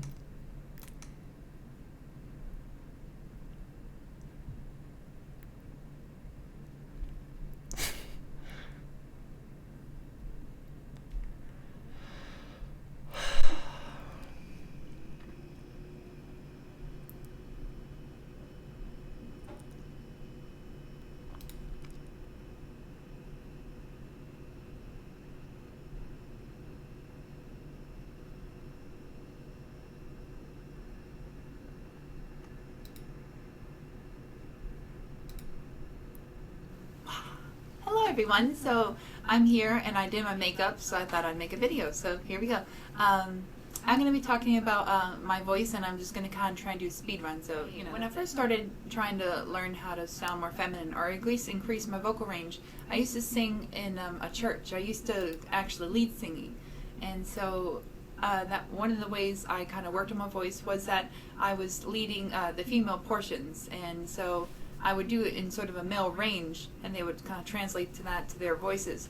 But that helped me slowly increase my vocal range and slowly increase, you know, how high I think you can do if you don't go to church, you don't lead singing. Or yeah, like sample that. You can just text. sing I in feel like the I've been a car. little bit So better at that get, recently. You know, an album or something. Maybe I've been a little better at that recently. Like, not always, but I think the idea of just like letting go and just like not trying to stress about it is beneficial.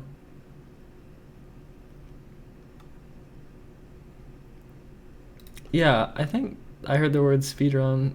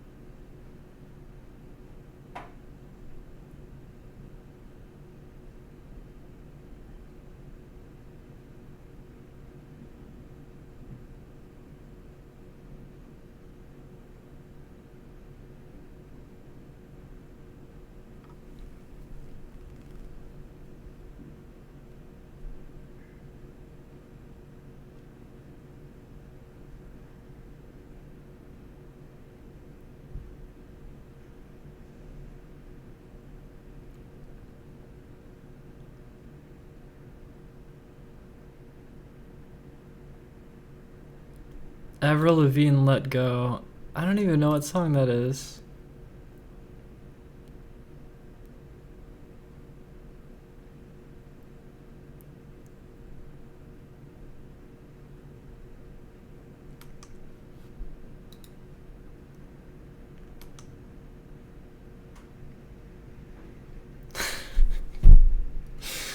Oh no, I almost didn't want to. I didn't want to refresh because I thought this might happen, but then I was like, what if it happened? I'm gonna refresh.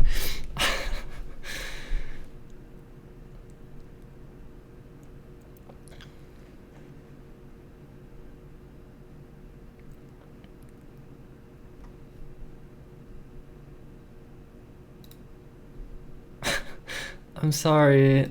Someone was like, you should go on MTFG. And I was like, okay. So I'm just popping in. I'm not usually here.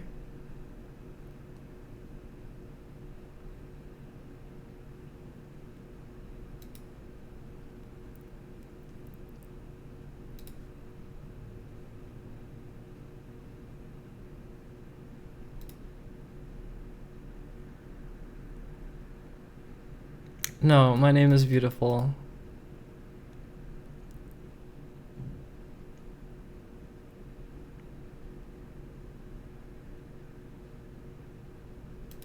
Is this my stream? This is really meta right now.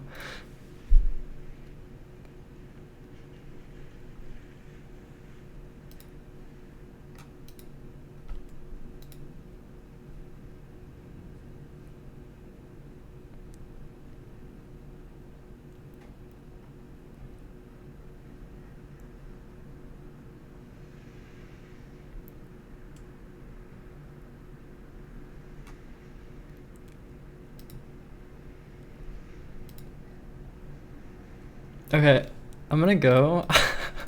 I don't want to like bother anyone.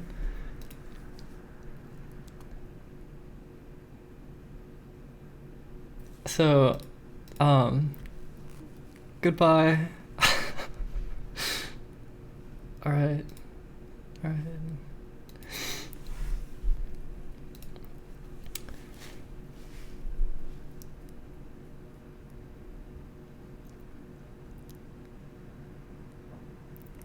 I kind of like the idea of streaming myself browsing the internet though.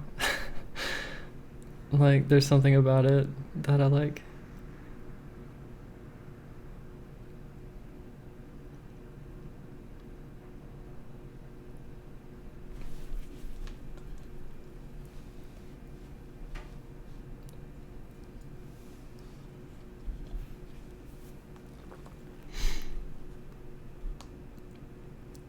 No, I just meant I'm gonna stop streaming that thread because it's a little bit like, well, it seems like there's people who kind of regularly go there, and I'm like filming that, and then like, that's a little bit, it almost feels a little intrusive, and I don't want to just like expose people's like, I don't know.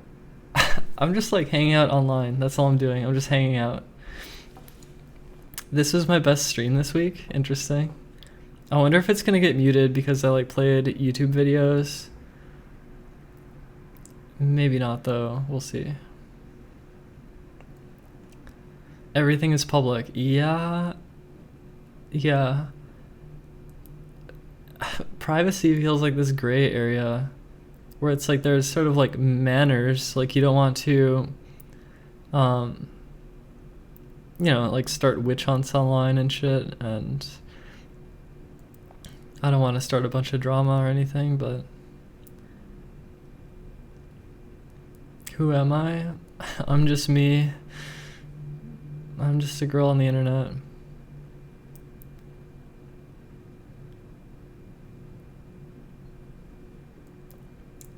This felt productive and fun. I'm really glad people are enjoying the stream.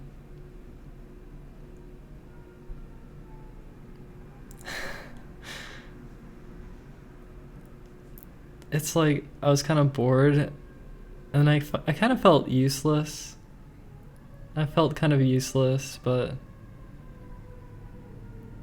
the Omegle chat was really fun, and then I don't know. I feel like in an okay mood. I guess I'm doing pretty good.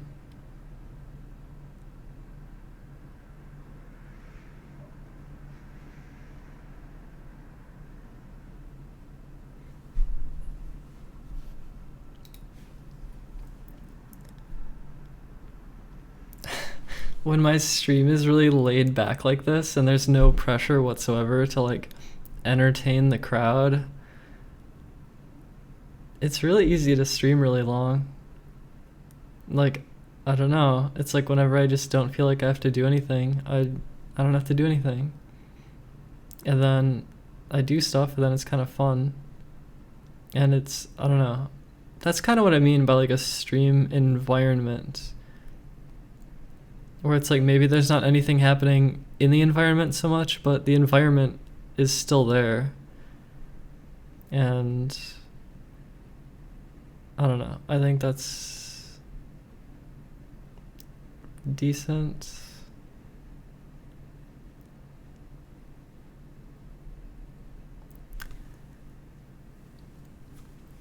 Play something.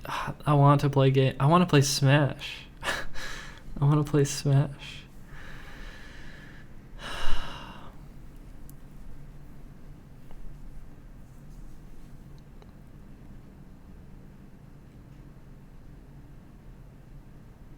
Yeah, and like the idea behind it, user, is that like when I feel no pressure, if I'm under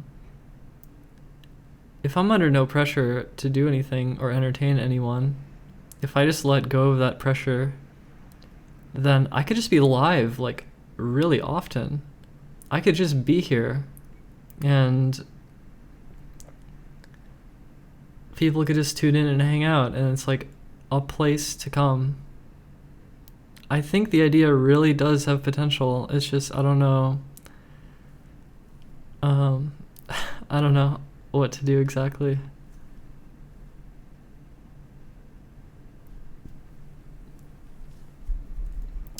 There are a lot of people who do streams like this, are there?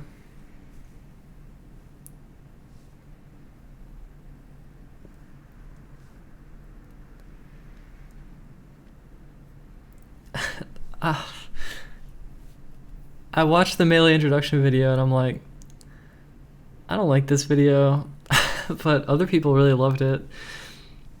But yeah, Smash, I want to play Smash. I could play Smash. I haven't played like intensive games in how long? 2 weeks? Over 2 weeks. But I want to keep I want to remain not playing so my hands can heal more.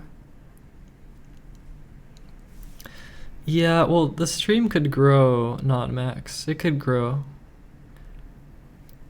And I think having like a Patreon could sort of supplement my income. I kind of need to work on like ideas for like a video, I guess, for that or something. Because I'm probably going to do it. Apparently there's no donate button on YouTube. There's only a sponsor button, and I need way more sponsors if I want to maintain enough income to continue this lifestyle. So Patreon would probably help me. It's just, I can't promise to, what I'm creating is like, I'm just streaming. I'm just going live and I'm here.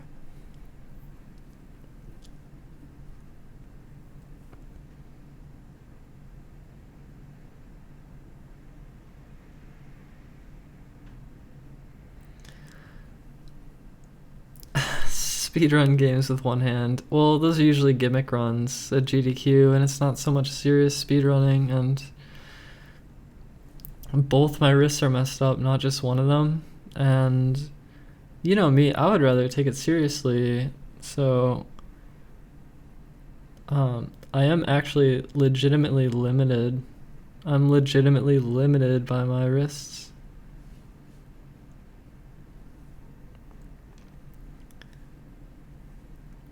There is a donate button? I don't know.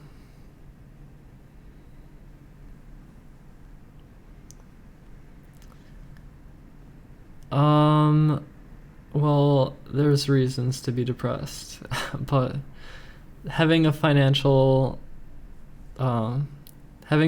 security that'd be cool. That'd be cool.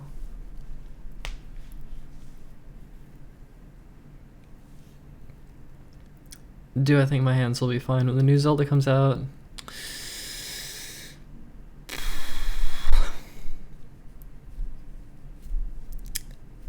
Okay, I think they'll be like fine, but if I keep playing it a lot, I think my hands will get bad again, because I don't know if I can make a full recovery. Like, I think it's kind of permanent, some of the damage.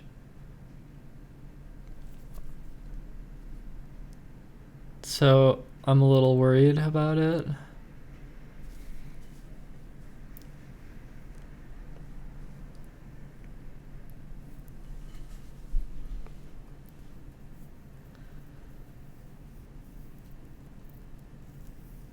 Am I for gun ownership? No. I do not own any guns. I hate guns. And I even get more, like, I've been more freaked out by guns. Even, like, media depictions of guns.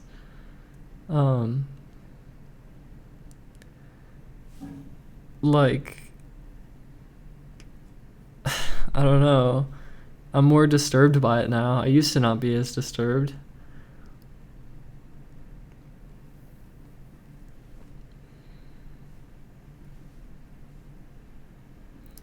The damage is partially speedrunning, partially Smash, and probably partially mouse and keyboard.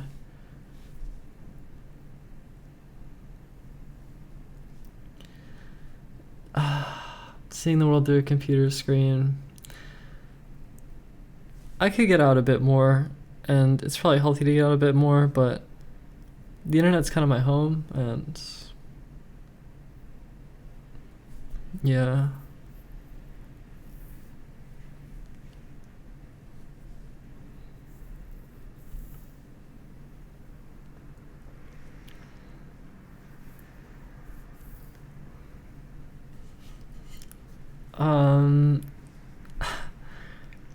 Having the old videos be a Patreon reward, that's an interesting idea.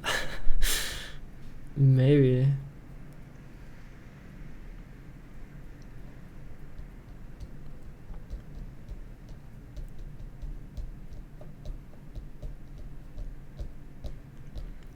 Okay, what does against guns mean? I don't think people should have guns.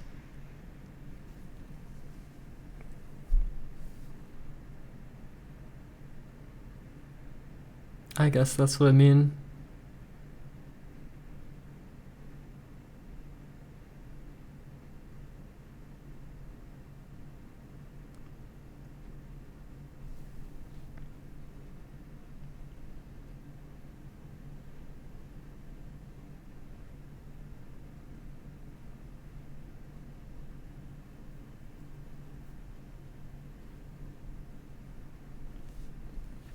Well, you say the right to protect yourselves, but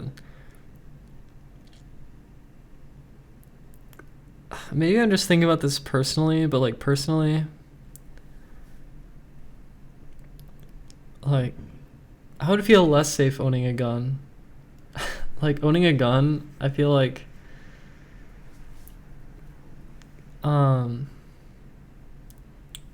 would feel less safe owning a gun. And yeah, I don't like to hurt people.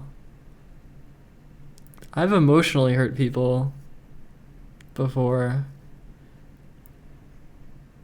and I don't want to, but I've done that. But physically hurt people, I really am not about that.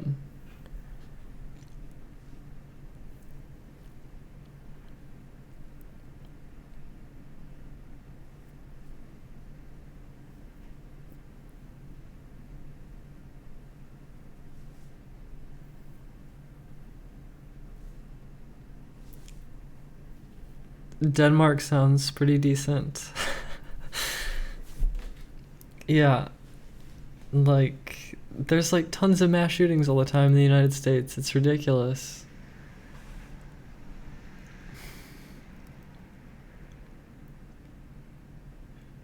Okay.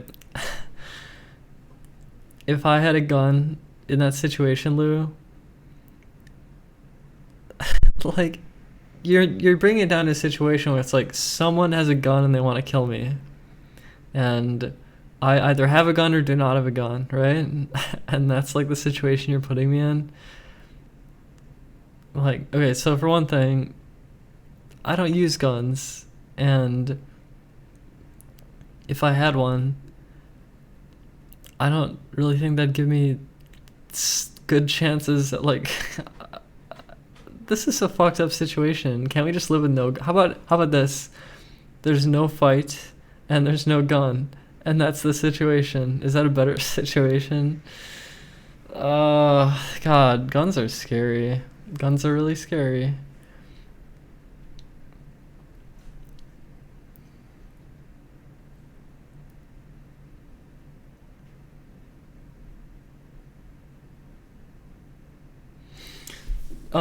Okay, the YouTube chat like eats comments all the time. It's fucking horrible. And YouTube should fix it.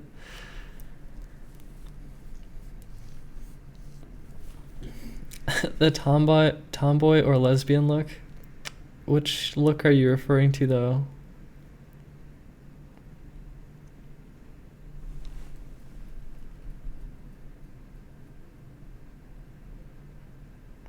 There's violence in our hearts, but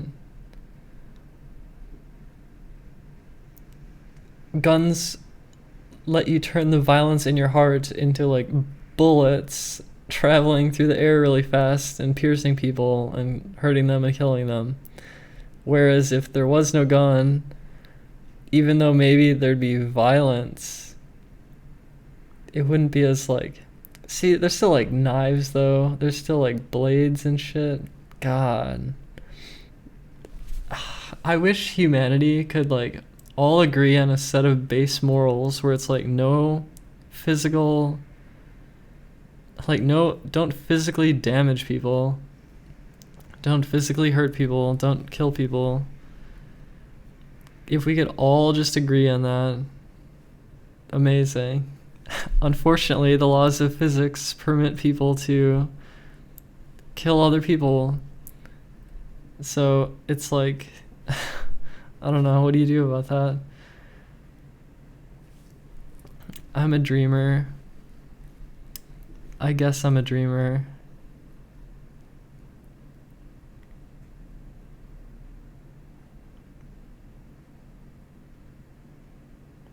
You want to shoot targets for fun? Okay, can't you do that with like a little laser pointer thing or something? I don't know. Or like do it in VR. Do it in VR or something. Simulation. Play a video game with guns in it. Yeah, settle the difference in Smash, yeah.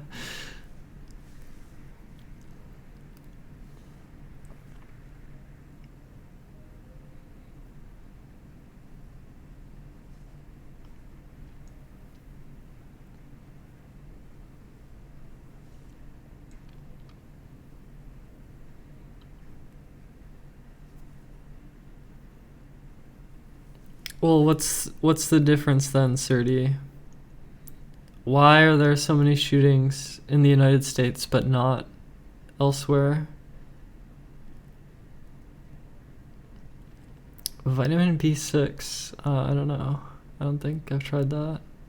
I take a multivitamin, I don't know if it helps.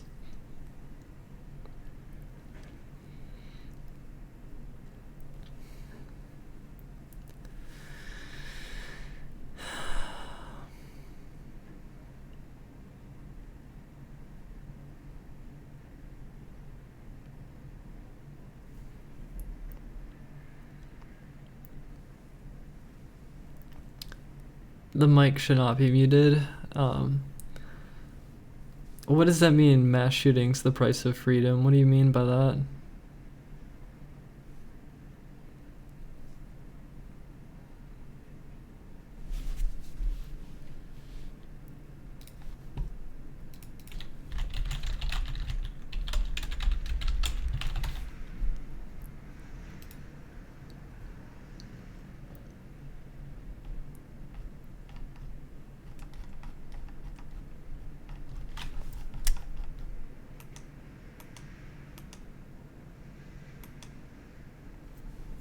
Okay, I have something to show you.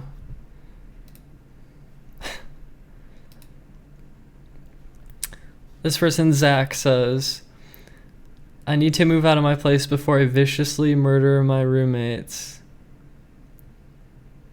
Okay, then later, holy shit, buying a gun is so easy.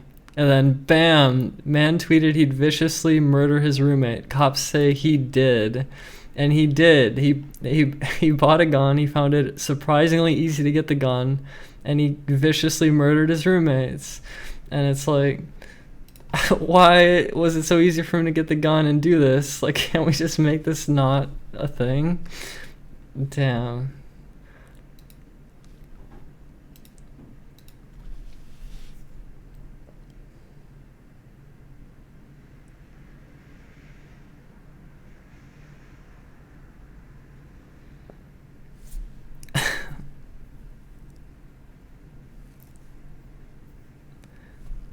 Look, the Second Amendment, this is such like an old rule.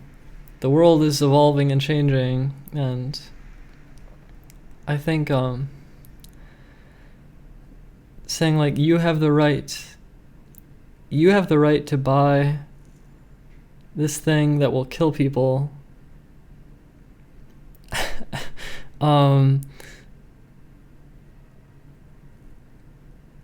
that will swiftly end people's lives. You have the right to buy that and like have it.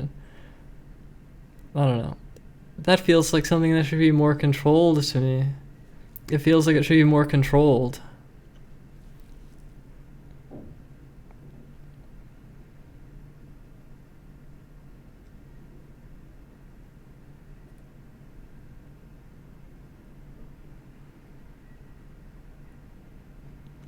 Well, okay, if the government wanted to kill people, they can use drones, okay?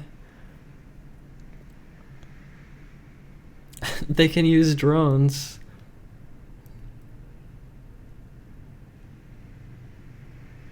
They don't need to send a person.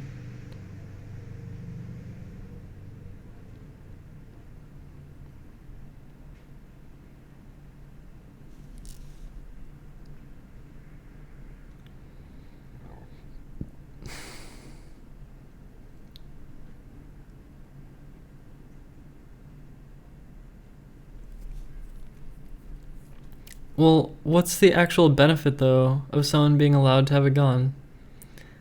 Is it only good for when their life is threatened by someone else trying to kill them?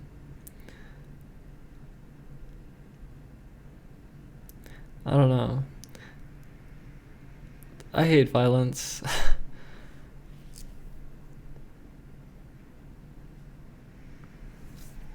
Yeah, drone warfare means a person doesn't have to put their life at risk. You just send in a drone. The drone can take a life, but if the drone gets destroyed, then, oh well. Like, I don't know.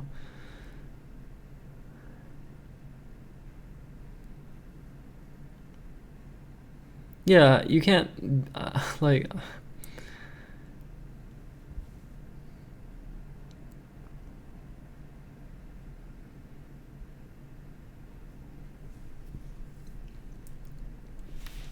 Okay, so you're saying in the US people like antagonize and compete with each other more than in other places in the world? Why?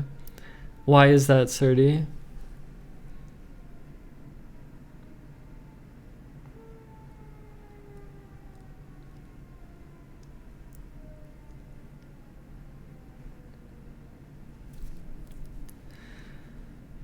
Hammerhead, isn't that a dark room with no light and no sound?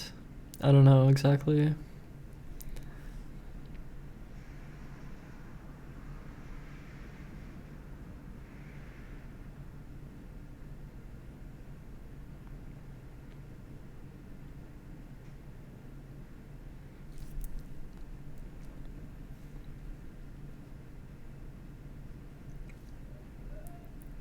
Yeah, like killing machines, some Terminator shit.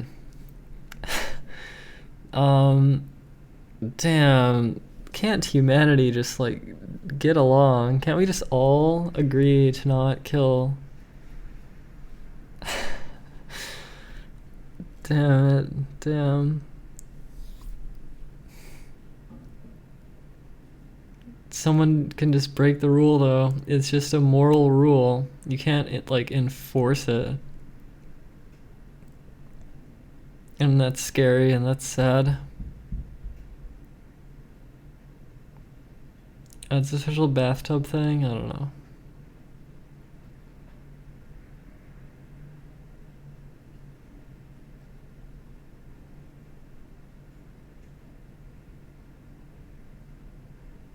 Yeah, the chat is so dumb, I'm sorry. Yeah. I don't know what can be done exactly. I just think it'd be beneficial if less people had guns and could get guns.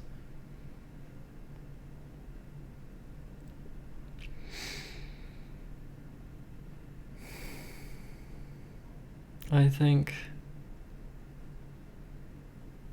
Here's the thing though, like with mass surveillance, one of the benefits of mass surveillance is that it could prevent people going on like killing rampages. So it's like you give up privacy for security, kind of.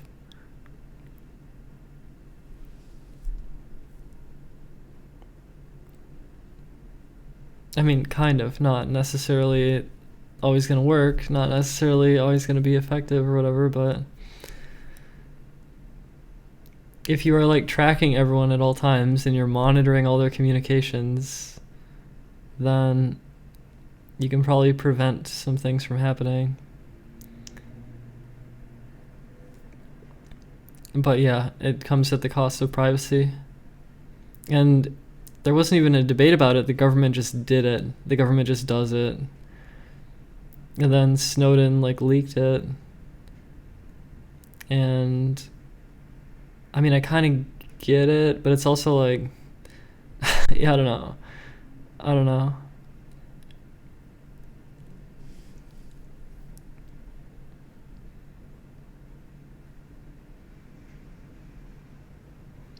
Well, I personally would not feel protected if I was armed. If I was armed, I would not feel protected. Because, like, what? Am I going to carry a gun on me at all times? Am I going to be ready to use it at all times? Is that, like, something I have to do? And to me, I'm obviously saying no. I'm not going to carry a gun. I'm not going to get a gun. I'm not going to shoot a gun. And I will remain peaceful. But that's me. Like, that's just me.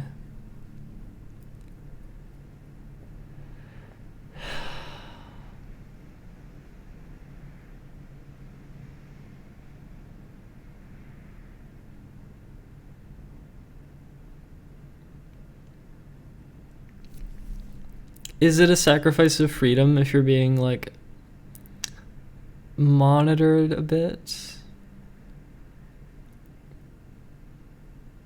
You're still quite free to do what you want.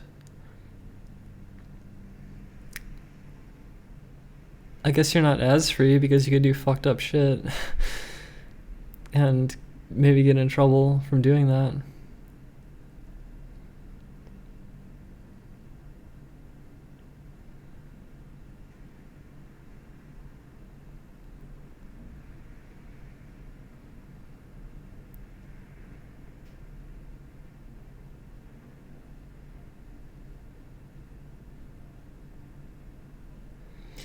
This is so depressing. Oh my god.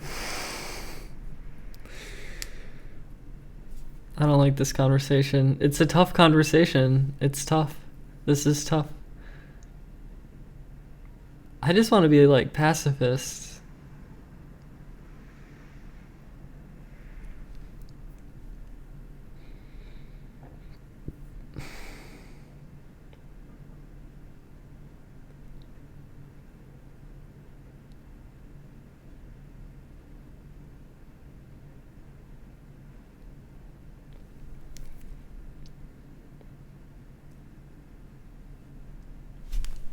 How about this? You make guns illegal, except...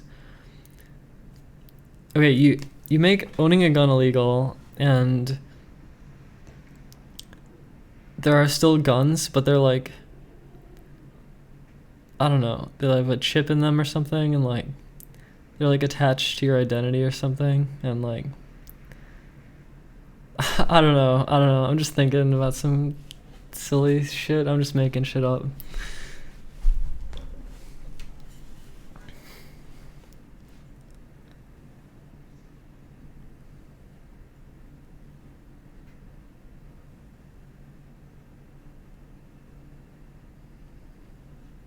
Many pacifists in Europe.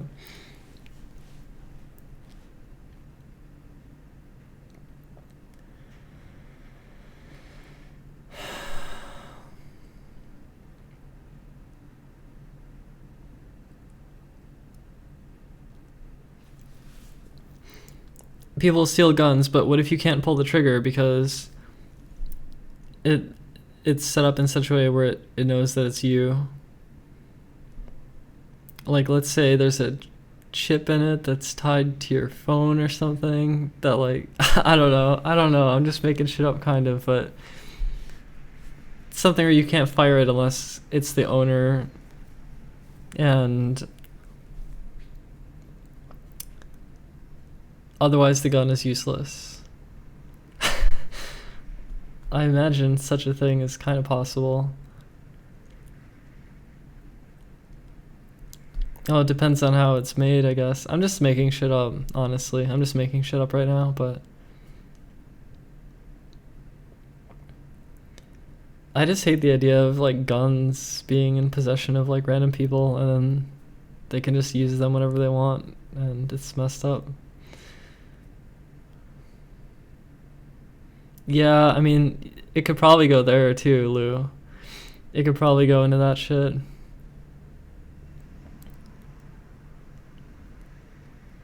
That's true, Trevor, you could.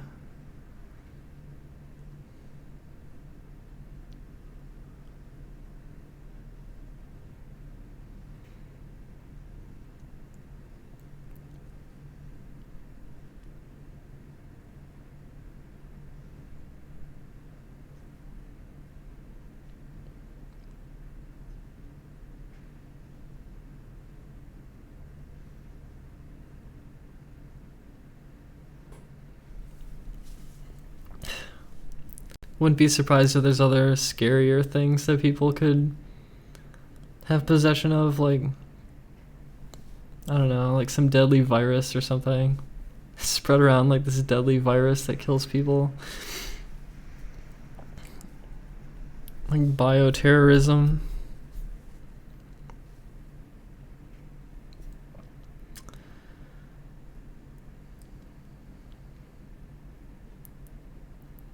Yeah, Emily, yeah.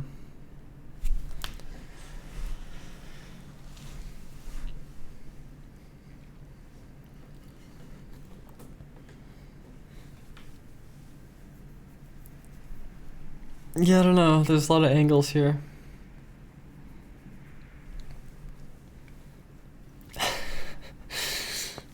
Can I give a shout out to MTFG? I was browsing in there earlier a little bit, so shout outs to MTFG. I don't go there very often at all, but shout outs.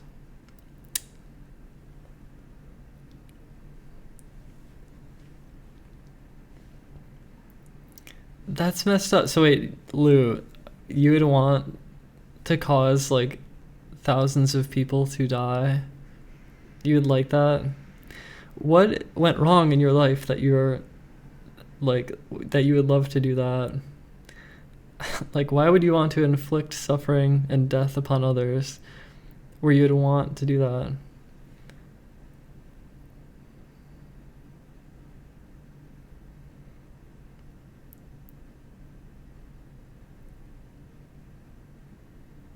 And I'm not saying that you're fucked up beyond repair or anything. I'm just saying that's a fucked up thing. That's a fucked up thing to like wish other people suffer that you aren't even... Why don't you talk about it? Open up, Lou. Tell me about your life. If you want to. You don't have to open up. I just find that comment really disturbing, that you would want to do that. And I don't mean to like stand above you or anything like that. I'm just saying like, hey, why cause suffering to others? Like, why do that? Unnecessary suffering. What do you mean, Hammerhead? It's human to wish suffering upon others.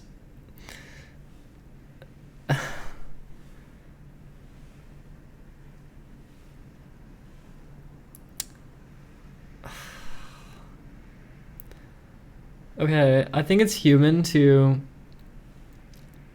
compare yourself to others. I think it's human to feel slighted. It's human to feel beneath or wanting to be, or bitter or wanting revenge. I guess those are all human things that can happen, but like, why harm people though? Like, why actually harm people? Why? It's like, why do that?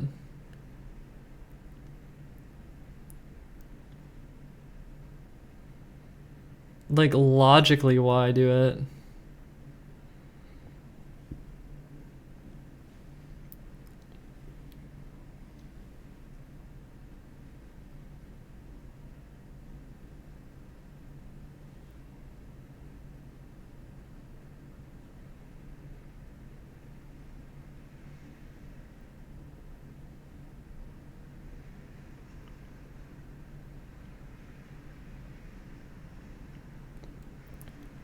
You can give me a theory, okay? Just want to watch the world burn.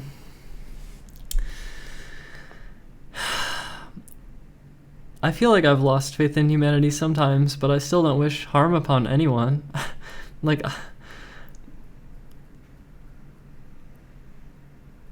don't know. I don't know.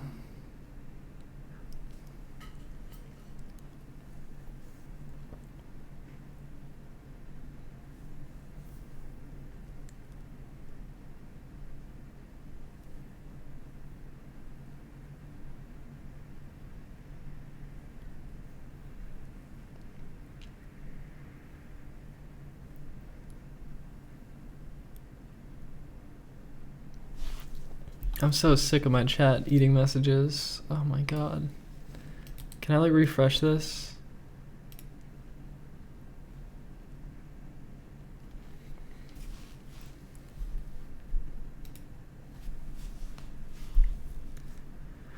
Okay, you wish harm upon many people. You can think of many people right now that you would be happy to see suffer and die. Not trying to be edgy, that's the truth. Who are like, why why do you, why would you be happy to see them suffer and die?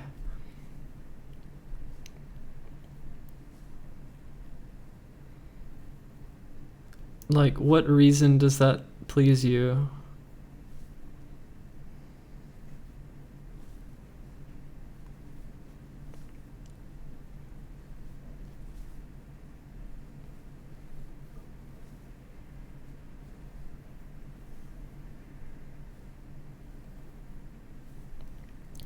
Enjoyment. Why would you find enjoyment out of that?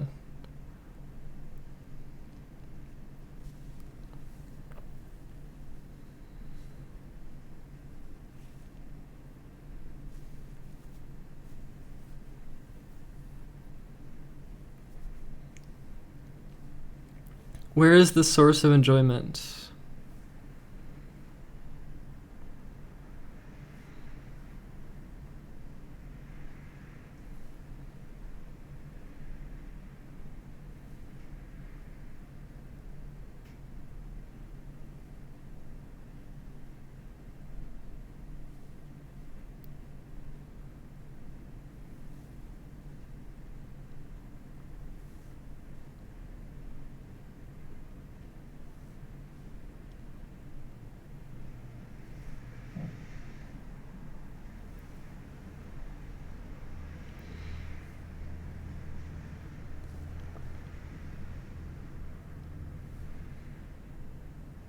It's not easy to explain. Why do we feel joy at all? Why do we feel joy? I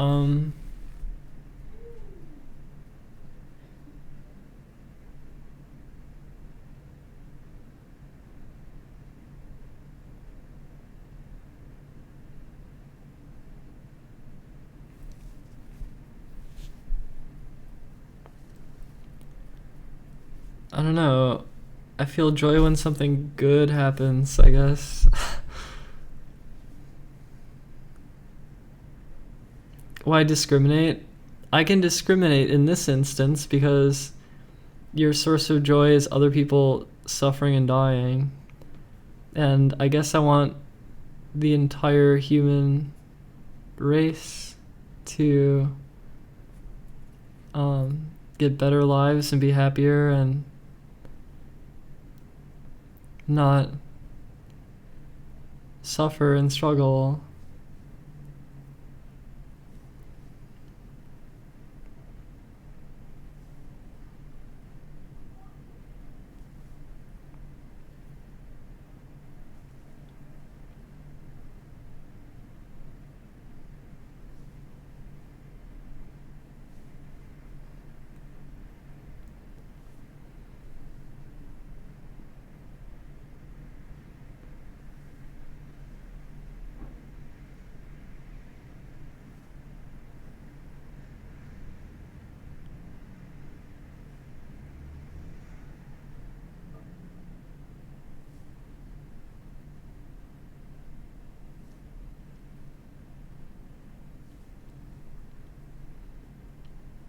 You are suffering, you are dying, and you get a thrill out of pressing upon others your own pain.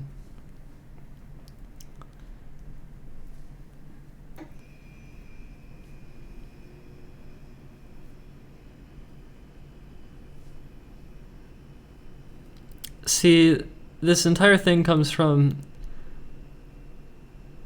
an inequality where you feel like you are suffering, you are dying, and maybe there are others who are not.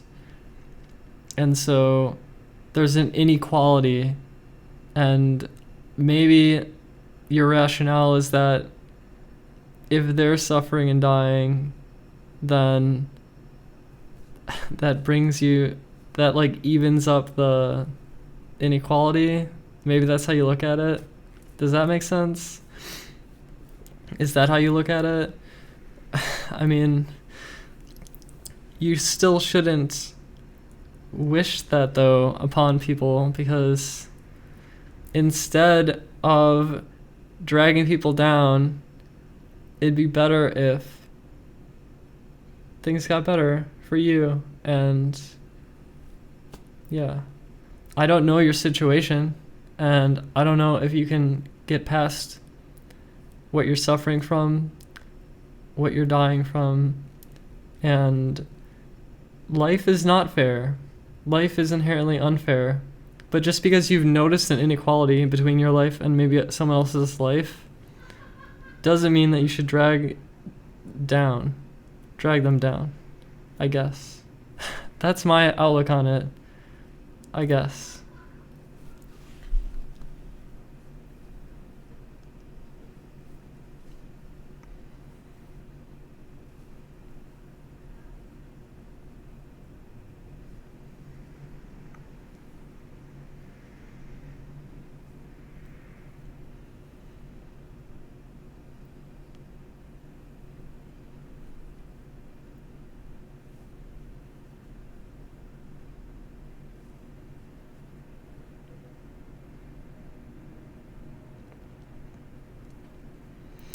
You want to destroy the system that put you there. What system? What system are you talking about?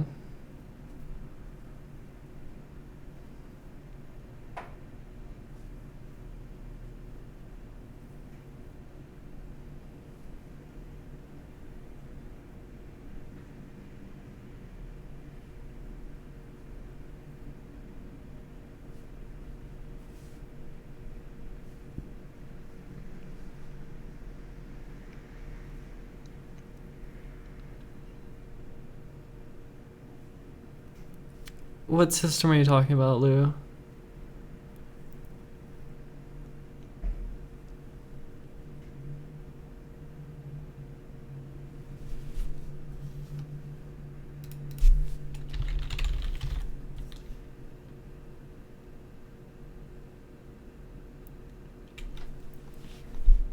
I don't know if Paris Lee's. I don't know her.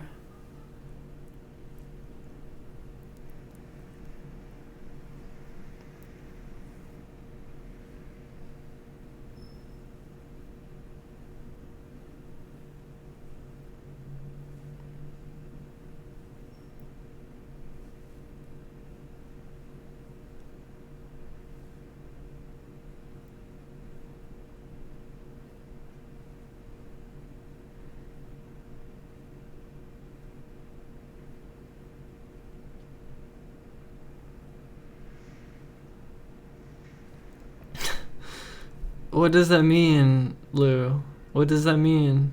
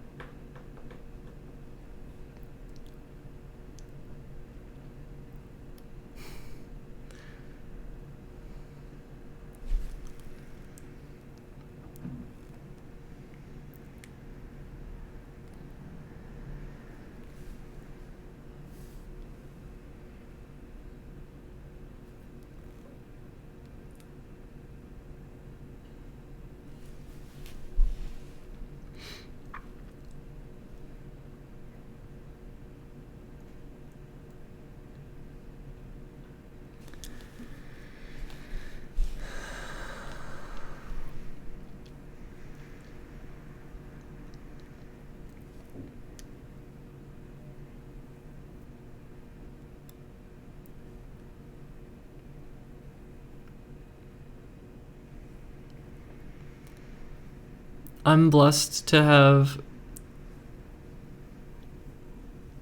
the parents that I have, and I wish you luck, Amber. Or Ambrose. Or Ambrose. Yeah.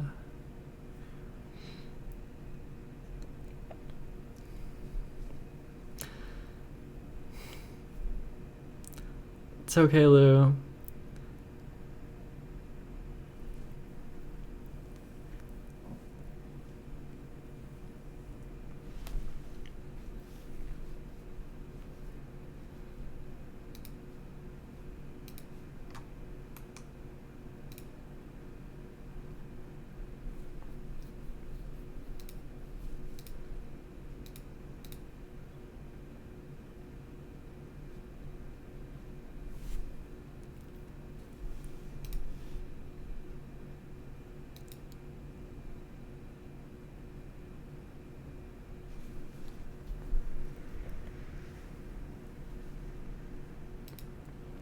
Wow.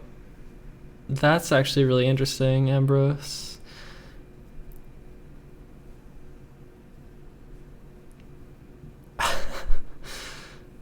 Interesting.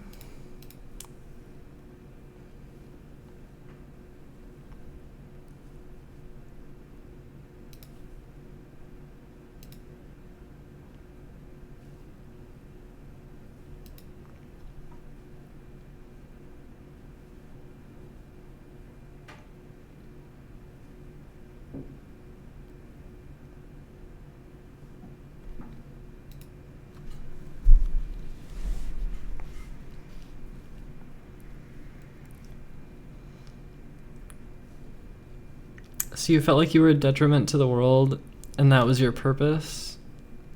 Why didn't you think, instead of like solidifying yourself as like a negative force on the world, why not do that?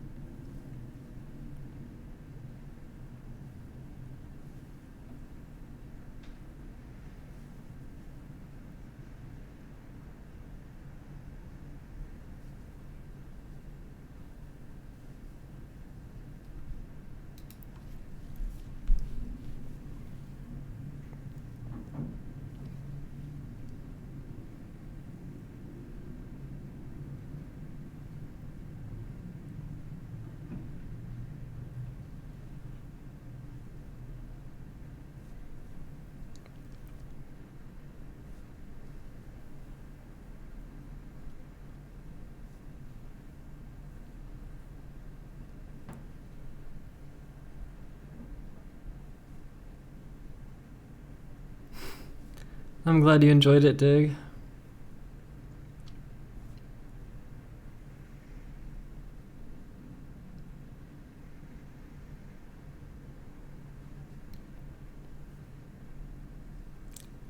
Wow, that is really interesting. I'm really blessed to have the family that I have.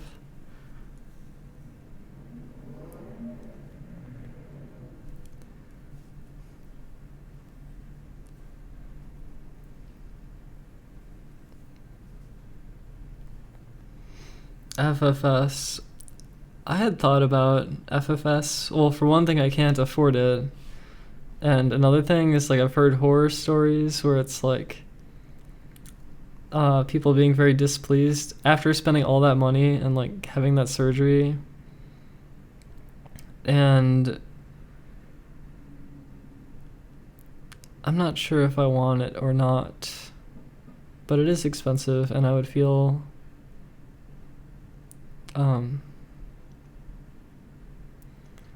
I don't know. I don't know what I'm saying right now. It's just, I got distracted by something.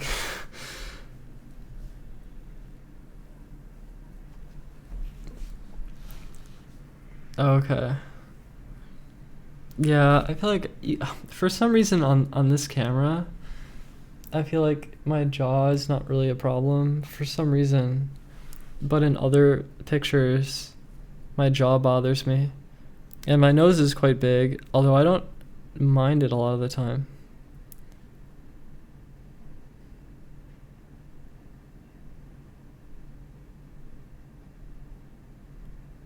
Yeah, I heard Spiegel had mixed results. Or Spiegel, whatever.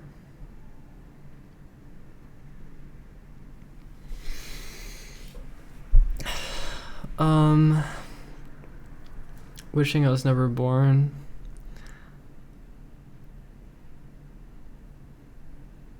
I don't know if I've explicitly wished that I was never born, but I've gone through different phases. I feel like lately, though, my phase has been like that I want to survive and that I'm worth it, but the world doesn't see it like that, and maybe I'll be miserable in the world.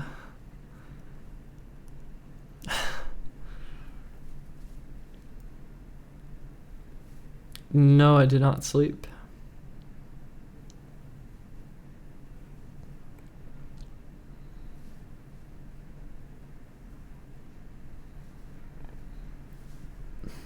My eyebrows. I actually like my eyebrows. But yeah, my nose is big, and I swear my jaw is more of a problem than you think. It's just this camera is really nice to me.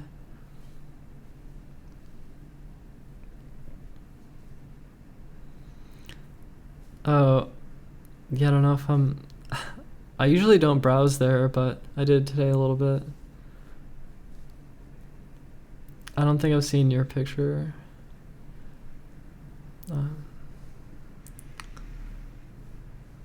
Your life has no effect to the world at all. I feel like I felt a little aimless today, perhaps. I just like this idea of, yeah, streaming my days. Yeah, exactly, Patrick. I think I kind of want to do this.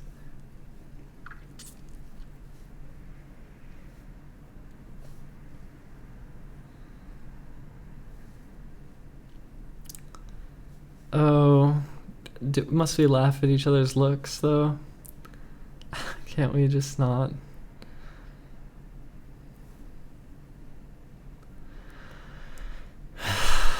I know, Zelda freakism. I just mean going forward, though. Although, my stream still feels good to me, though. My stream feels good right now because it feels free. Like, very free. And I want to keep it that way, I think. Body dysphoria.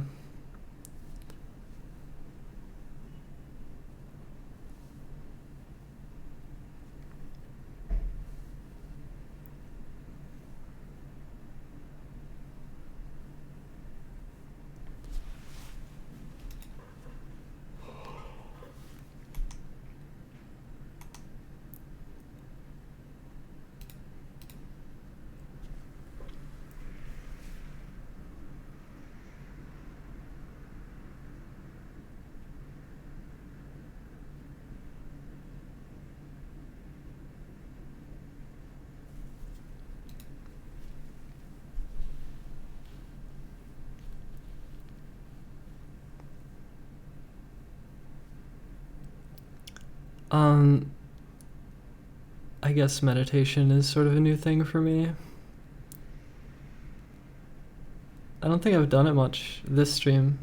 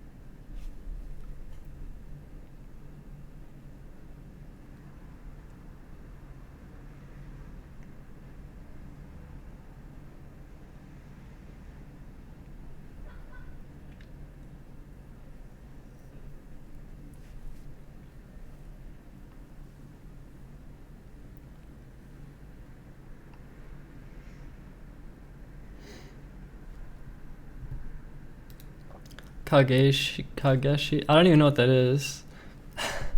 Oh, it's video chat?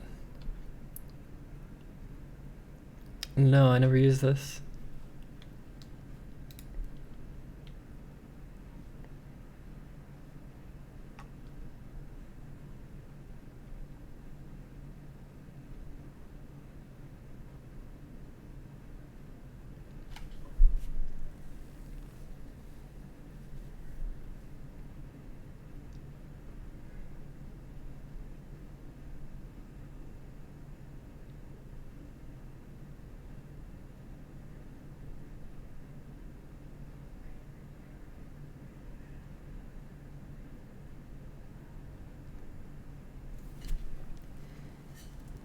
Okay, if I would have got the hot Chipotle deal, that's like free catering.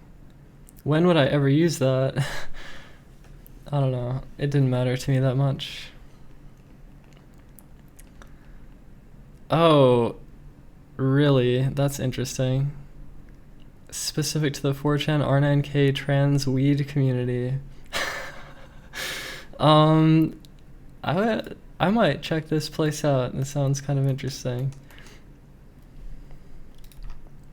Yeah, I thought it was a drug. I didn't know what it was.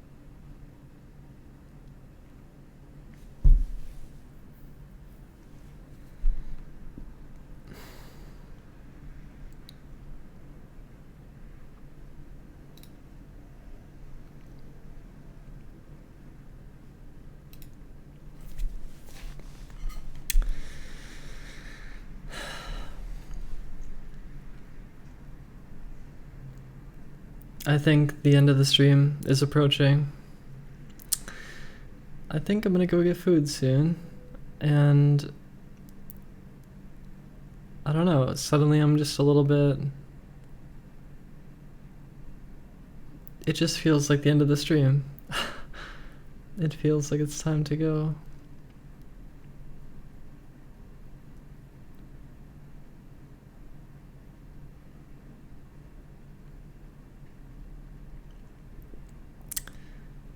That's a good question, Rage. I don't know where I'm going.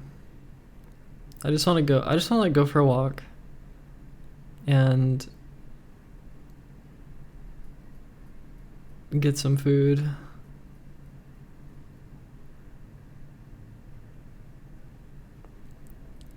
I'm either gonna stream more today or just tomorrow.